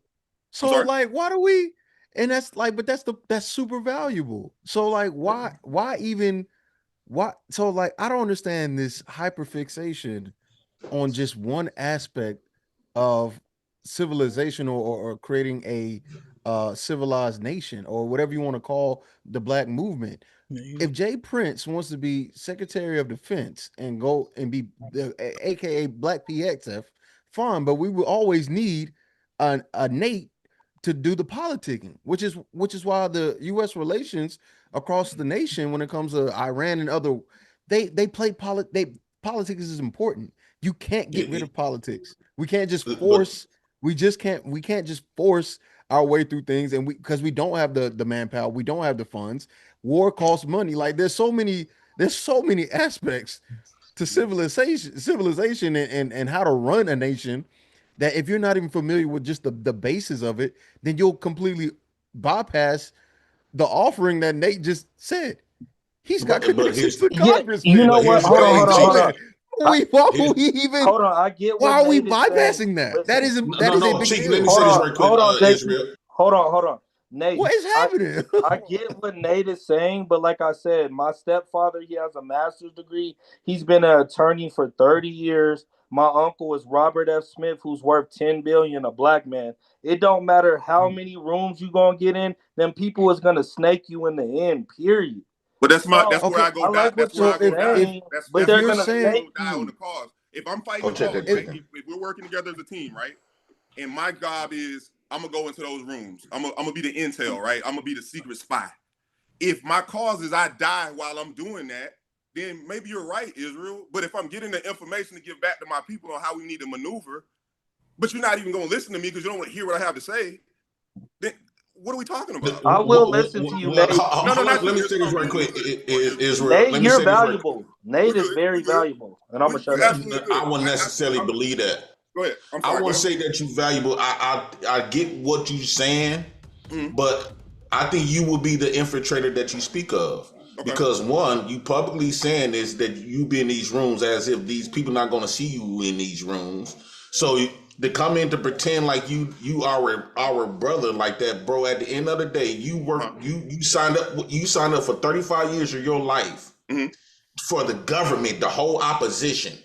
You is not going to try to convince me that if we have an uprising, have them or created some of the uprising, you going to be the one to go back telling government and get us all cooked. So I think that just because this were the idea of skin folk don't make you kinfolk, because he said that he want to put his people first. No, what the people that you put first was whites, because when the first people that you should have been fighting for with your life is when they was removing your black men, probably don't remove you from being in your family. So you didn't put them first. So at the end of the day, you have shown us. Wait, you have shown that you will betray the black movement instantly because one, you work for the government. I don't trust. It would behoove us to trust people that retire from the government. Hey, let me ask you a question. You was not going to go against them for us. I got a good question for you. Did Harriet Tubman work for the government? Probably. Yeah. Didn't Harriet Tubman work for the Department of Defense, the military? Didn't Harriet Tubman help the military with I don't know if it was the Civil War or whatever? Was she involved in that? Wasn't she working for the government? I think so. You got to go through them to get power and money. You have to go through your enemy to get the money. I thought that was somebody else. That's how I got my money. That's how I got my money, is through the evil people, which is sad to say. That's it is what it is. It is what it is. I'm speaking to JP though. But that supports him. That supports what Nate do. Nah, you good. Literally what I'm doing. That ain't about nothing. You know, I still love you. I still just because we have our war tactics, we go to war on here. I be expressing what I'm feeling in that moment. I don't mean harm. I mean, I hate JP, you know I don't be that's regular. That's why we able to talk it out and keep the conversation going. It ain't about nothing. And keep it going it don't be nothing at all. Yeah, But I love JP. I seen y'all play spades. Y'all be wilding. I'm starting to speak JP language a little bit now, so I'm starting. Well, one thing, Nate, Israel, I'm trying to understand how versed you are though. Because do you know the commandments? No, I mean I know there's 613 commandments. You don't. Well, don't give me. Just you don't know the commandments though, huh? Oh, do I know? Yes, I do know the commandments. Of course, I study diligently. You know all of them? Day. Do I know all the commandments? I've read all 613. Yeah. laws. Do you know them? Yes, I have. Like the 10, thou shalt not steal. No, 613. I'm saying 613. I've read them, but do I have them memorized? To be an honest man, I don't know if I have all 613 memorized, but I've read them, of course. Okay. Because I understand what JP's saying, right? But when you are leaning on people to say, hey, you know, this is who we are, you got to make sure that you also give the instruction based on what's being said, right? Because if you read Deuteronomy 32 as an example, who's vengeance for? Who exacts vengeance? Okay, but you haven't been saying it, right? So you got to be when you're telling people who they are, you have to also make sure you offer the correction if that's the platform that you push in this instance, right? You could use Romans 12 if you would like, but I prefer you go to the law, right? Because that's how you need to build your platform on. You know what I'm saying? Yeah, no, Hamp, that's why I joined, because I could tell you're not an average brother and you're well read. Yeah. You're very well read. And my thing is, I just believe in self-defense, and I've been persecuted all my life. Stop right there. Stop right there. Stop right there. That we agree, right? Yeah. That's perfect. Yeah. If people bother you, people come at you, give them fucking hell, right? We agree with that. I just think that people get a little bit lost up in the Psalms a little bit when King David is doing his gangster rap shit, and he says, I hate them, O Lord, that hate thee. I hate them with a perfect hatred, and I count them my enemies. They build a tumult against you, so we on their ass. That's King David's job, right? You see, but I just want to make sure that we clear in terms of how we need to move accordingly. That's why what Nate is offering, just about learning, understanding, leveraging, getting inside, understanding who it is you're dealing with, is very important. And then you do need a strong arm just in case shit hit the fan. So all this should definitely come together. I think calling people that like saying they potentially be a turncoat. You have to infiltrate things. You have to infiltrate so you can destroy them from the inside out, i.e. 9/11. Right? I.e. what's happening right now in politics with the far left and the far right. Yeah. These things. And that's so Nate is such a big deal, bro. Like what he just said, I think is like being under, like Nate is he is a huge deal about things that we keep talking about we want to do. And we can't keep bypassing it. But this part though, let's not do that. This part, Nate, you said, right? But this, I think this is where that gives them cause for pause when we saying, well, what are the average white man doing, right? How do we know they feel these ways? Lyndon B. Johnson said it. You remember what he said? No, not right. Make them feel richer. The poorest white man will be fine as long as he feels richer than a nigga. Okay, and that's fair. That's an absolutely fair statement, and I'm with that. Mm-hmm. The questions that I asked, and I know they were pertinent questions, though. I'm not. What you said that popped in my head. I didn't talk for that in that time span. For sure, and I'm trying to reach the people. I try to feed the babies. You know what I'm saying? I don't try to feed the baby steak. I'm trying to give them applesauce, right? Indeed. But you know what I'm saying? But the thing is, the people who don't know what they don't know, they have a stance, right? And one of the biggest things, and I keep kind of going back to fight analogies, try to keep everything here. I remember when I first got into combat sports, I thought that I was a southpaw. I'm right-handed, so I just thought I lead with my right hand. And I actually just talked to he the bros too. He crossed the buoy. But I was talking to Dog the other day, and we were talking when I first started training with Team Lloyd Irvin in 2008 in Maryland. And this dog I was talking to, he told me when I got there, he was one of the coaches at the camp. He said, bro, this is your stance. This is how you stand to do your boxing. And I said, no, I'm a southpaw. This is how I'm supposed to stand. He said, okay. And then we got in the cage, and he kicked me in the fucking face. Pardon my language, he kicked me in my face. And my point was, he told me what to do. I went to the school. I paid the money. I signed up and said, I want to learn. And then when somebody tried to teach me, I told them I know what to do already. And that's the thing that I feel like I run into a lot with my people is you have people out here, you have people on these platforms, and they're saying, well, black folks don't do this, and nobody's doing that, and no one is doing this. One of the greatest things that I'm glad I got on this call today about was Sherelle spoke at length about speaking about is it the ICU? Did I say that right? ICU? IUIC. Say it one more time. IUIC. IUIC, right? And she dropped some gems and some things that I wasn't aware of, right? But even with my question, I know that these people do more. My question was to engage to get him to say that they do more. But I'm glad that she spoke because she said a lot of really awesome stuff. We need to have these conversations. We need to have these exchanges. But you can't walk into these rooms and walk onto these platforms and feel like you got it all figured out already because you don't. Each one of these faces that I can see on this screen right now, we all have something different to offer. And we all have different energy and passions about what we're trying to do. I was messing with JP a little bit when we first got on and going back and forth. And even with Israel, I was messing with him too. But then as he spoke more and I listened more to what he had to say, I recognized that even if I don't agree with everything that he's saying, he believes what he's saying and he means it and he loves his people. JP loves his people. I think we all care. But the thing is, I think we all need to be open to critique, and people who are afraid to be humble and to have humility and accept that they don't know what they don't know. That's how we stay trapped in the situation that we're in, because I'm sitting up here bringing information and saying, hey, I can do this. I know how to do these things. And this brother straight up told me, you work for the government. We don't trust you. Okay. Yeah. So I do what I always do. Yeah, when you look through our history, that's how white people conquered the world. They know how to Correct. infiltrate. They 100%. know how to infiltrate, and they know how to tear apart from the inside. 100%. When they went to the Native Americans, you know what they did? Mm-hmm. They went to one tribe. They said, "Hey, I'll help you if you take over them." Mm-hmm. Then they went to the other tribe. They said, "Hey, I'll help you if you take over them." And before you know, them tribes killing each other, while the white man got the whole country. You know what I'm saying? Correct. White people know they smart. They know how to do that stuff. So that's what we need to figure out how to do. Let me read these real quick, y'all. Yes, sir. Mr. Quincy with the $10 says, "Hamp, I'm disappointed in the conversations last week. Cheeky and John Brown were 100% wrong. It's important we lay the fault where it lies. They're only giving half of the stories and mostly lies." You talking about the Democrat versus, liberal versus conservatives?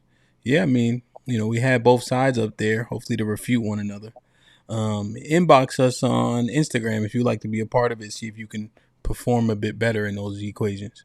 As Abe with the $2 says, "Wow, JP is cooking. All skinfo ain't kinfo." Classic Codes with the $5. What's poppin', kid? Says, "Two different type of niggas. One, learn to beat the game from within. Verse 2, break the fucking console." Like, share, subscribe, tell a friend, man. Hit that like button right now if you can. That helps the channel the most. Let me do this real quick. I think we about to get up out of here. I need to go to the gym. Speaking of that, let me just sir. Me too. Let me bring Miss Let's get it in. Fantastic up real quick. work. Indeed. Yo, what's poppin'? Miss Fantastic.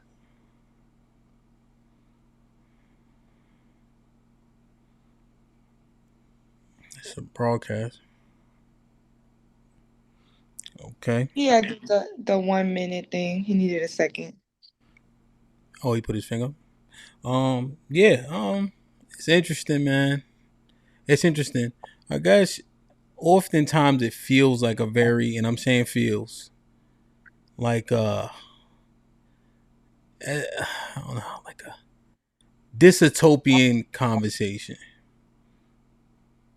Like, what can we actually do in the reality as it currently stands? What's more likely to enact in what we face, Like, what tactic, like Classic Code said, makes the most sense given the situation? So I think a tactical standpoint, like, bro, realistically, living in the country we live in, the percentage of the population that we make up, for those of you who haven't, and it's been a while since I read The Art of War, but you have to defeat your enemy in a way that it doesn't take us all out. We can't just go out and just start blowing up shit and doing, you know what I'm saying? We have to be strategic in how we make our moves and our decisions. And the only way that you can do that is we have to learn to work together as a cohesive unit. You have to be open to ideas that are a little bit different than yours. If ultimately it puts us in the same, we're in the same direction and trying to go in the same path. You know what I'm saying? I'm 6'2". Somebody else on here might be 5'4". You're gonna see the terrain different than me, right? But we need to know what we're looking for, and if we have a general understanding of what the mission is, we're still gonna get it accomplished.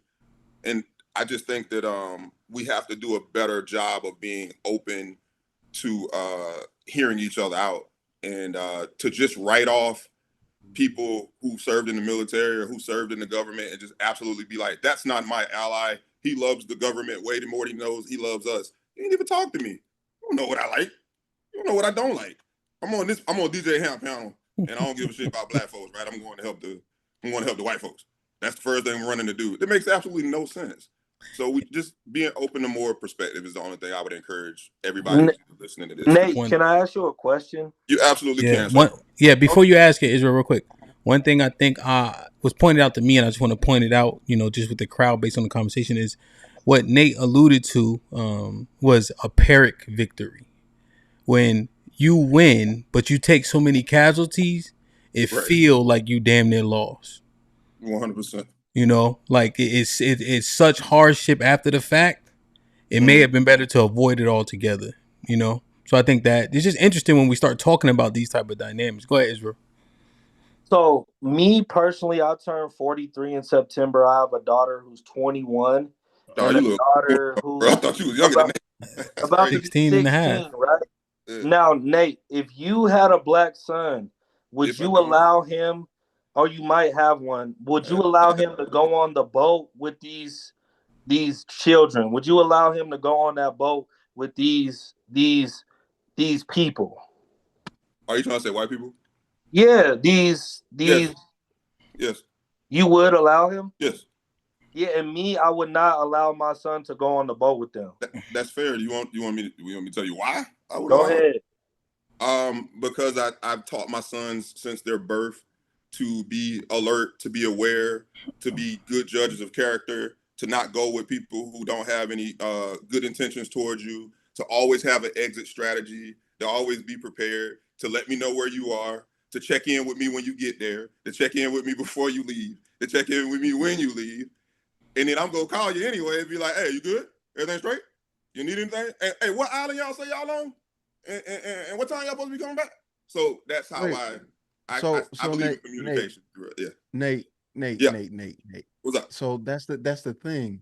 Hmm? Nolan Wells was taught the exact same thing. He had a history of communicating very well with his parents, which is what raised their suspicion in the first place. Agreed. Right? I'm not trying to change your mind about how. No. I don't get that from you at all. No, right. I'm just making it clear to the audience. It's just that the things that you're doing, I think most Black parents are doing because there is some level of awareness, right? And the fact that he was mixed, I don't know if that plays any part. That I don't even know how to quantify that. But so all of those things can be taught.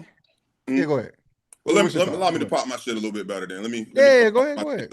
I bounce back and in between being humble and not being humble. I'm gonna go wherever the fuck I want and do whatever the fuck I want. No one's gonna control me. They're not gonna control my family. If we want to go, we're going. I'm not a fear for anybody. I don't fear no man. I don't fear no woman. I don't fear anything. I judge character and I take chances if I think they're worth taking. And I'm not going to. I find it. This is something that I'd love to hear y'all's perspective on this right here. One of the things with me is I reflect on sometimes is, definitely love to hear y'all's perspective. One of the things I reflect on sometimes is, bro, white people were involved in they were involved in enslaving us. They were also involved in unenslaving us. Like they have played a part in everything that has happened with us. Now, I'm not saying that makes them good. Right. I'm not saying that makes them all good. I don't believe that we would have been able to 100% get our freedom had we had to do it all by ourselves. I don't believe that we would have 100% got the civil rights that we have had we had to all do it by ourselves. There's a white lady, I'm gonna mess up her name. She's a Delta. I know her son is the bruh. He's a white boy. He the bruh. His name Loki.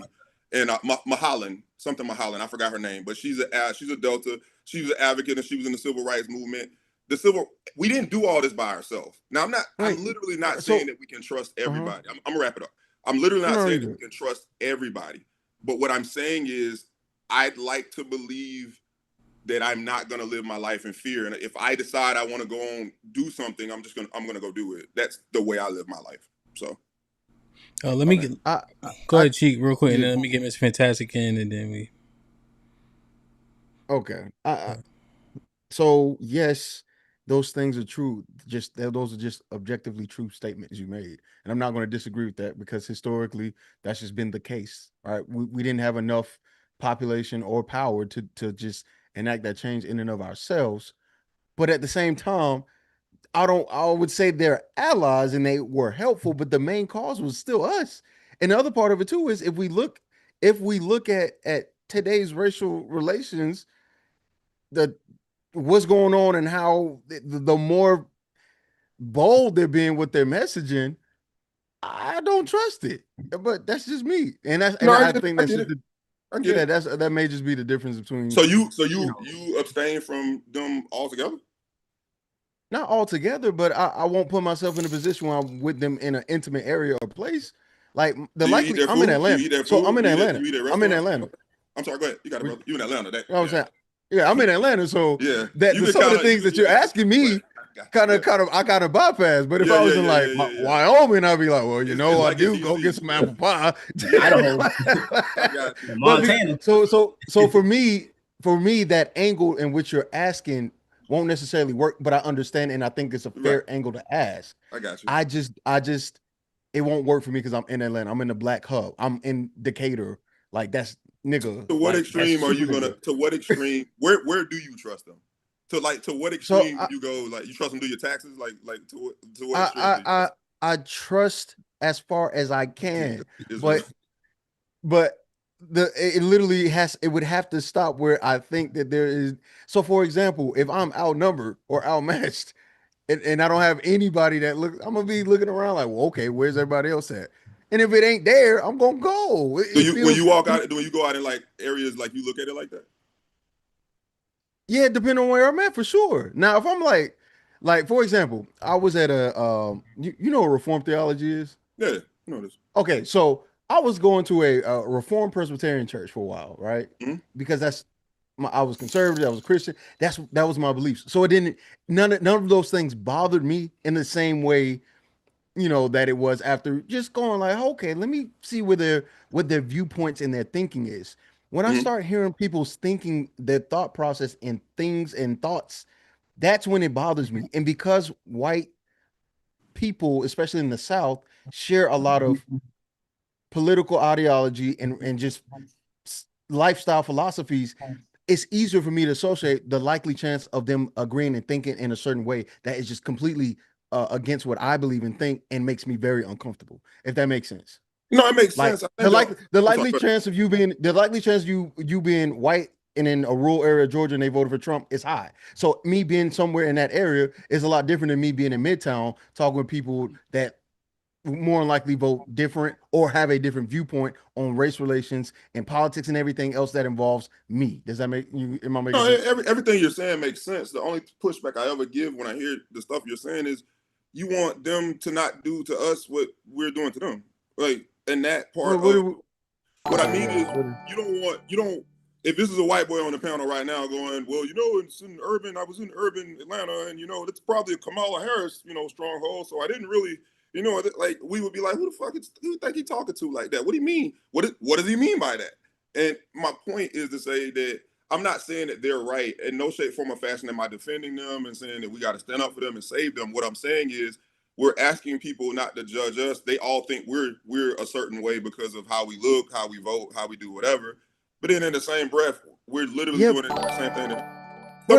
Okay, sure. Wait, no. Wait. You're right, and I'm not disagreeing with you. But the difference is the outcome and what applied power I can do.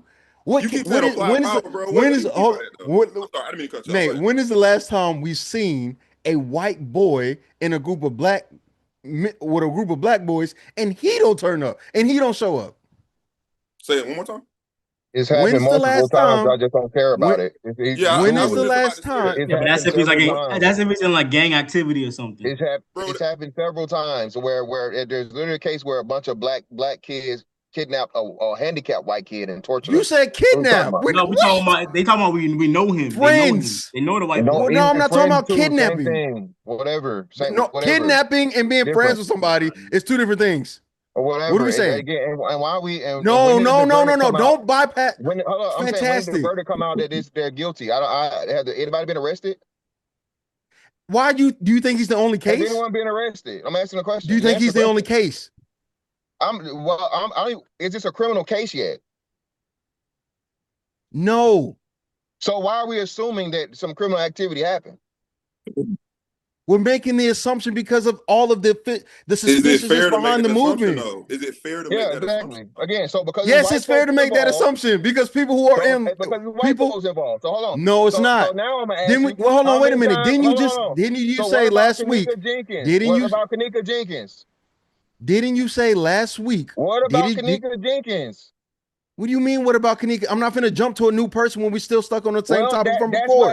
You niggas didn't care when niggas did it to niggas. That's my point. You don't care. Come on now, but what do you mean? Stop saying no one cares when that's not the topic for the day.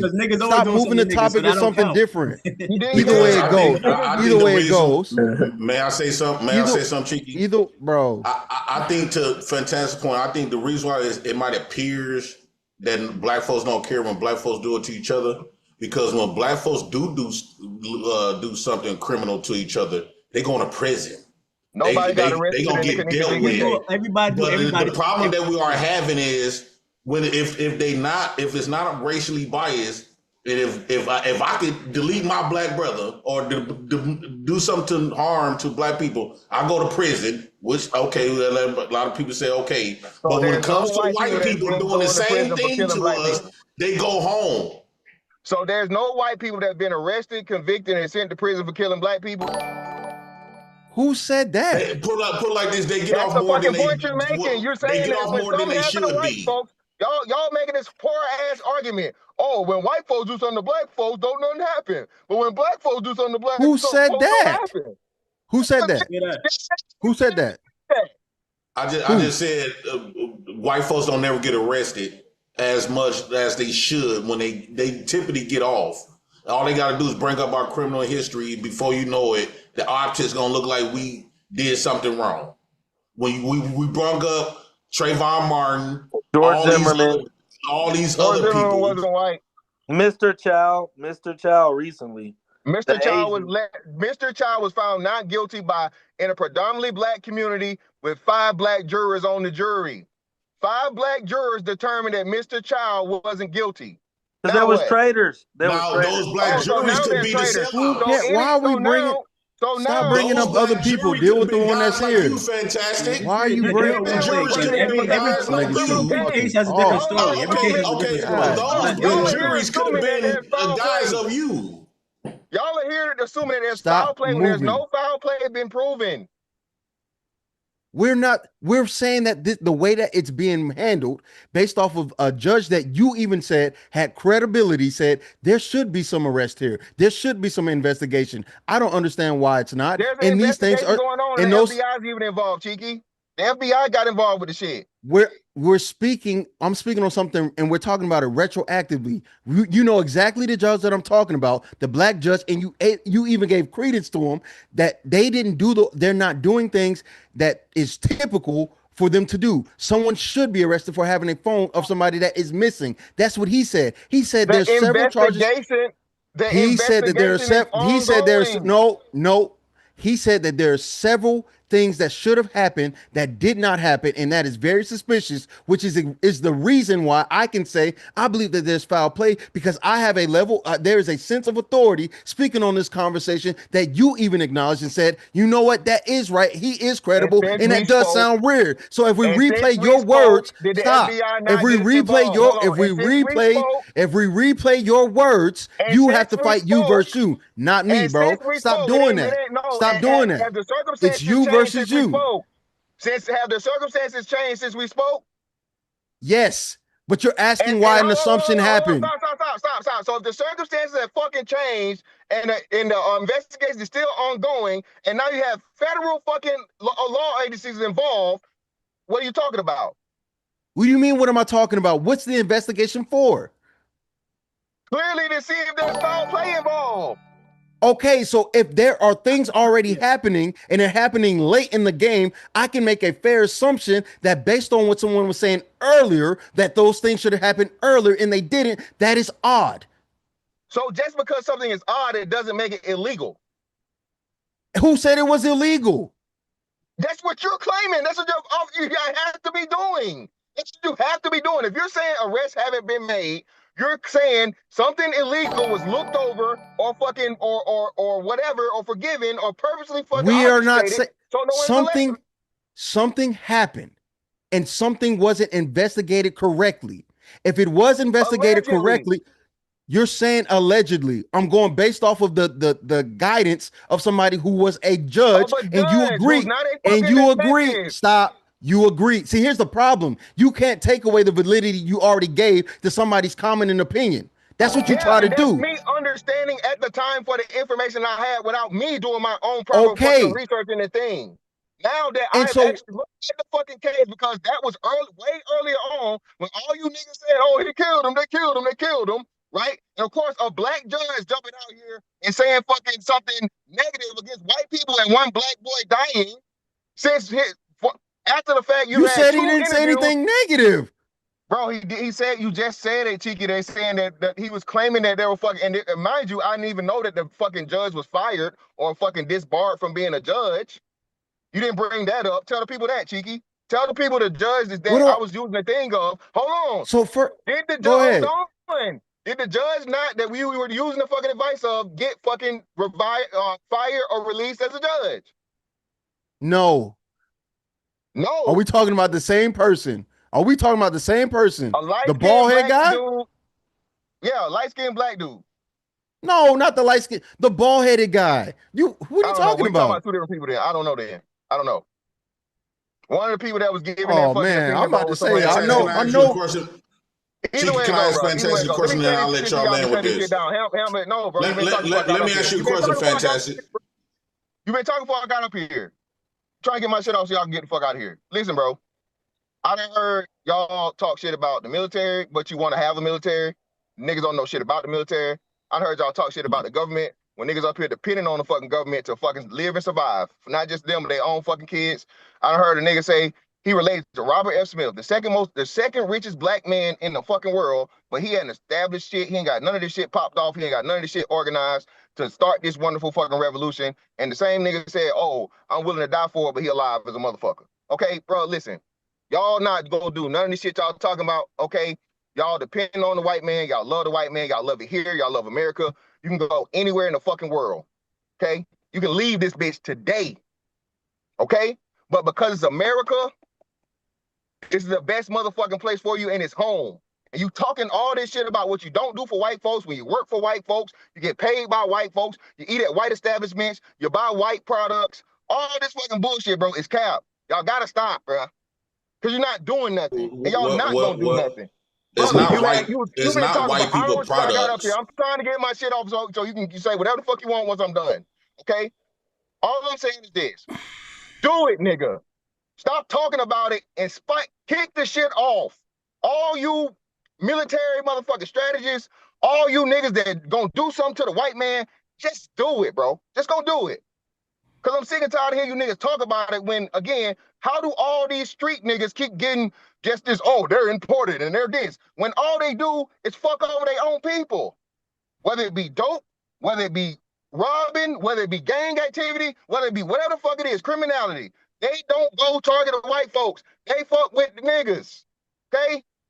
So, historically, then y'all talking about all these things and bringing up partial history. You don't know shit about no war. You know shit about nothing. Look, bro, shout out to HAMP. A Pyrrhic victory is something that's only going to be done, never done intentionally, okay? If you don't have no reason to fight, and you got to fight, by all means, fight to the fucking death. But to seek out a fight that you know you're going to lose is the most irresponsible and fucking diabolical shit you could ever do to your troops, to your people. You do not get into a war you know you can't win. And that's all you niggas doing is talking about. Y'all don't got no infrastructure. You don't got no weaponry. You don't have the people. You don't have any of the, you don't have the training. You don't have the knowledge. You don't have any of the things that you need in order to win this so-called victory that y'all talking about today, tomorrow, next year, or 10 years from now. So until you get it, bro, either do it or just shut the fuck up. Because you niggas ain't doing shit. So no, we don't have to shut the fuck up about that. At some point, the whites didn't have that type of knowledge, right? But at some point, they got together and they tried it. Like you say, just do it. I'm not arguing with a nigga that didn't finish the 8th grade, bro. I'm not talking to any nigga that didn't finish the 8th grade about knowledge. You didn't. You can't read. Okay, hold on. Well, I'm not talking to you. I don't qualify. Well, the white man can't qualify my intelligence. Unfortunately, that's what you believe in. Can. The white man and the black man and anybody can qualify a fucking idiot. Bro, I thought you said you was done talking. No, I really wasn't. You started talking before I stopped talking. Bro, I wanted to ask you a question before we get off into that. If this case was all black people did that to a white boy, do you think the investigation would be different? No. Because it seemed like when Carmelo Anthony, they didn't really have all they faction other than they gave that man 35 years and the investigation was ass. The boy got found guilty. The boy killed the boy. The boy killed him. He said he killed him, and y'all still fighting that. Thank you for bringing up that stupid ass shit. You niggas are obsessed with race, and you only care when it's a racial fucking aspect of somebody dying, bro. And white folks at that. So to get to your second point, we don't have to continue. Black folks that's listen to this. We might don't have all that stuff that Fantastic talking about today, but that don't mean that we have to subject ourselves and accept defeat and just live within that defeat. Everything starts at ground zero. Even before white people became power, they was in the same position as us. right? So at some point they build. See, the problem is people look at the finished product of them winning now, of them being powerful now. But look at those other military people that Fantastic was challenged against, right? They went up against America and knew that they weren't gonna win, but they still stood on their principles. The Mexicans, the Alamo Dome, did the same thing, right? The Gullah Geechees, a lot of people warred up against America, and with the assumption that it's a big chance they're gonna lose. But why America is respect them and don't fuck with them like they fuck with us is that just like a bully in the streets, the moment you stand up for yourself and give him some punches, he might whoop your ass. He might whoop your ass. But you stand there and let him know that you're not gonna punk on him, he gonna leave you alone and continue punking on Fantastic all goddamn day. Because Fantastic is gonna do what the bully tell him to do. They do come for the Mexicans. They do come for the Mexicans, though. ICE is really coming for them, man. So. That's a fact. Well, again, man, listen, bro. All the shit you're saying, brother, with the limited knowledge and understanding that you have, is just all skin folks ain't kin folks. Whole bunch, yeah, and you the first one. If an uprising happen, where you think Fantastic's gonna be at? Knowing what you have told us about yourself, bro, you love the white man the most. You need the white man the most, so you'll be the first to be a traitor. You'll be the first. So do you think the white man love black people the most? You'll be. I know. What I know is the government they use black folks for everything. What I know is the government don't love nobody. White, black, that's bullshit. They use black folks for everything. They use white folks for everything too. They use Asian folks for everything too. So what's wrong with me using white folks for what they got? They did it to us. Why I can't do it to them? You're not using anything. You're dependent. That's the difference, nigga. Well, at some point, they was dependent on us. You're dependent. No, you're dependent, nigga. So and they wasn't dependent on us. Grown-ass dependent on the same government you talking about overtaking. The far as these resources you claim, you gave these resources to white folks. You're a hypocrite. These resources don't belong to white people. We can't trust you because natural resources do not belong to white people. You are on tape saying how much you love the white man, so I'll never trust you, nigga. Okay. Natural resources do not belong to white people. That was created by God. They came up here and capitalized over it, but they didn't create resources. The resources are already here before we was born. Who made that argument? Who made that argument? So, no, because you said we want white people's stuff. No, this stuff that we fighting for is not white. You said it. You do. You want white people. That's what you just said. You want white people to take care of you. You said it. You bragged about it. You bragged about the white man and daddy government being your daddy, remember? You did that. Bro, for your information, what I said was white people take care of all of us. No matter if you working, no matter if you working or fighting in the military or been on welfare. You get a government check every month. The white man is taking care of your bitch ass. That car you driving. The white man gave you direction, bro. He gave you a vision and you following it like a female. Two different things.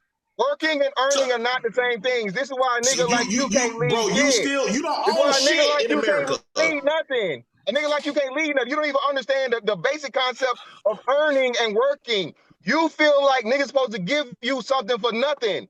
For absolutely nothing, and that's problematic. You can never be a part of anything successful. You're a leech. I look at the word working as slavery. You are a leech and a burden. Your mentality. So let me ask you a question. You keep yelling. You trying to make this conversation an argument so HAMP can come in and stop it. No. You trying to make this conversation an argument. Your mentality has to be completely removed from anything you plan on being successful because you're not going to provide anything of value. You're only going to take away for it. You are a parasite. Okay, so parasitic mindsets are not to be involved in anything we're talking about something as serious as war fighting and fucking race wars and a revolution. You cannot have those people in your group. They must be. You can't have it neither because you didn't fight. You can't have it neither. One, you didn't fight. You got a participation trophy. You went over there working. You didn't fight shit. So you can't speak on that neither. That's one. Secondly, it don't matter. The government controls your direction. He gives you a vision. Hold on, let me finish this. He gave you the vision and you following it. You don't have your own vision. You doing what white people, the standards by what white people gave you, a list of careers that you can go. It's not fantastic careers that people following. Right, even though you went to the military, you don't own or run shit. So talk about me depending on government. You depend on a white man for direction. You depend on a white man for a vision. You depend on a white man for that monthly check, government check. You depend on a white man rules and laws to make you safe, protect you. Even when you was in the military, the reason why you felt so safe there because the white man have hired hundreds of thousands of people to protect you. But when you come over here in the streets, you don't have the same protection like you did when you was in the military. So you depend on the government on every aspect of your life, just like a welfare nigga. So don't try to separate yourself from depending on a white man. You ain't lying. You serious when What street you I be saying can't walk down? What street Every dollar I in can't your walk bank down? account has whose face on What it? street I can't walk down? What Yours street or I the can't white walk man? down? What street I can't walk down? What? What street can I not walk down? If you go to the wrong What street neighborhood, you have I can get not gunned walked down? down just like all us can. I'm 42 years old. I'll be 43. But it's a lot of people that's 42, 43 walk down the wrong neighborhood and get popped. Even the cop can pop you. So you not above the program. You not no leader. You not powerful. So you don't. So stop trying to make fun of me for saying, okay, I'm on welfare. You depend on white man too. Facts. No, it's not the same, brother. Earning again. I'm gonna tell you again. I know it's hard for you to comprehend because you said it yourself. You didn't make it out of motherfucking middle school, right, brother?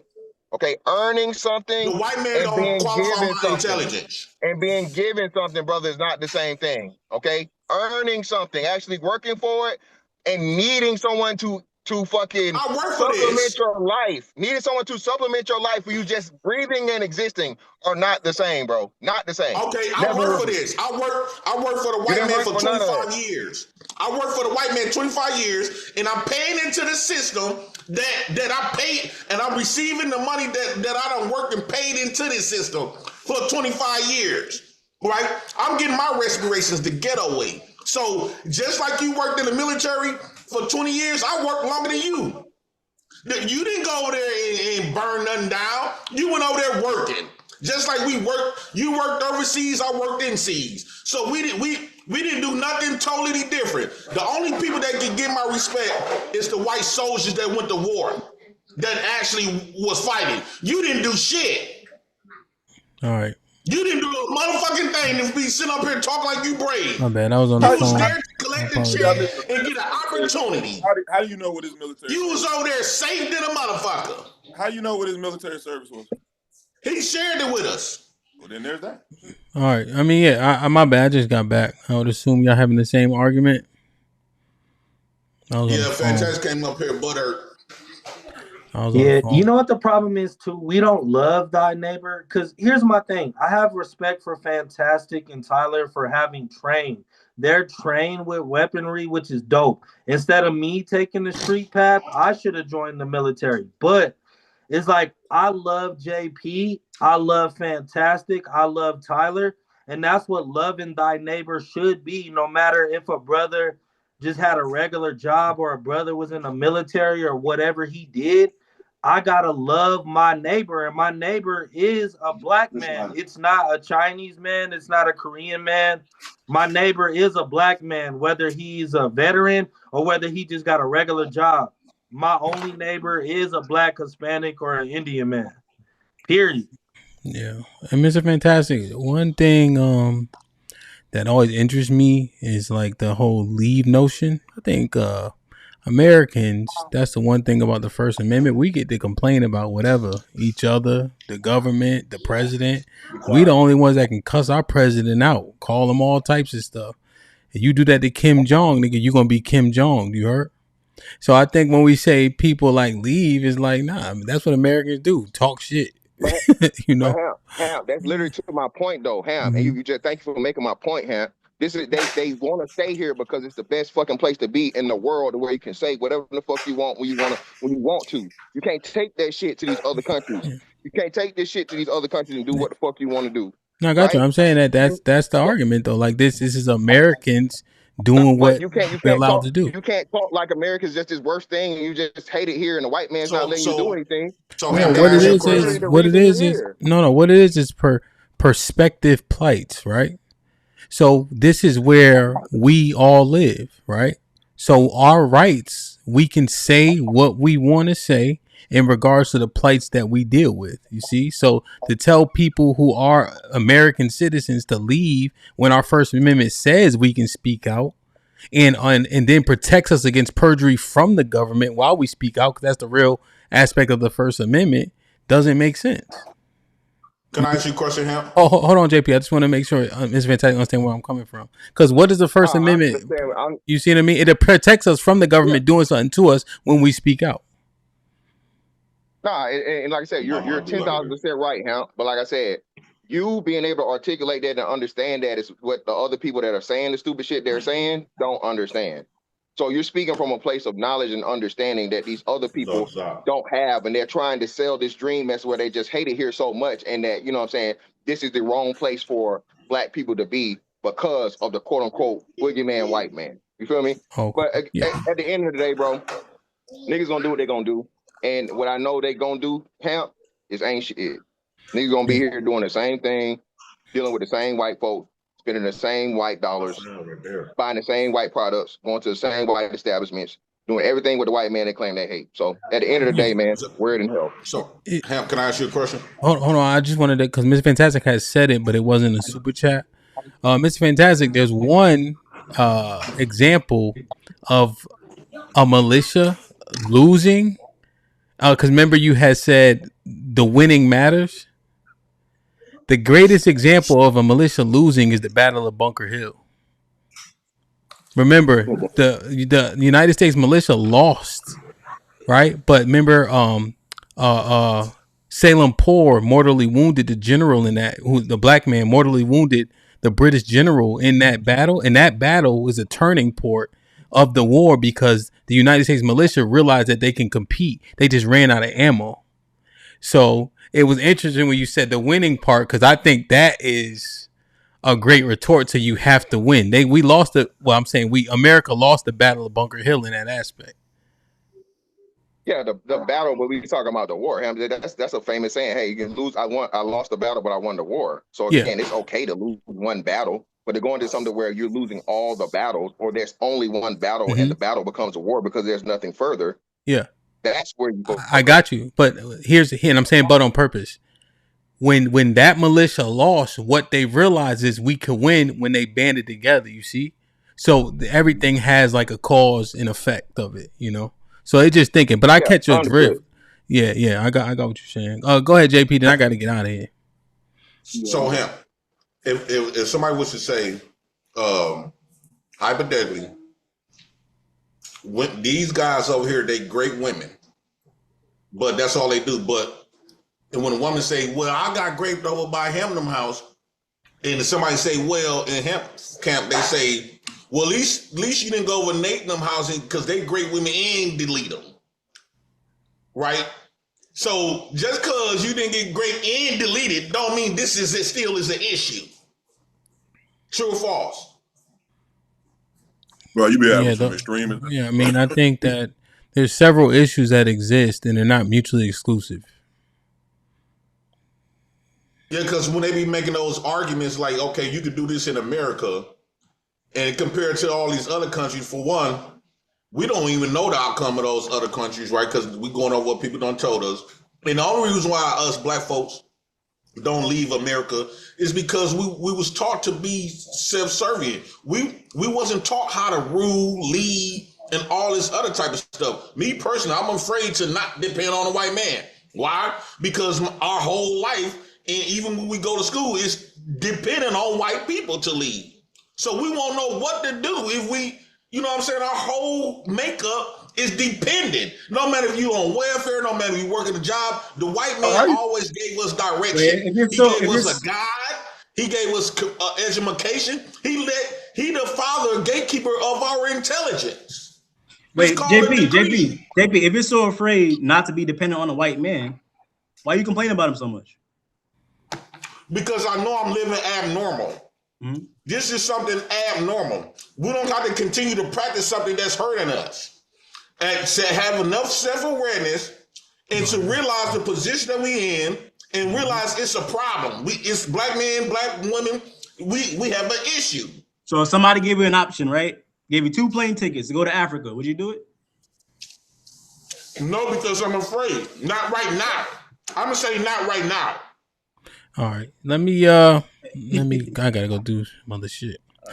Nate, good shit, man. Good to see you, man. Welcome. You heard? I think you was a great addition. You added a lot to the conversation, brought a lot of, whether it was protagonist, antagonist, depending on the part of the conversation, you was Batman or the Joker. You know what I mean? But for sure. I'll be back, man. Thank y'all for having me, man. It was an honor, man. No, Shout out to you, no doubt, Nate. Any final thoughts, Nate, that you wanted before you get out of here? No, man, it's a great conversation, man. It was real nice to be a part of this. I've been watching it for about a year, I think now. And today, when I saw you mention the link, I was like, you know what? Today's the day.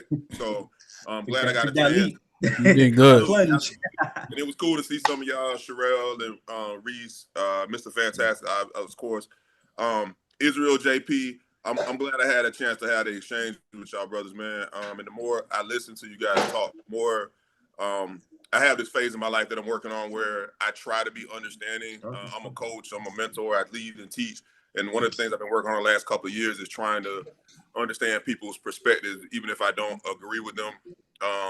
Just for one, so I can get more intel for myself. And then two, you never know where people might be able to show you something you didn't know.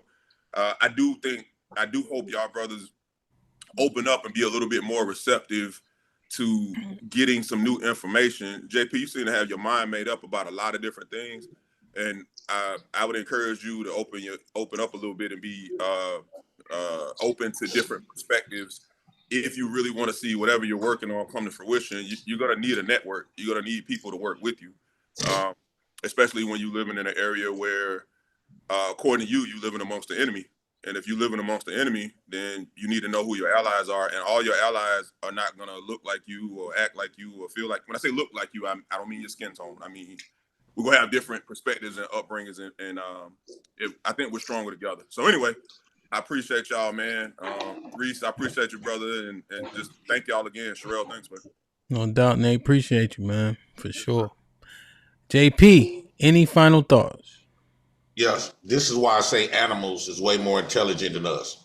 Because a zebra will never run up to a lion looking for direction or asking them to lead them out of ignorance to protect them, right? They known enemies. When they see a lion, they go run it because they understand that this lion don't have their best interest at all. But when it comes to black people, we walk right up to our enemy, which is the lion, and need them for direction, need them for all this other type of stuff, and that's a problem. Yeah, you can sit up here and point out what we don't have right now. Yeah, but the start that we need right now is to understand that the way we've been living, all of this money stuff is not going to give us the position of a man that, or black people in general, that we actually need. We don't need money. We don't need their Jesus. We don't need none of that. We don't need none of that. Right? So to land with this, I think that I'll just leave it like that. Okay. I'm Jay Prince, president of United Negro Nation of the Black House, and I approve this message. Good night, ladies and gentlemen. Yeah, I can't wait to talk to you again, bro. Me and you gonna chat again in the future. Reese, any final thoughts? This was cool. You know, another good convo, another good build. You know, kind of went different places. I really was confused half the time, but you know, good conversation. Jesus Christ, yeah, JP is a character, man. I like it. Sherelle.